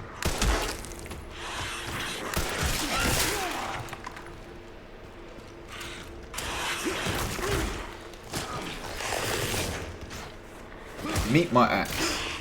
Yeah, bitch.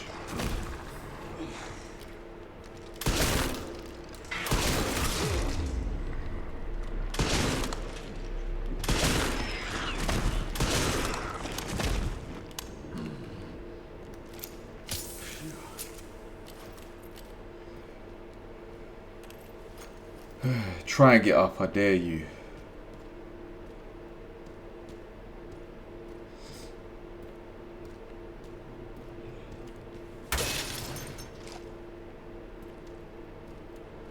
I have no regard for my character's welfare, like, absolutely none.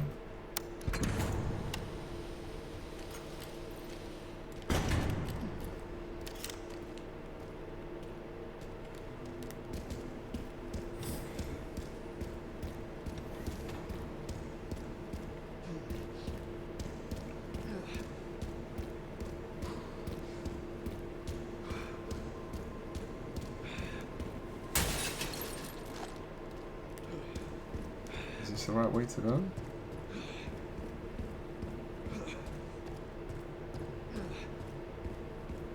Must be the right way to go.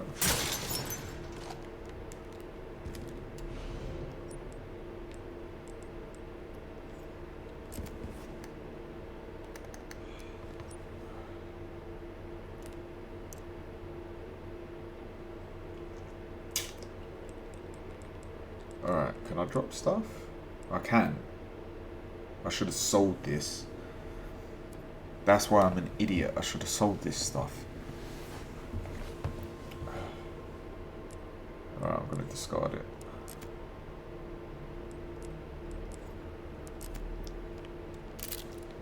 I hope I don't need it.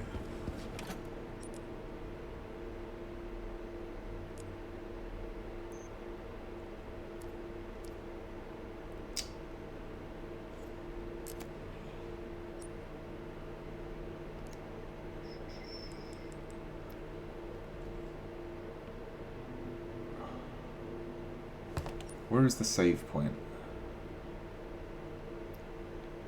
I didn't want to have to go all the way back, but I'm going to have to go all the way back because I need to sell stuff.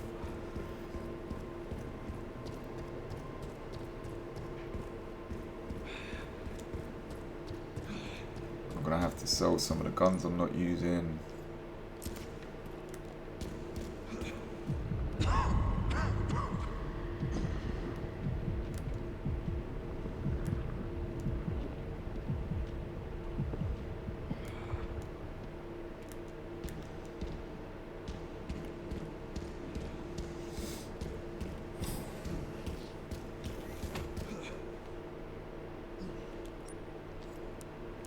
All I'm doing is finding stuff that I can't pick up.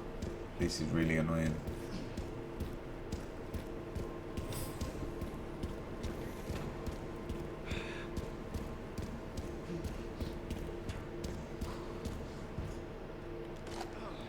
Right, how do I get back to the room I came from?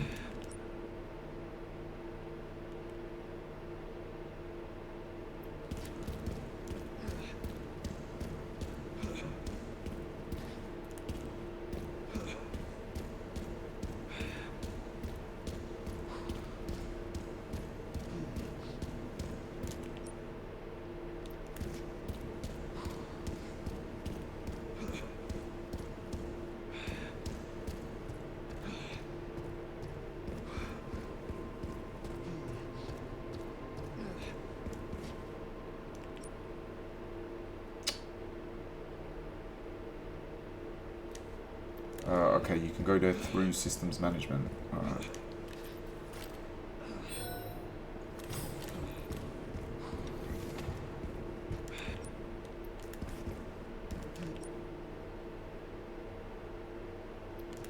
Yeah.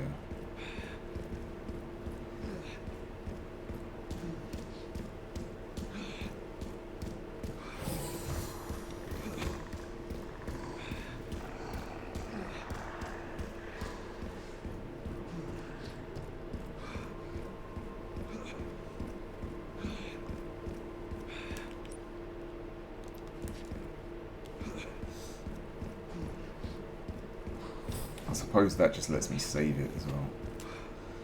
Okay, right. What do we not want?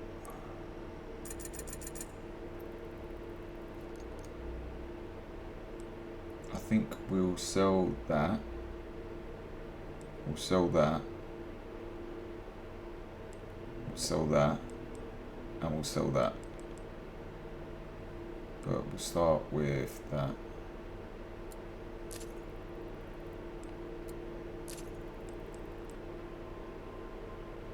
We'll sell that.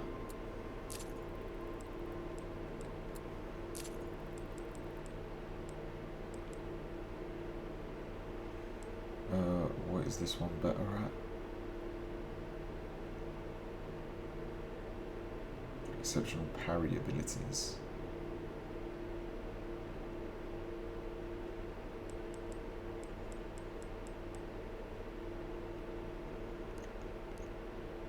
Okay, and then you can buy them back?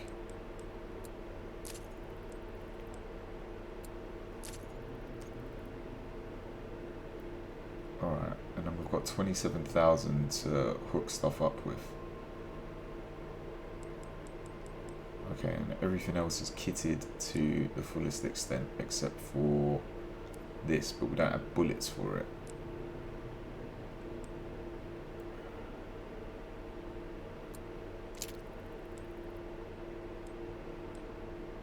Okay, that's fully hooked up.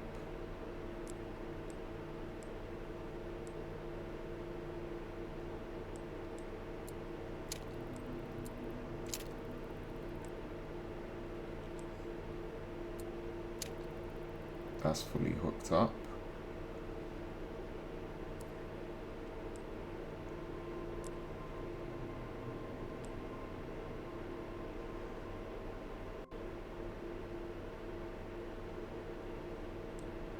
What is this? Okay.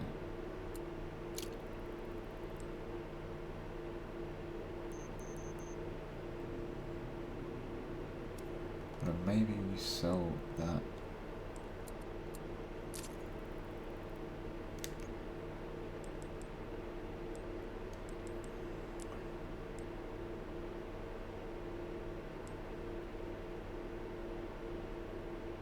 Extra stability. Power. 7,000. Okay.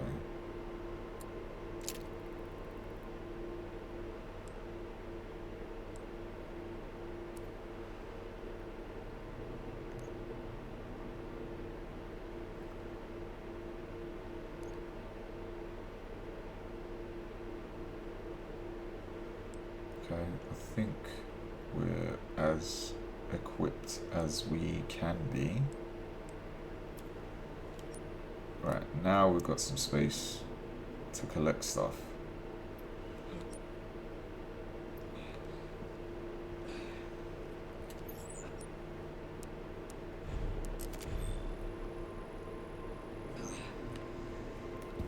Okay.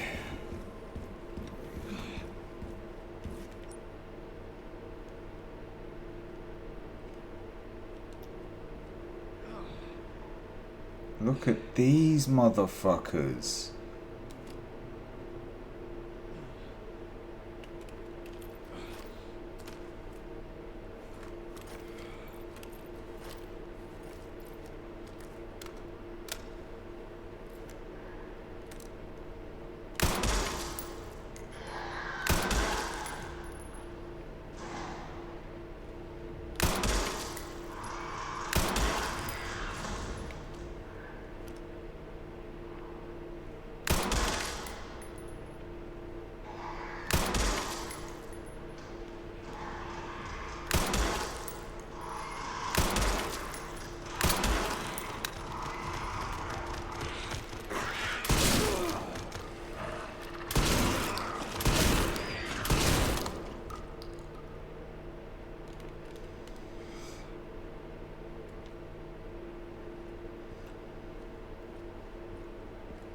Are there any more of them in there?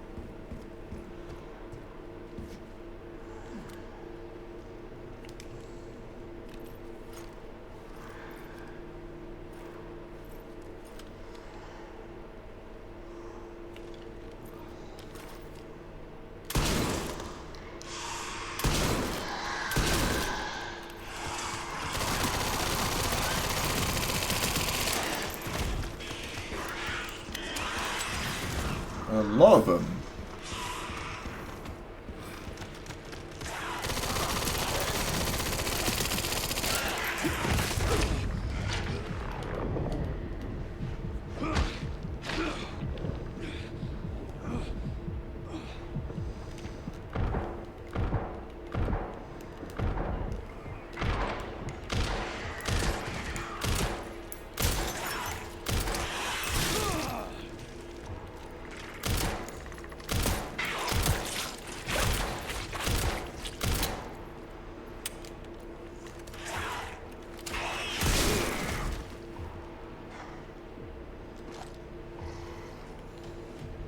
Don't you dare.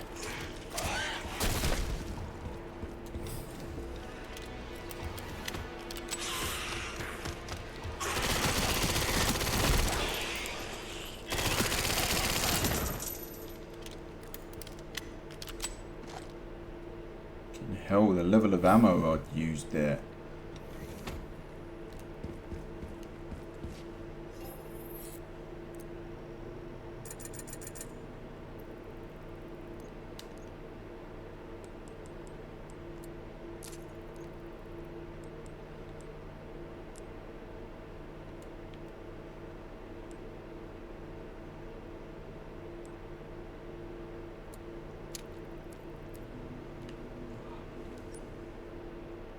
Alright, now we've gone from having too much ammunition to having none. None.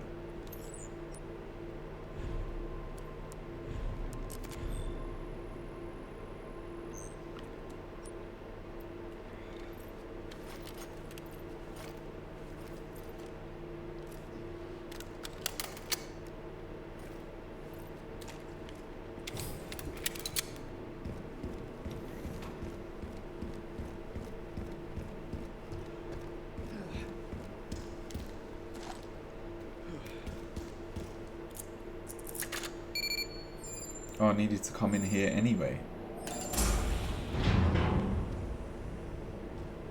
Okay, but first... Warning, autoclave compromised. Pod lockdown unavailable. Memory corrupt. Self-repair functionality offline. Oh, for fuck's sake, this is gonna be bad. Airflow monitor warning. Pod lockdown unavailable.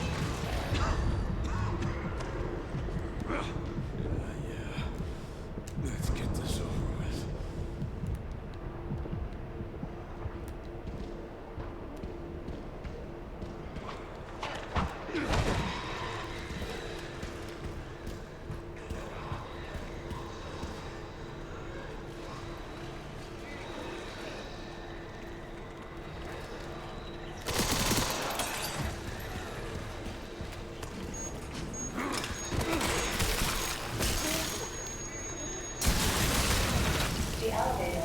will arrive shortly. The elevator has arrived. Yeah, good for the elevator. I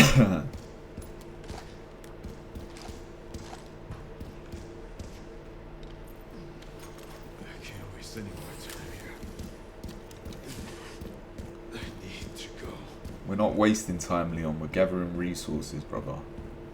Relax.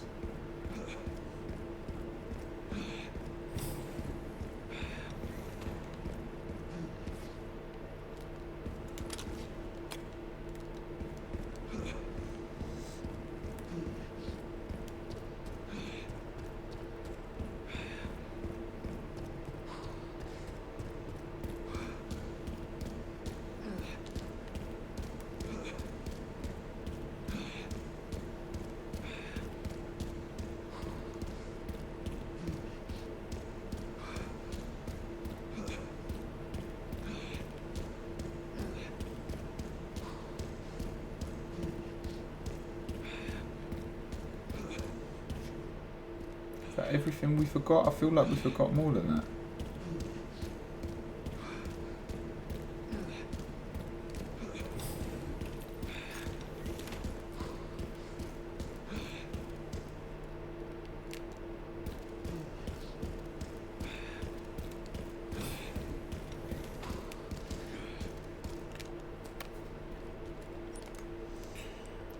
Still can't craft anything. Fucking useless.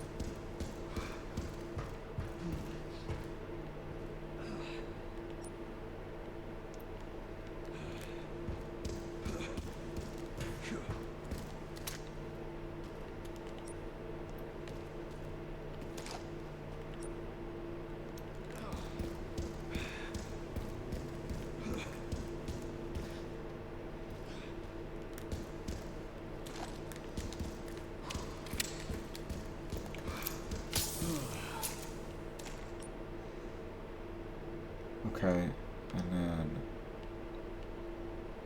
that's it, right? And that's the elevator. Okay. Let's go.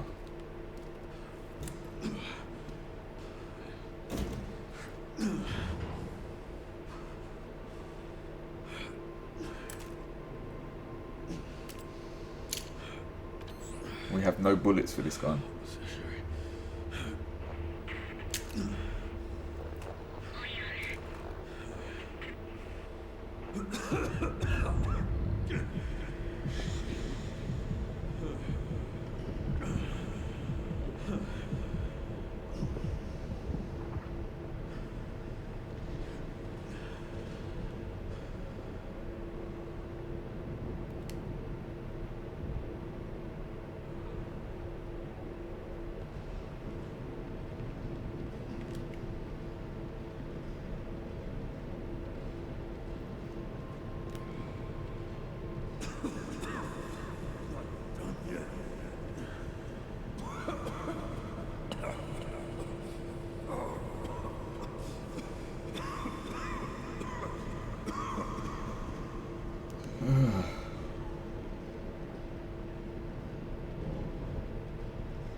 That's how I feel when I'm on my way to work.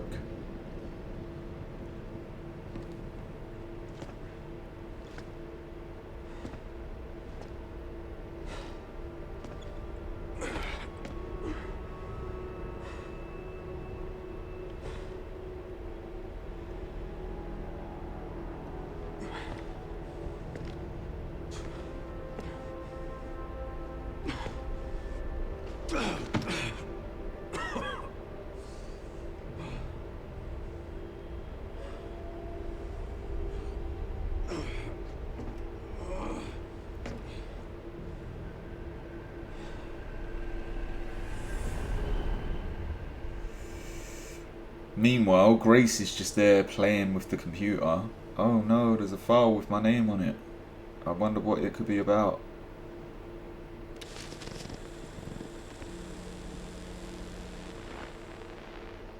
What kind of legacy do you want to leave behind?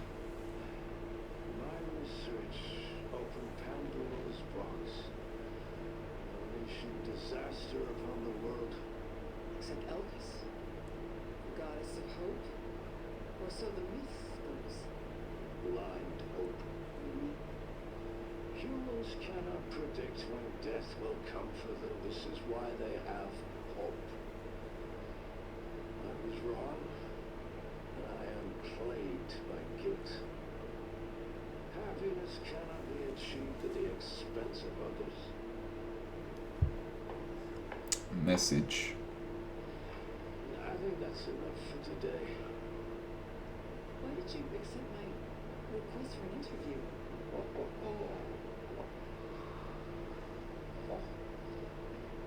Who is that? Is that one of your subjects? Of course not. She was alone in the world. I took her in to make amends. Is she perfectly normal? Just an average child. She is my hope.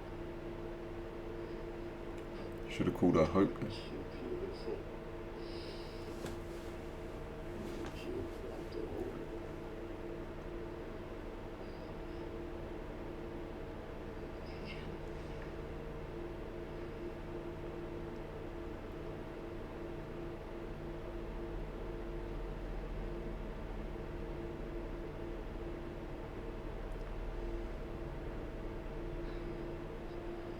She's adorable. What's her name? Grace. Grace.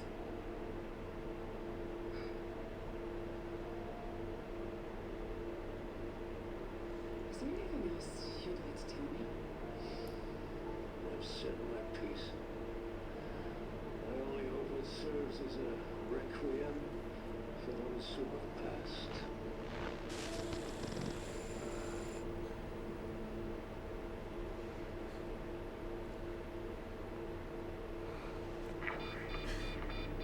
Leon. Leon.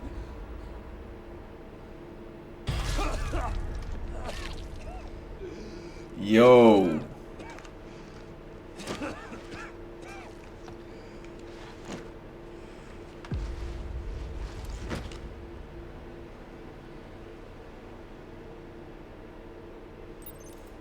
I need to hurry.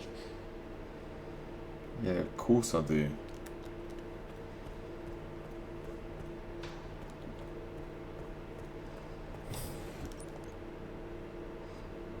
What have we got? Injectors.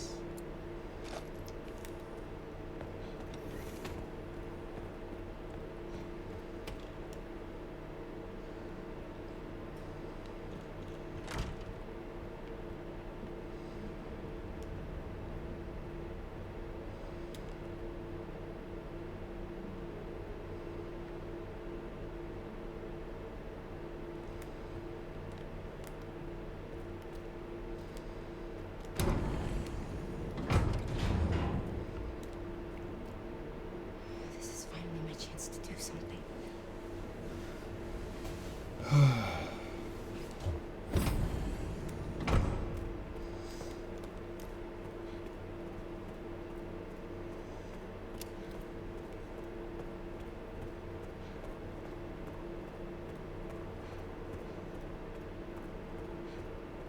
Leon! He looks fucked. Hey, it's me. It's Grace. Please wake up. Come on. Wake up, wake up.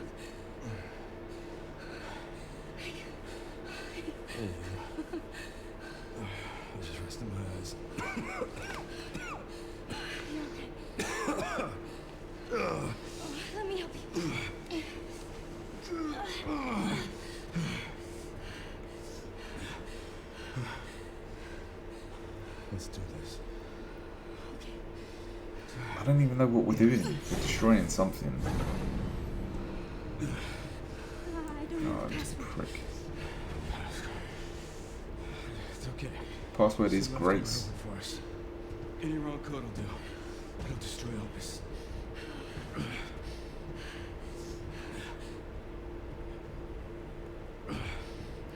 Let's try it. Grace, whatever it takes.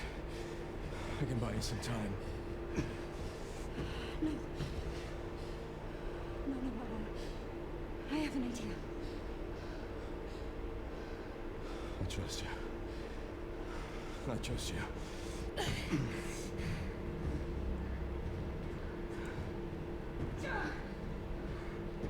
So, the prodigal daughter returns. I know the password. Fulfill your destiny, and all will be forgiven. Only if you let Leon live. Very well.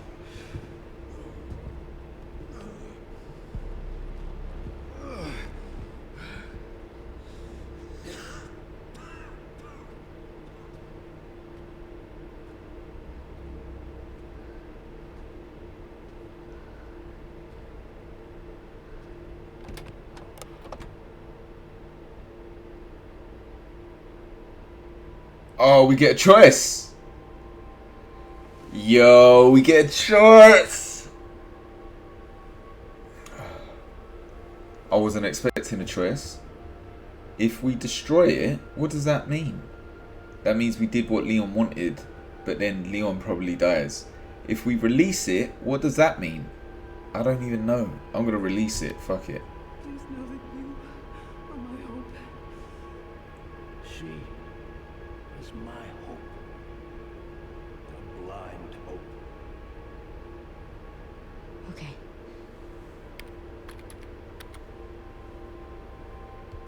This is it. Yeah, fuck it. Let's go. Boom.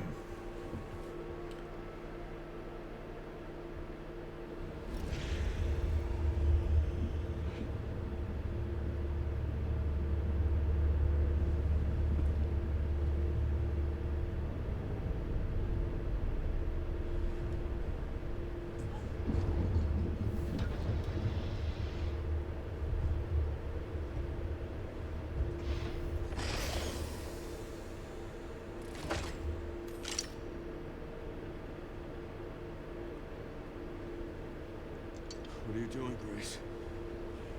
Spencer regretted what he did. He Done. This is the cure. You promised. Yes, that I would let him live.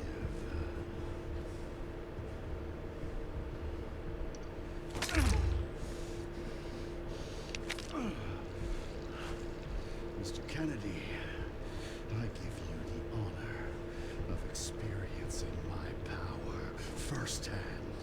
I'm not sure Elvis is what you think it is. There's nothing special about me. I was never any key. Spencer wanted to make amends. But you released Elvis. What is it? Tell me! Leon! My powers! Elvis is Spencer's atonement. It's the cure. It's an antiviral. Hurry up and give it to Leon. Amazing. I am humbled by my master's genius. Your research was wrong. Elvis wasn't a weapon. There was never a key. Spencer's paper was obviously incomplete. There was no connection between Grace and Emily. Do you know how much time and money I wasted on this? You see the genius? With Elvis, all virus-based weapons are useless. The world order will be thrown into chaos. Hurry up, woman.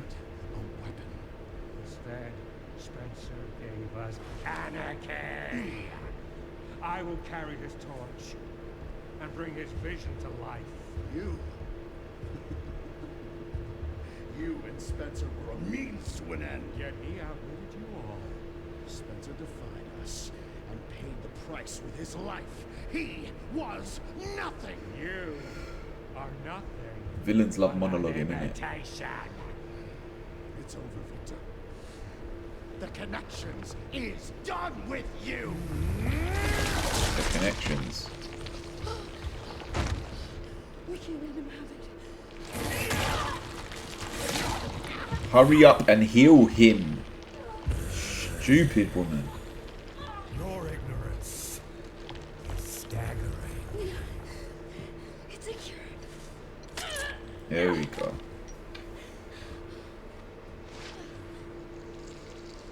Oh, it's working.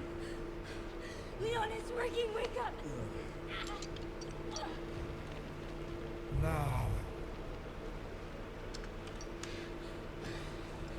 let it all come down. All of it. This idiot, he's just gonna destroy everything for nothing.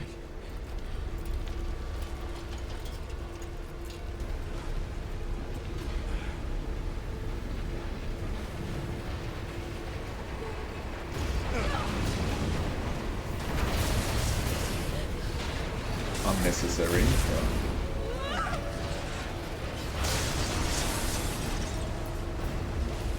It's gonna go! Grab something!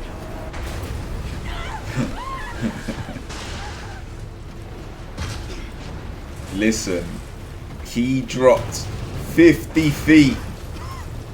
His knees are titanium. Grace!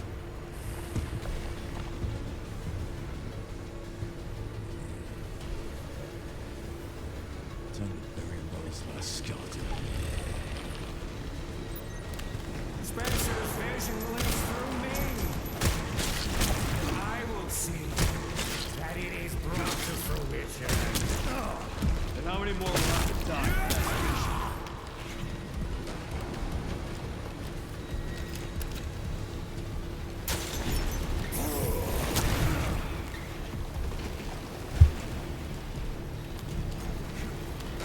Sacrifices must be made!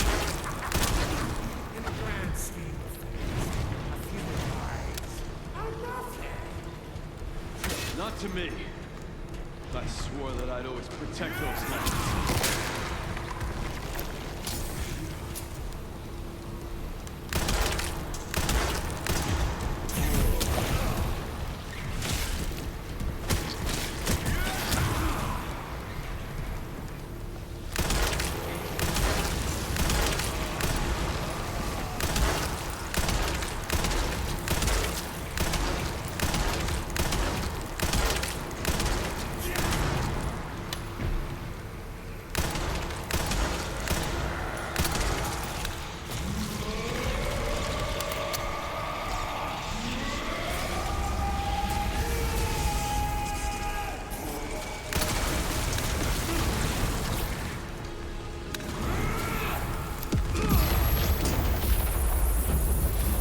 Fuck me.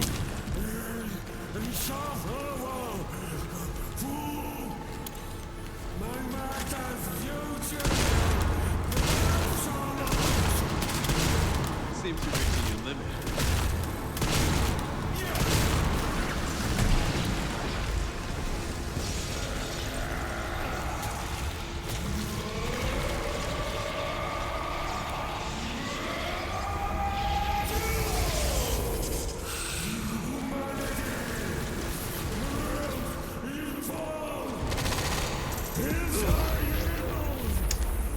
Fuck's sake. Spencer's vision lives through me, and I will see that it is brought to fruition. And how many more will have to die for that vision? Nuisance! Oh.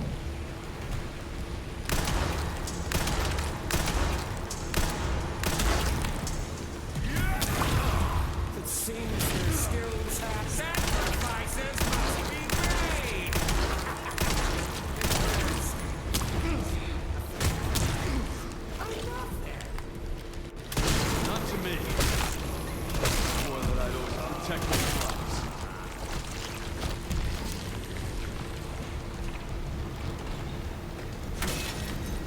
all the exciting stuff, Kiri. All of the exciting stuff.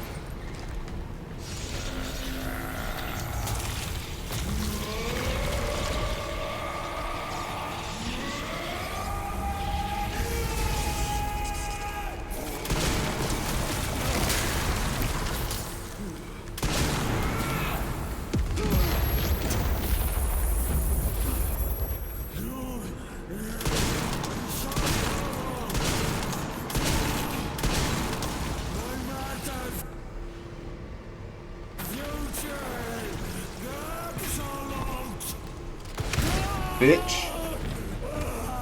It's over.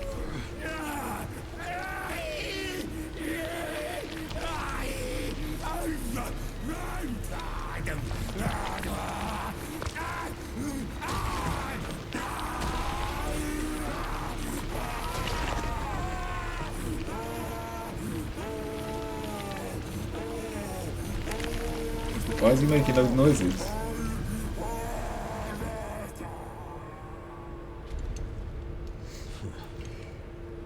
Yay, we healed Leon.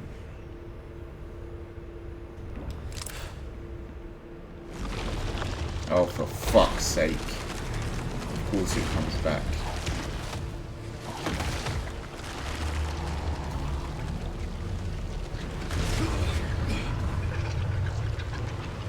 Nemesis. You're so damn relentless.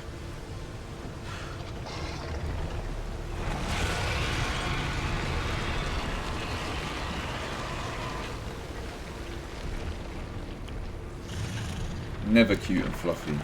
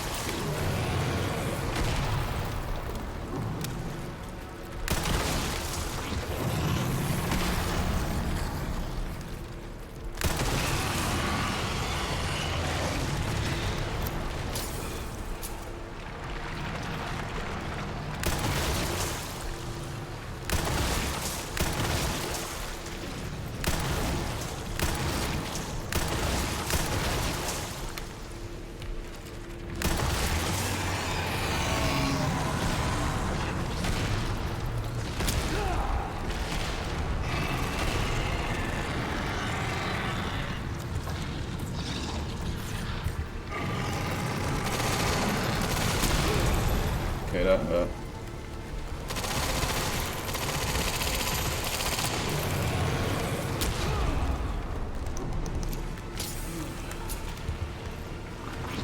Not enough ammunition. Motherfucker.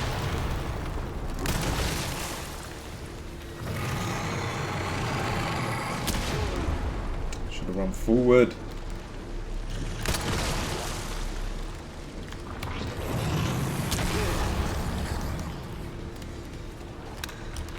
Oh!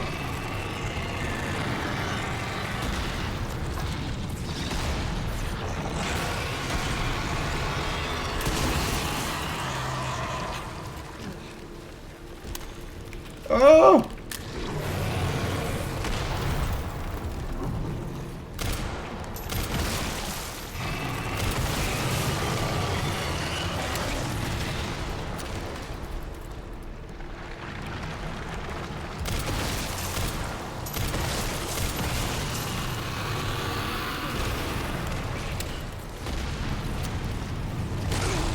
Jesus Christ.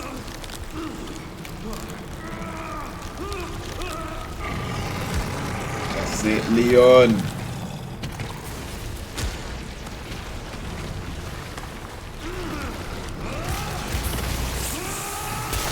That's it. Shouting makes you stronger.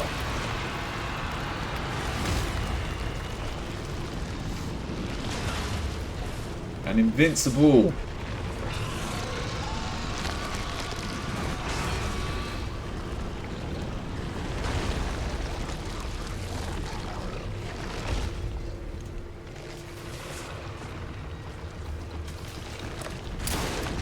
Yeah, bitch.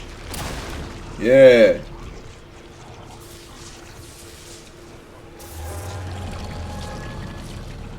This time, you ain't getting back up.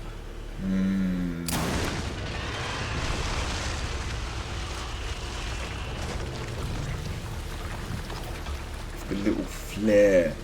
Yeah.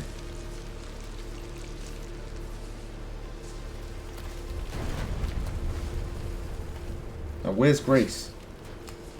Grace, where are you? Sherry. Sherry, come in. Sherry. Shit. Grace. Grace, hang on. Is she dead? She might be dead. Grace. Grace.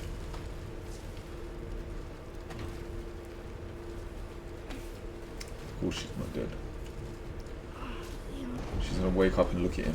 Nah, you have to carry her. We need to get you out of here. Come on.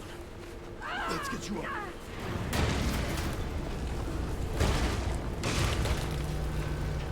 Quick, move. Oh, he just left her.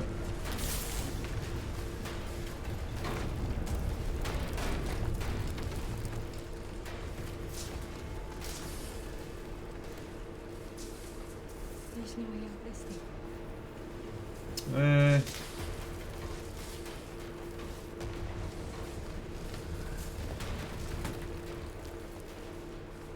I'm not gonna leave your side. I'm gonna sit right here with you. And we're just gonna end it all together. Where is Chris Redfield? Or Ada? Or Jill? Or Claire? Or anyone?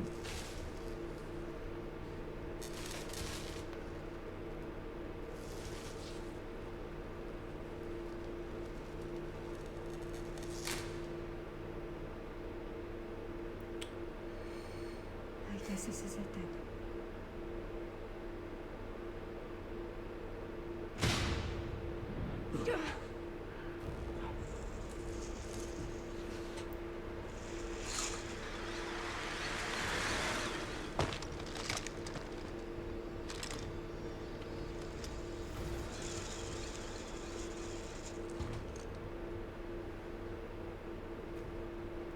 Leon S. Kennedy? Who's asking? Yeah. Alpha, you read me, sir? Yeah, let me see. I got it. Yes, sir. Mr. Kennedy, I have a message from Captain Redfield. I knew it. I knew it. I knew there would be a message from Captain Redfield.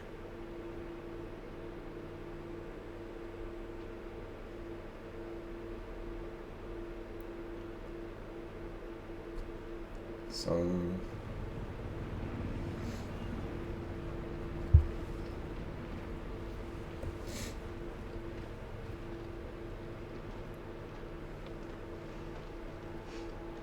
damned.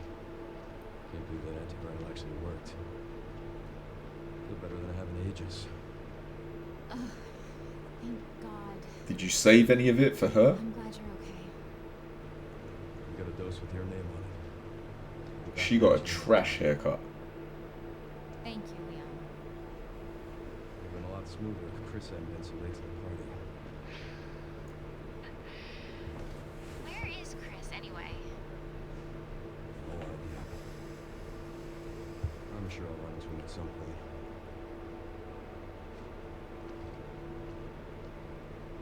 I'll call you back.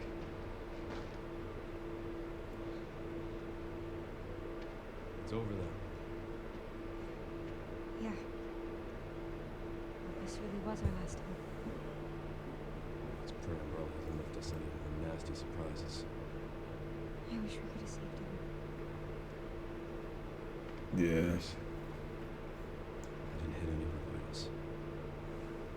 She could still be alive. Well, what are you saying? Maybe we can save her. No, I'm pretty sure Leon shot the hell out of her.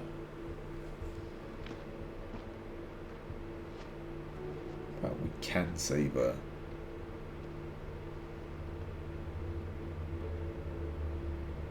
The government has confirmed the existence of an actively trading bioweapons lab located here in the ruins of Raccoon City. The origin point for the worldwide spread of bioorganic weapons. This illegal facility appears to have been in operation for decades. Sources say that the extension of the lockdown and the recent series of mysterious deaths may be related to tragic events in Raccoon City 28 years ago. Evidence seized in Raccoon City has led the Justice Department to reopen its investigation into Oswald Spencer and the long-defunct Umbrella Corporation. Convenient, eh? Some believe the government deliberately drove Umbrella into bankruptcy. The late Alyssa Ashcroft is credited with cracking the Oswald Spencer story. Conspiracy theorists are already claiming that she was killed in a cover-up, and that the organization responsible is secretly controlling our government. Tonight, in a speech from the Oval Office, the president is expected to reject allegations of any government involvement since the Raccoon City incident.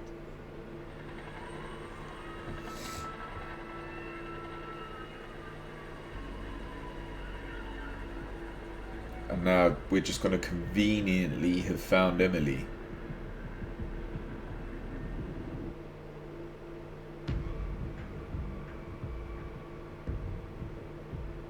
So that was Resident Evil Requiem, which was good. It was good. This is a good game. I would recommend people to play it. It was pretty good, and I enjoyed the difference between the horror aspects of Grace's portions, and then you got the action with Leon. The game looked good, it was well made. Who is Leon married to? Is he married?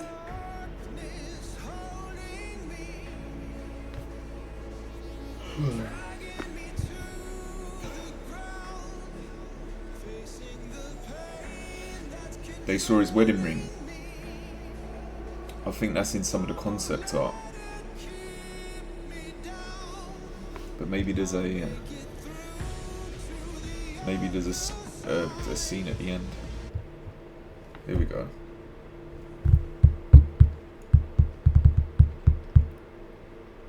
And Sherry's okay?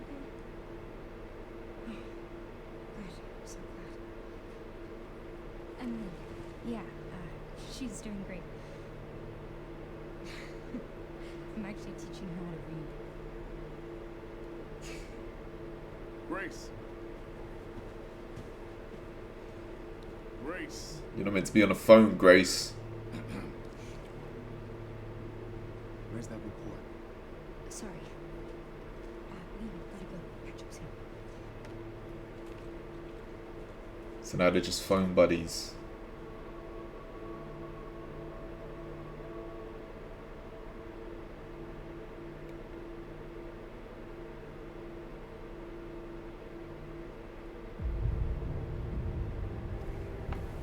Uh-oh. Who survived?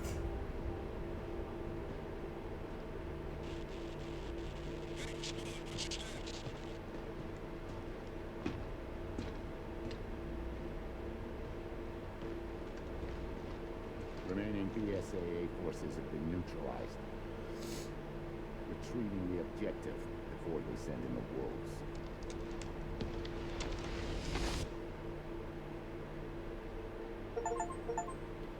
That's what's his name's head, isn't it?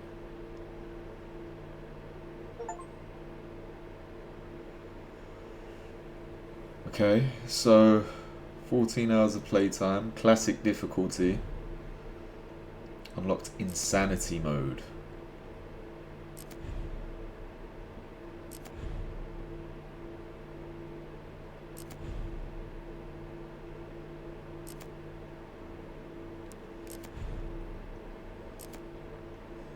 Okay, so what's the special content? Weapons, items, costumes. So yeah, I think in the concept art, you can see, you can't see because you can't zoom in.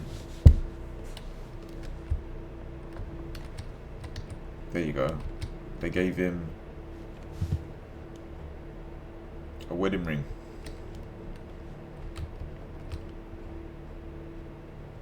Why is it like that? Zoom out.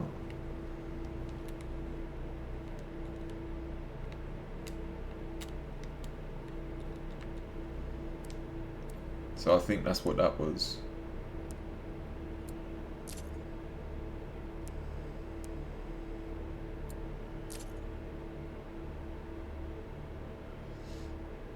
Which is my favourite what? Out of Leon and Grace. Like, as a character, Leon. Grace was getting on my nerves. But the gameplay, there was more horror with Grace.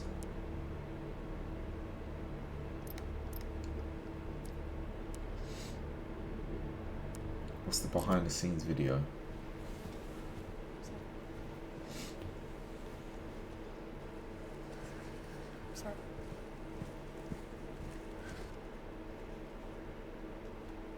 If this is about the report you asked for yesterday, The it'll stammer. be ready in 3.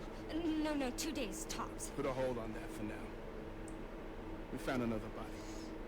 One that exhibits the same pathology as the others we've been investigating. They asked for Miss Ashcroft and then they hung up on me.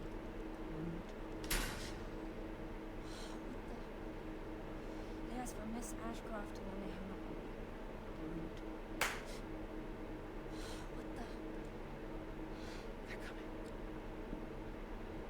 Grace, we need to go. Go where?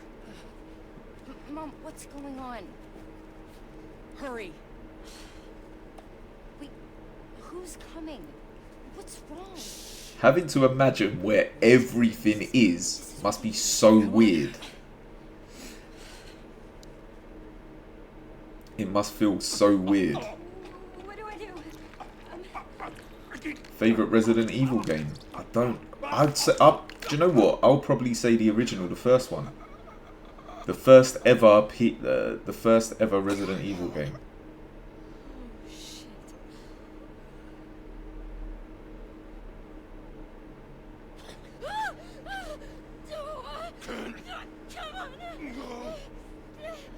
And that guy has to hold her arm.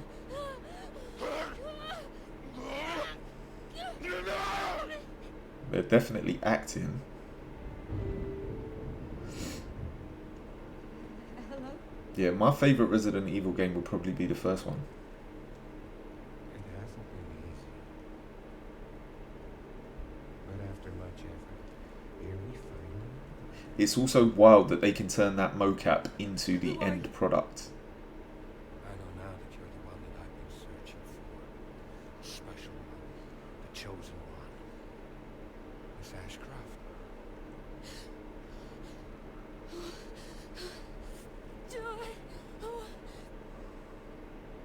Lady. Help me! You okay?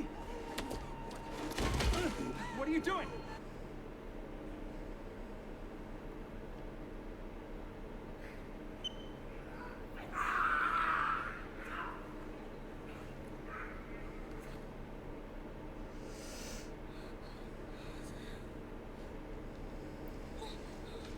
Is this all this is? They're going to show every cutscene and then what actually happened.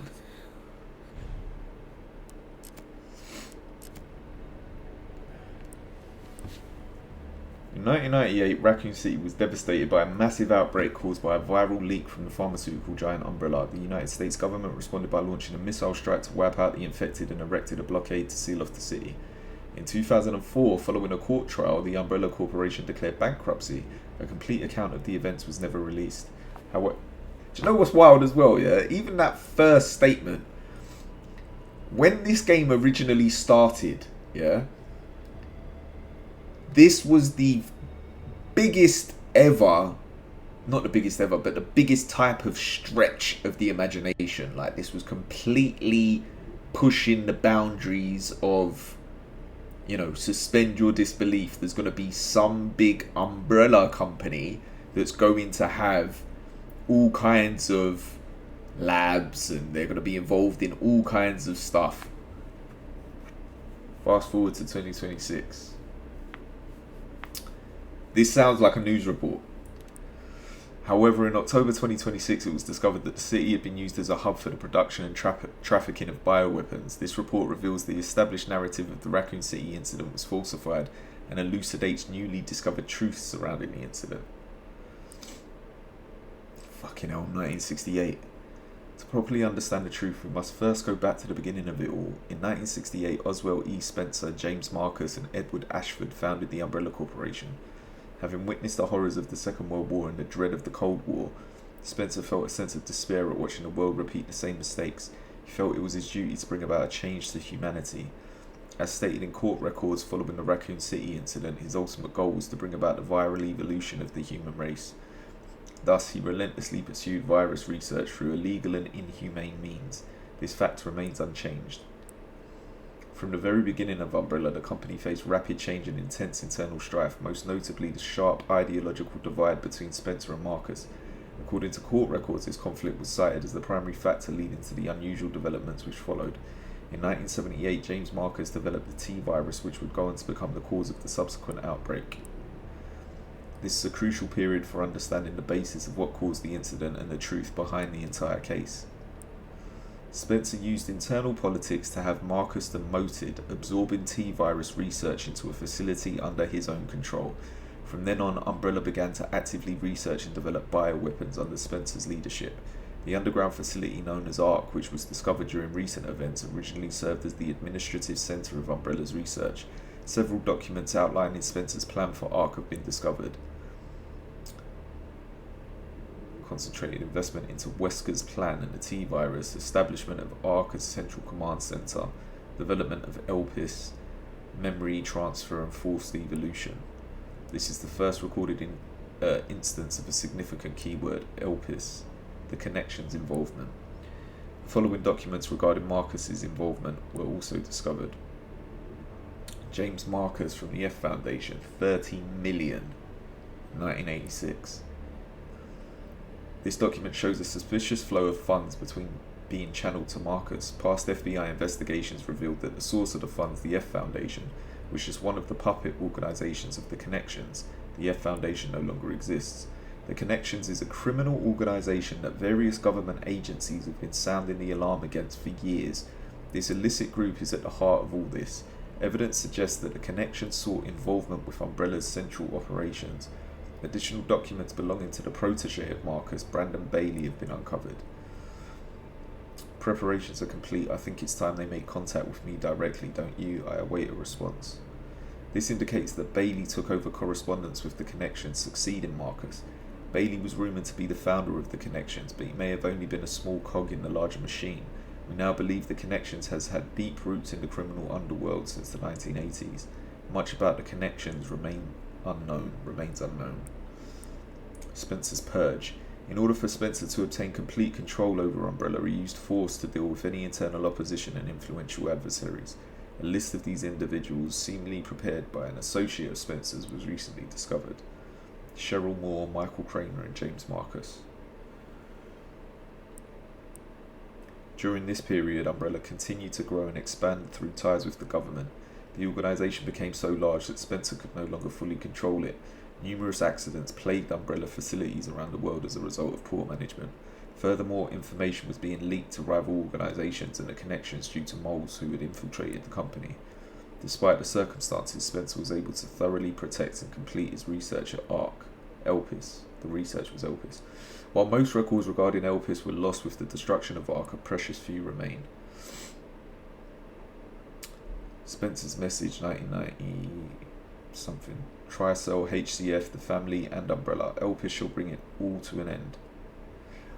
Why though? If he created the Umbrella Corporation in order to create viral evolution and then succeeded in creating the T-virus to implement viral evolution, why then create ELPIS to bring it all down before it had even been released? It wasn't like he released it and saw how I don't know. He could have just destroyed it at that point. He didn't need ELPIS. The only information leaked about Elpis was that it had the potential to upset the military balance of the entire world. However, a strictly managed password known only to Spencer was needed to access it. What is Elpis? It's a powerful antiviral drug. However, this was unknown to those who sought it. The Connections and other black market groups mistakenly thought it to be a powerful bioweapon with the potential to control human minds. This confusion likely stemmed from the fierce competition surrounding bioweapon development. It was common knowledge that Spencer, the developer of Elpis, aimed for the evolution and control of humanity through viral technology. Based on data taken from the confiscated records and changes in Spencer's behaviour, we believe Elpis was completed around the mid-1990s. After this period, the records show a marked decrease in the number of public statements from Spencer. A similar decrease in activity was also observed at the Raccoon City orphanage. Disturbingly, it's suspected that the children at the orphanage had long been used for Umbrella's experimentation. Do you know what's wild as well? We're now living in a time where there's going to have to be some kind of example of like this, or like the Nuremberg trials, and then there'll be a societal reset where people will believe that nothing like this ever happens.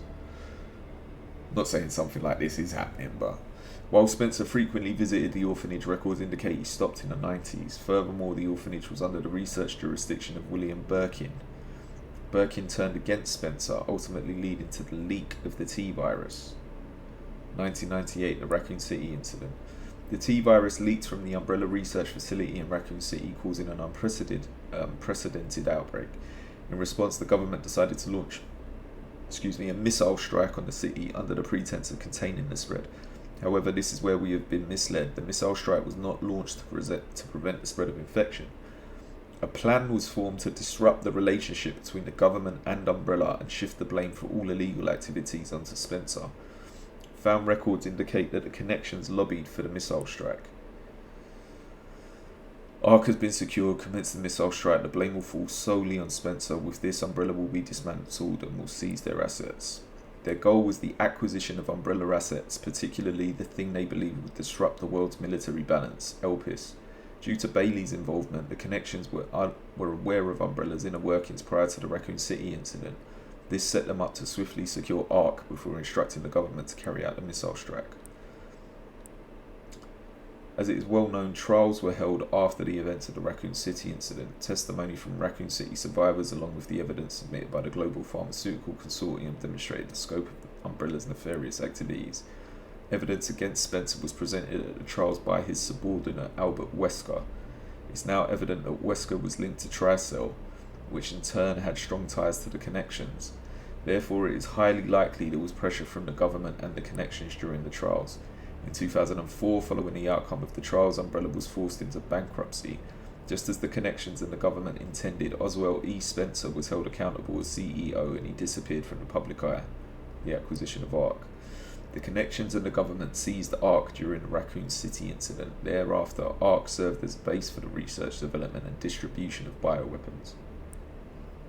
Documents believed to be transaction lists have also been seized. These list Umbrella's competitors, along with organisations that were previously found guilty of illegal activity.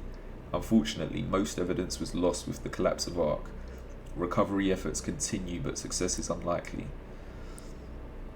Following the Raccoon City incident, weaponized viruses developed by Umbrella were leaked. Subsequently, instances of bioterrorism utilising this technology spread around the globe. That's one thing we're lucky hasn't been included in the real world yet. In 2013, President Adam Benford, Adam Benford was assassinated in a bioterrorist attack. Intelligence agencies report that the president wished to reveal the full truth of the Raccoon City incident. It is possible that President Benford was privy to the facts revealed in this report. Remaining records about Spencer after the dissolution of Umbrella are scarce, but a new source of information has recently come to light, an interview conducted by Alyssa Ashcroft. Despite being responsible for countless atrocities, Spencer showed some signs of remorse in this interview. Having lost everything, he sought atonement. While Elpis is a powerful instrument that can render viral weapons inert, it also has the potential as a panacea to be used for good. It's possible that Spencer's true motivations behind Elpis were peace and redemption. While he remained obsessed with the evolution of humanity throughout his later years, Most testimonies describe him as nothing but a senile old man. Spencer died in 2006 at his secluded estate. His true intentions behind developing Elpis will forever remain unknown. As we can see from the records, the Umbrella Corporation's liquidation was intentionally orchestrated by the connections in the US government. Furthermore, they were involved in the illegal development and trafficking of bioweapons in Raccoon City. The extent to which past and present governments were involved requires further investigation. Much about the connections remains shrouded in mystery, and most records of their involvement were destroyed alongside ARC. Countless lives have been lost. As government officials, we have a duty to pursue the truth. If anything, finding it will finally offer some closure to everyone who fell victim to these heinous actions. FBI intelligence analyst Grace Ashcroft. Okay, so there we have it. Resident Evil Requiem. Good game. Would recommend. Probably will play again at some point, he says. But this game must be alright, because this is one of the few games in the last 18 months that I have finished. Most of the games that I've finished in the last 18 months have been Resident Evil remakes. Or Resident Evil games. Like Biohazard, the Village one, yeah. Well, the Village one, I don't know what they were trying to do something different. The Village one was enjoyable as well. But yeah, definitely all of the remakes have been enjoyable. Biohazard was enjoyable, Village was enjoyable, this was enjoyable. I like them all. But my favourite will be like the original Resident Evil. So yeah, I think that's where we're going to leave the stream for today. So I want to thank you for watching. I will be back on tomorrow for a short stream, but I don't know what time I will be on tomorrow. It will probably be tomorrow afternoon, about 3 to 5 p.m, something like that. And I don't know what we're going to stream, but we'll see what happens then. But for now, wherever you are and whatever you're doing, I hope you're having a good time. And I will catch you next time. I'll see you later.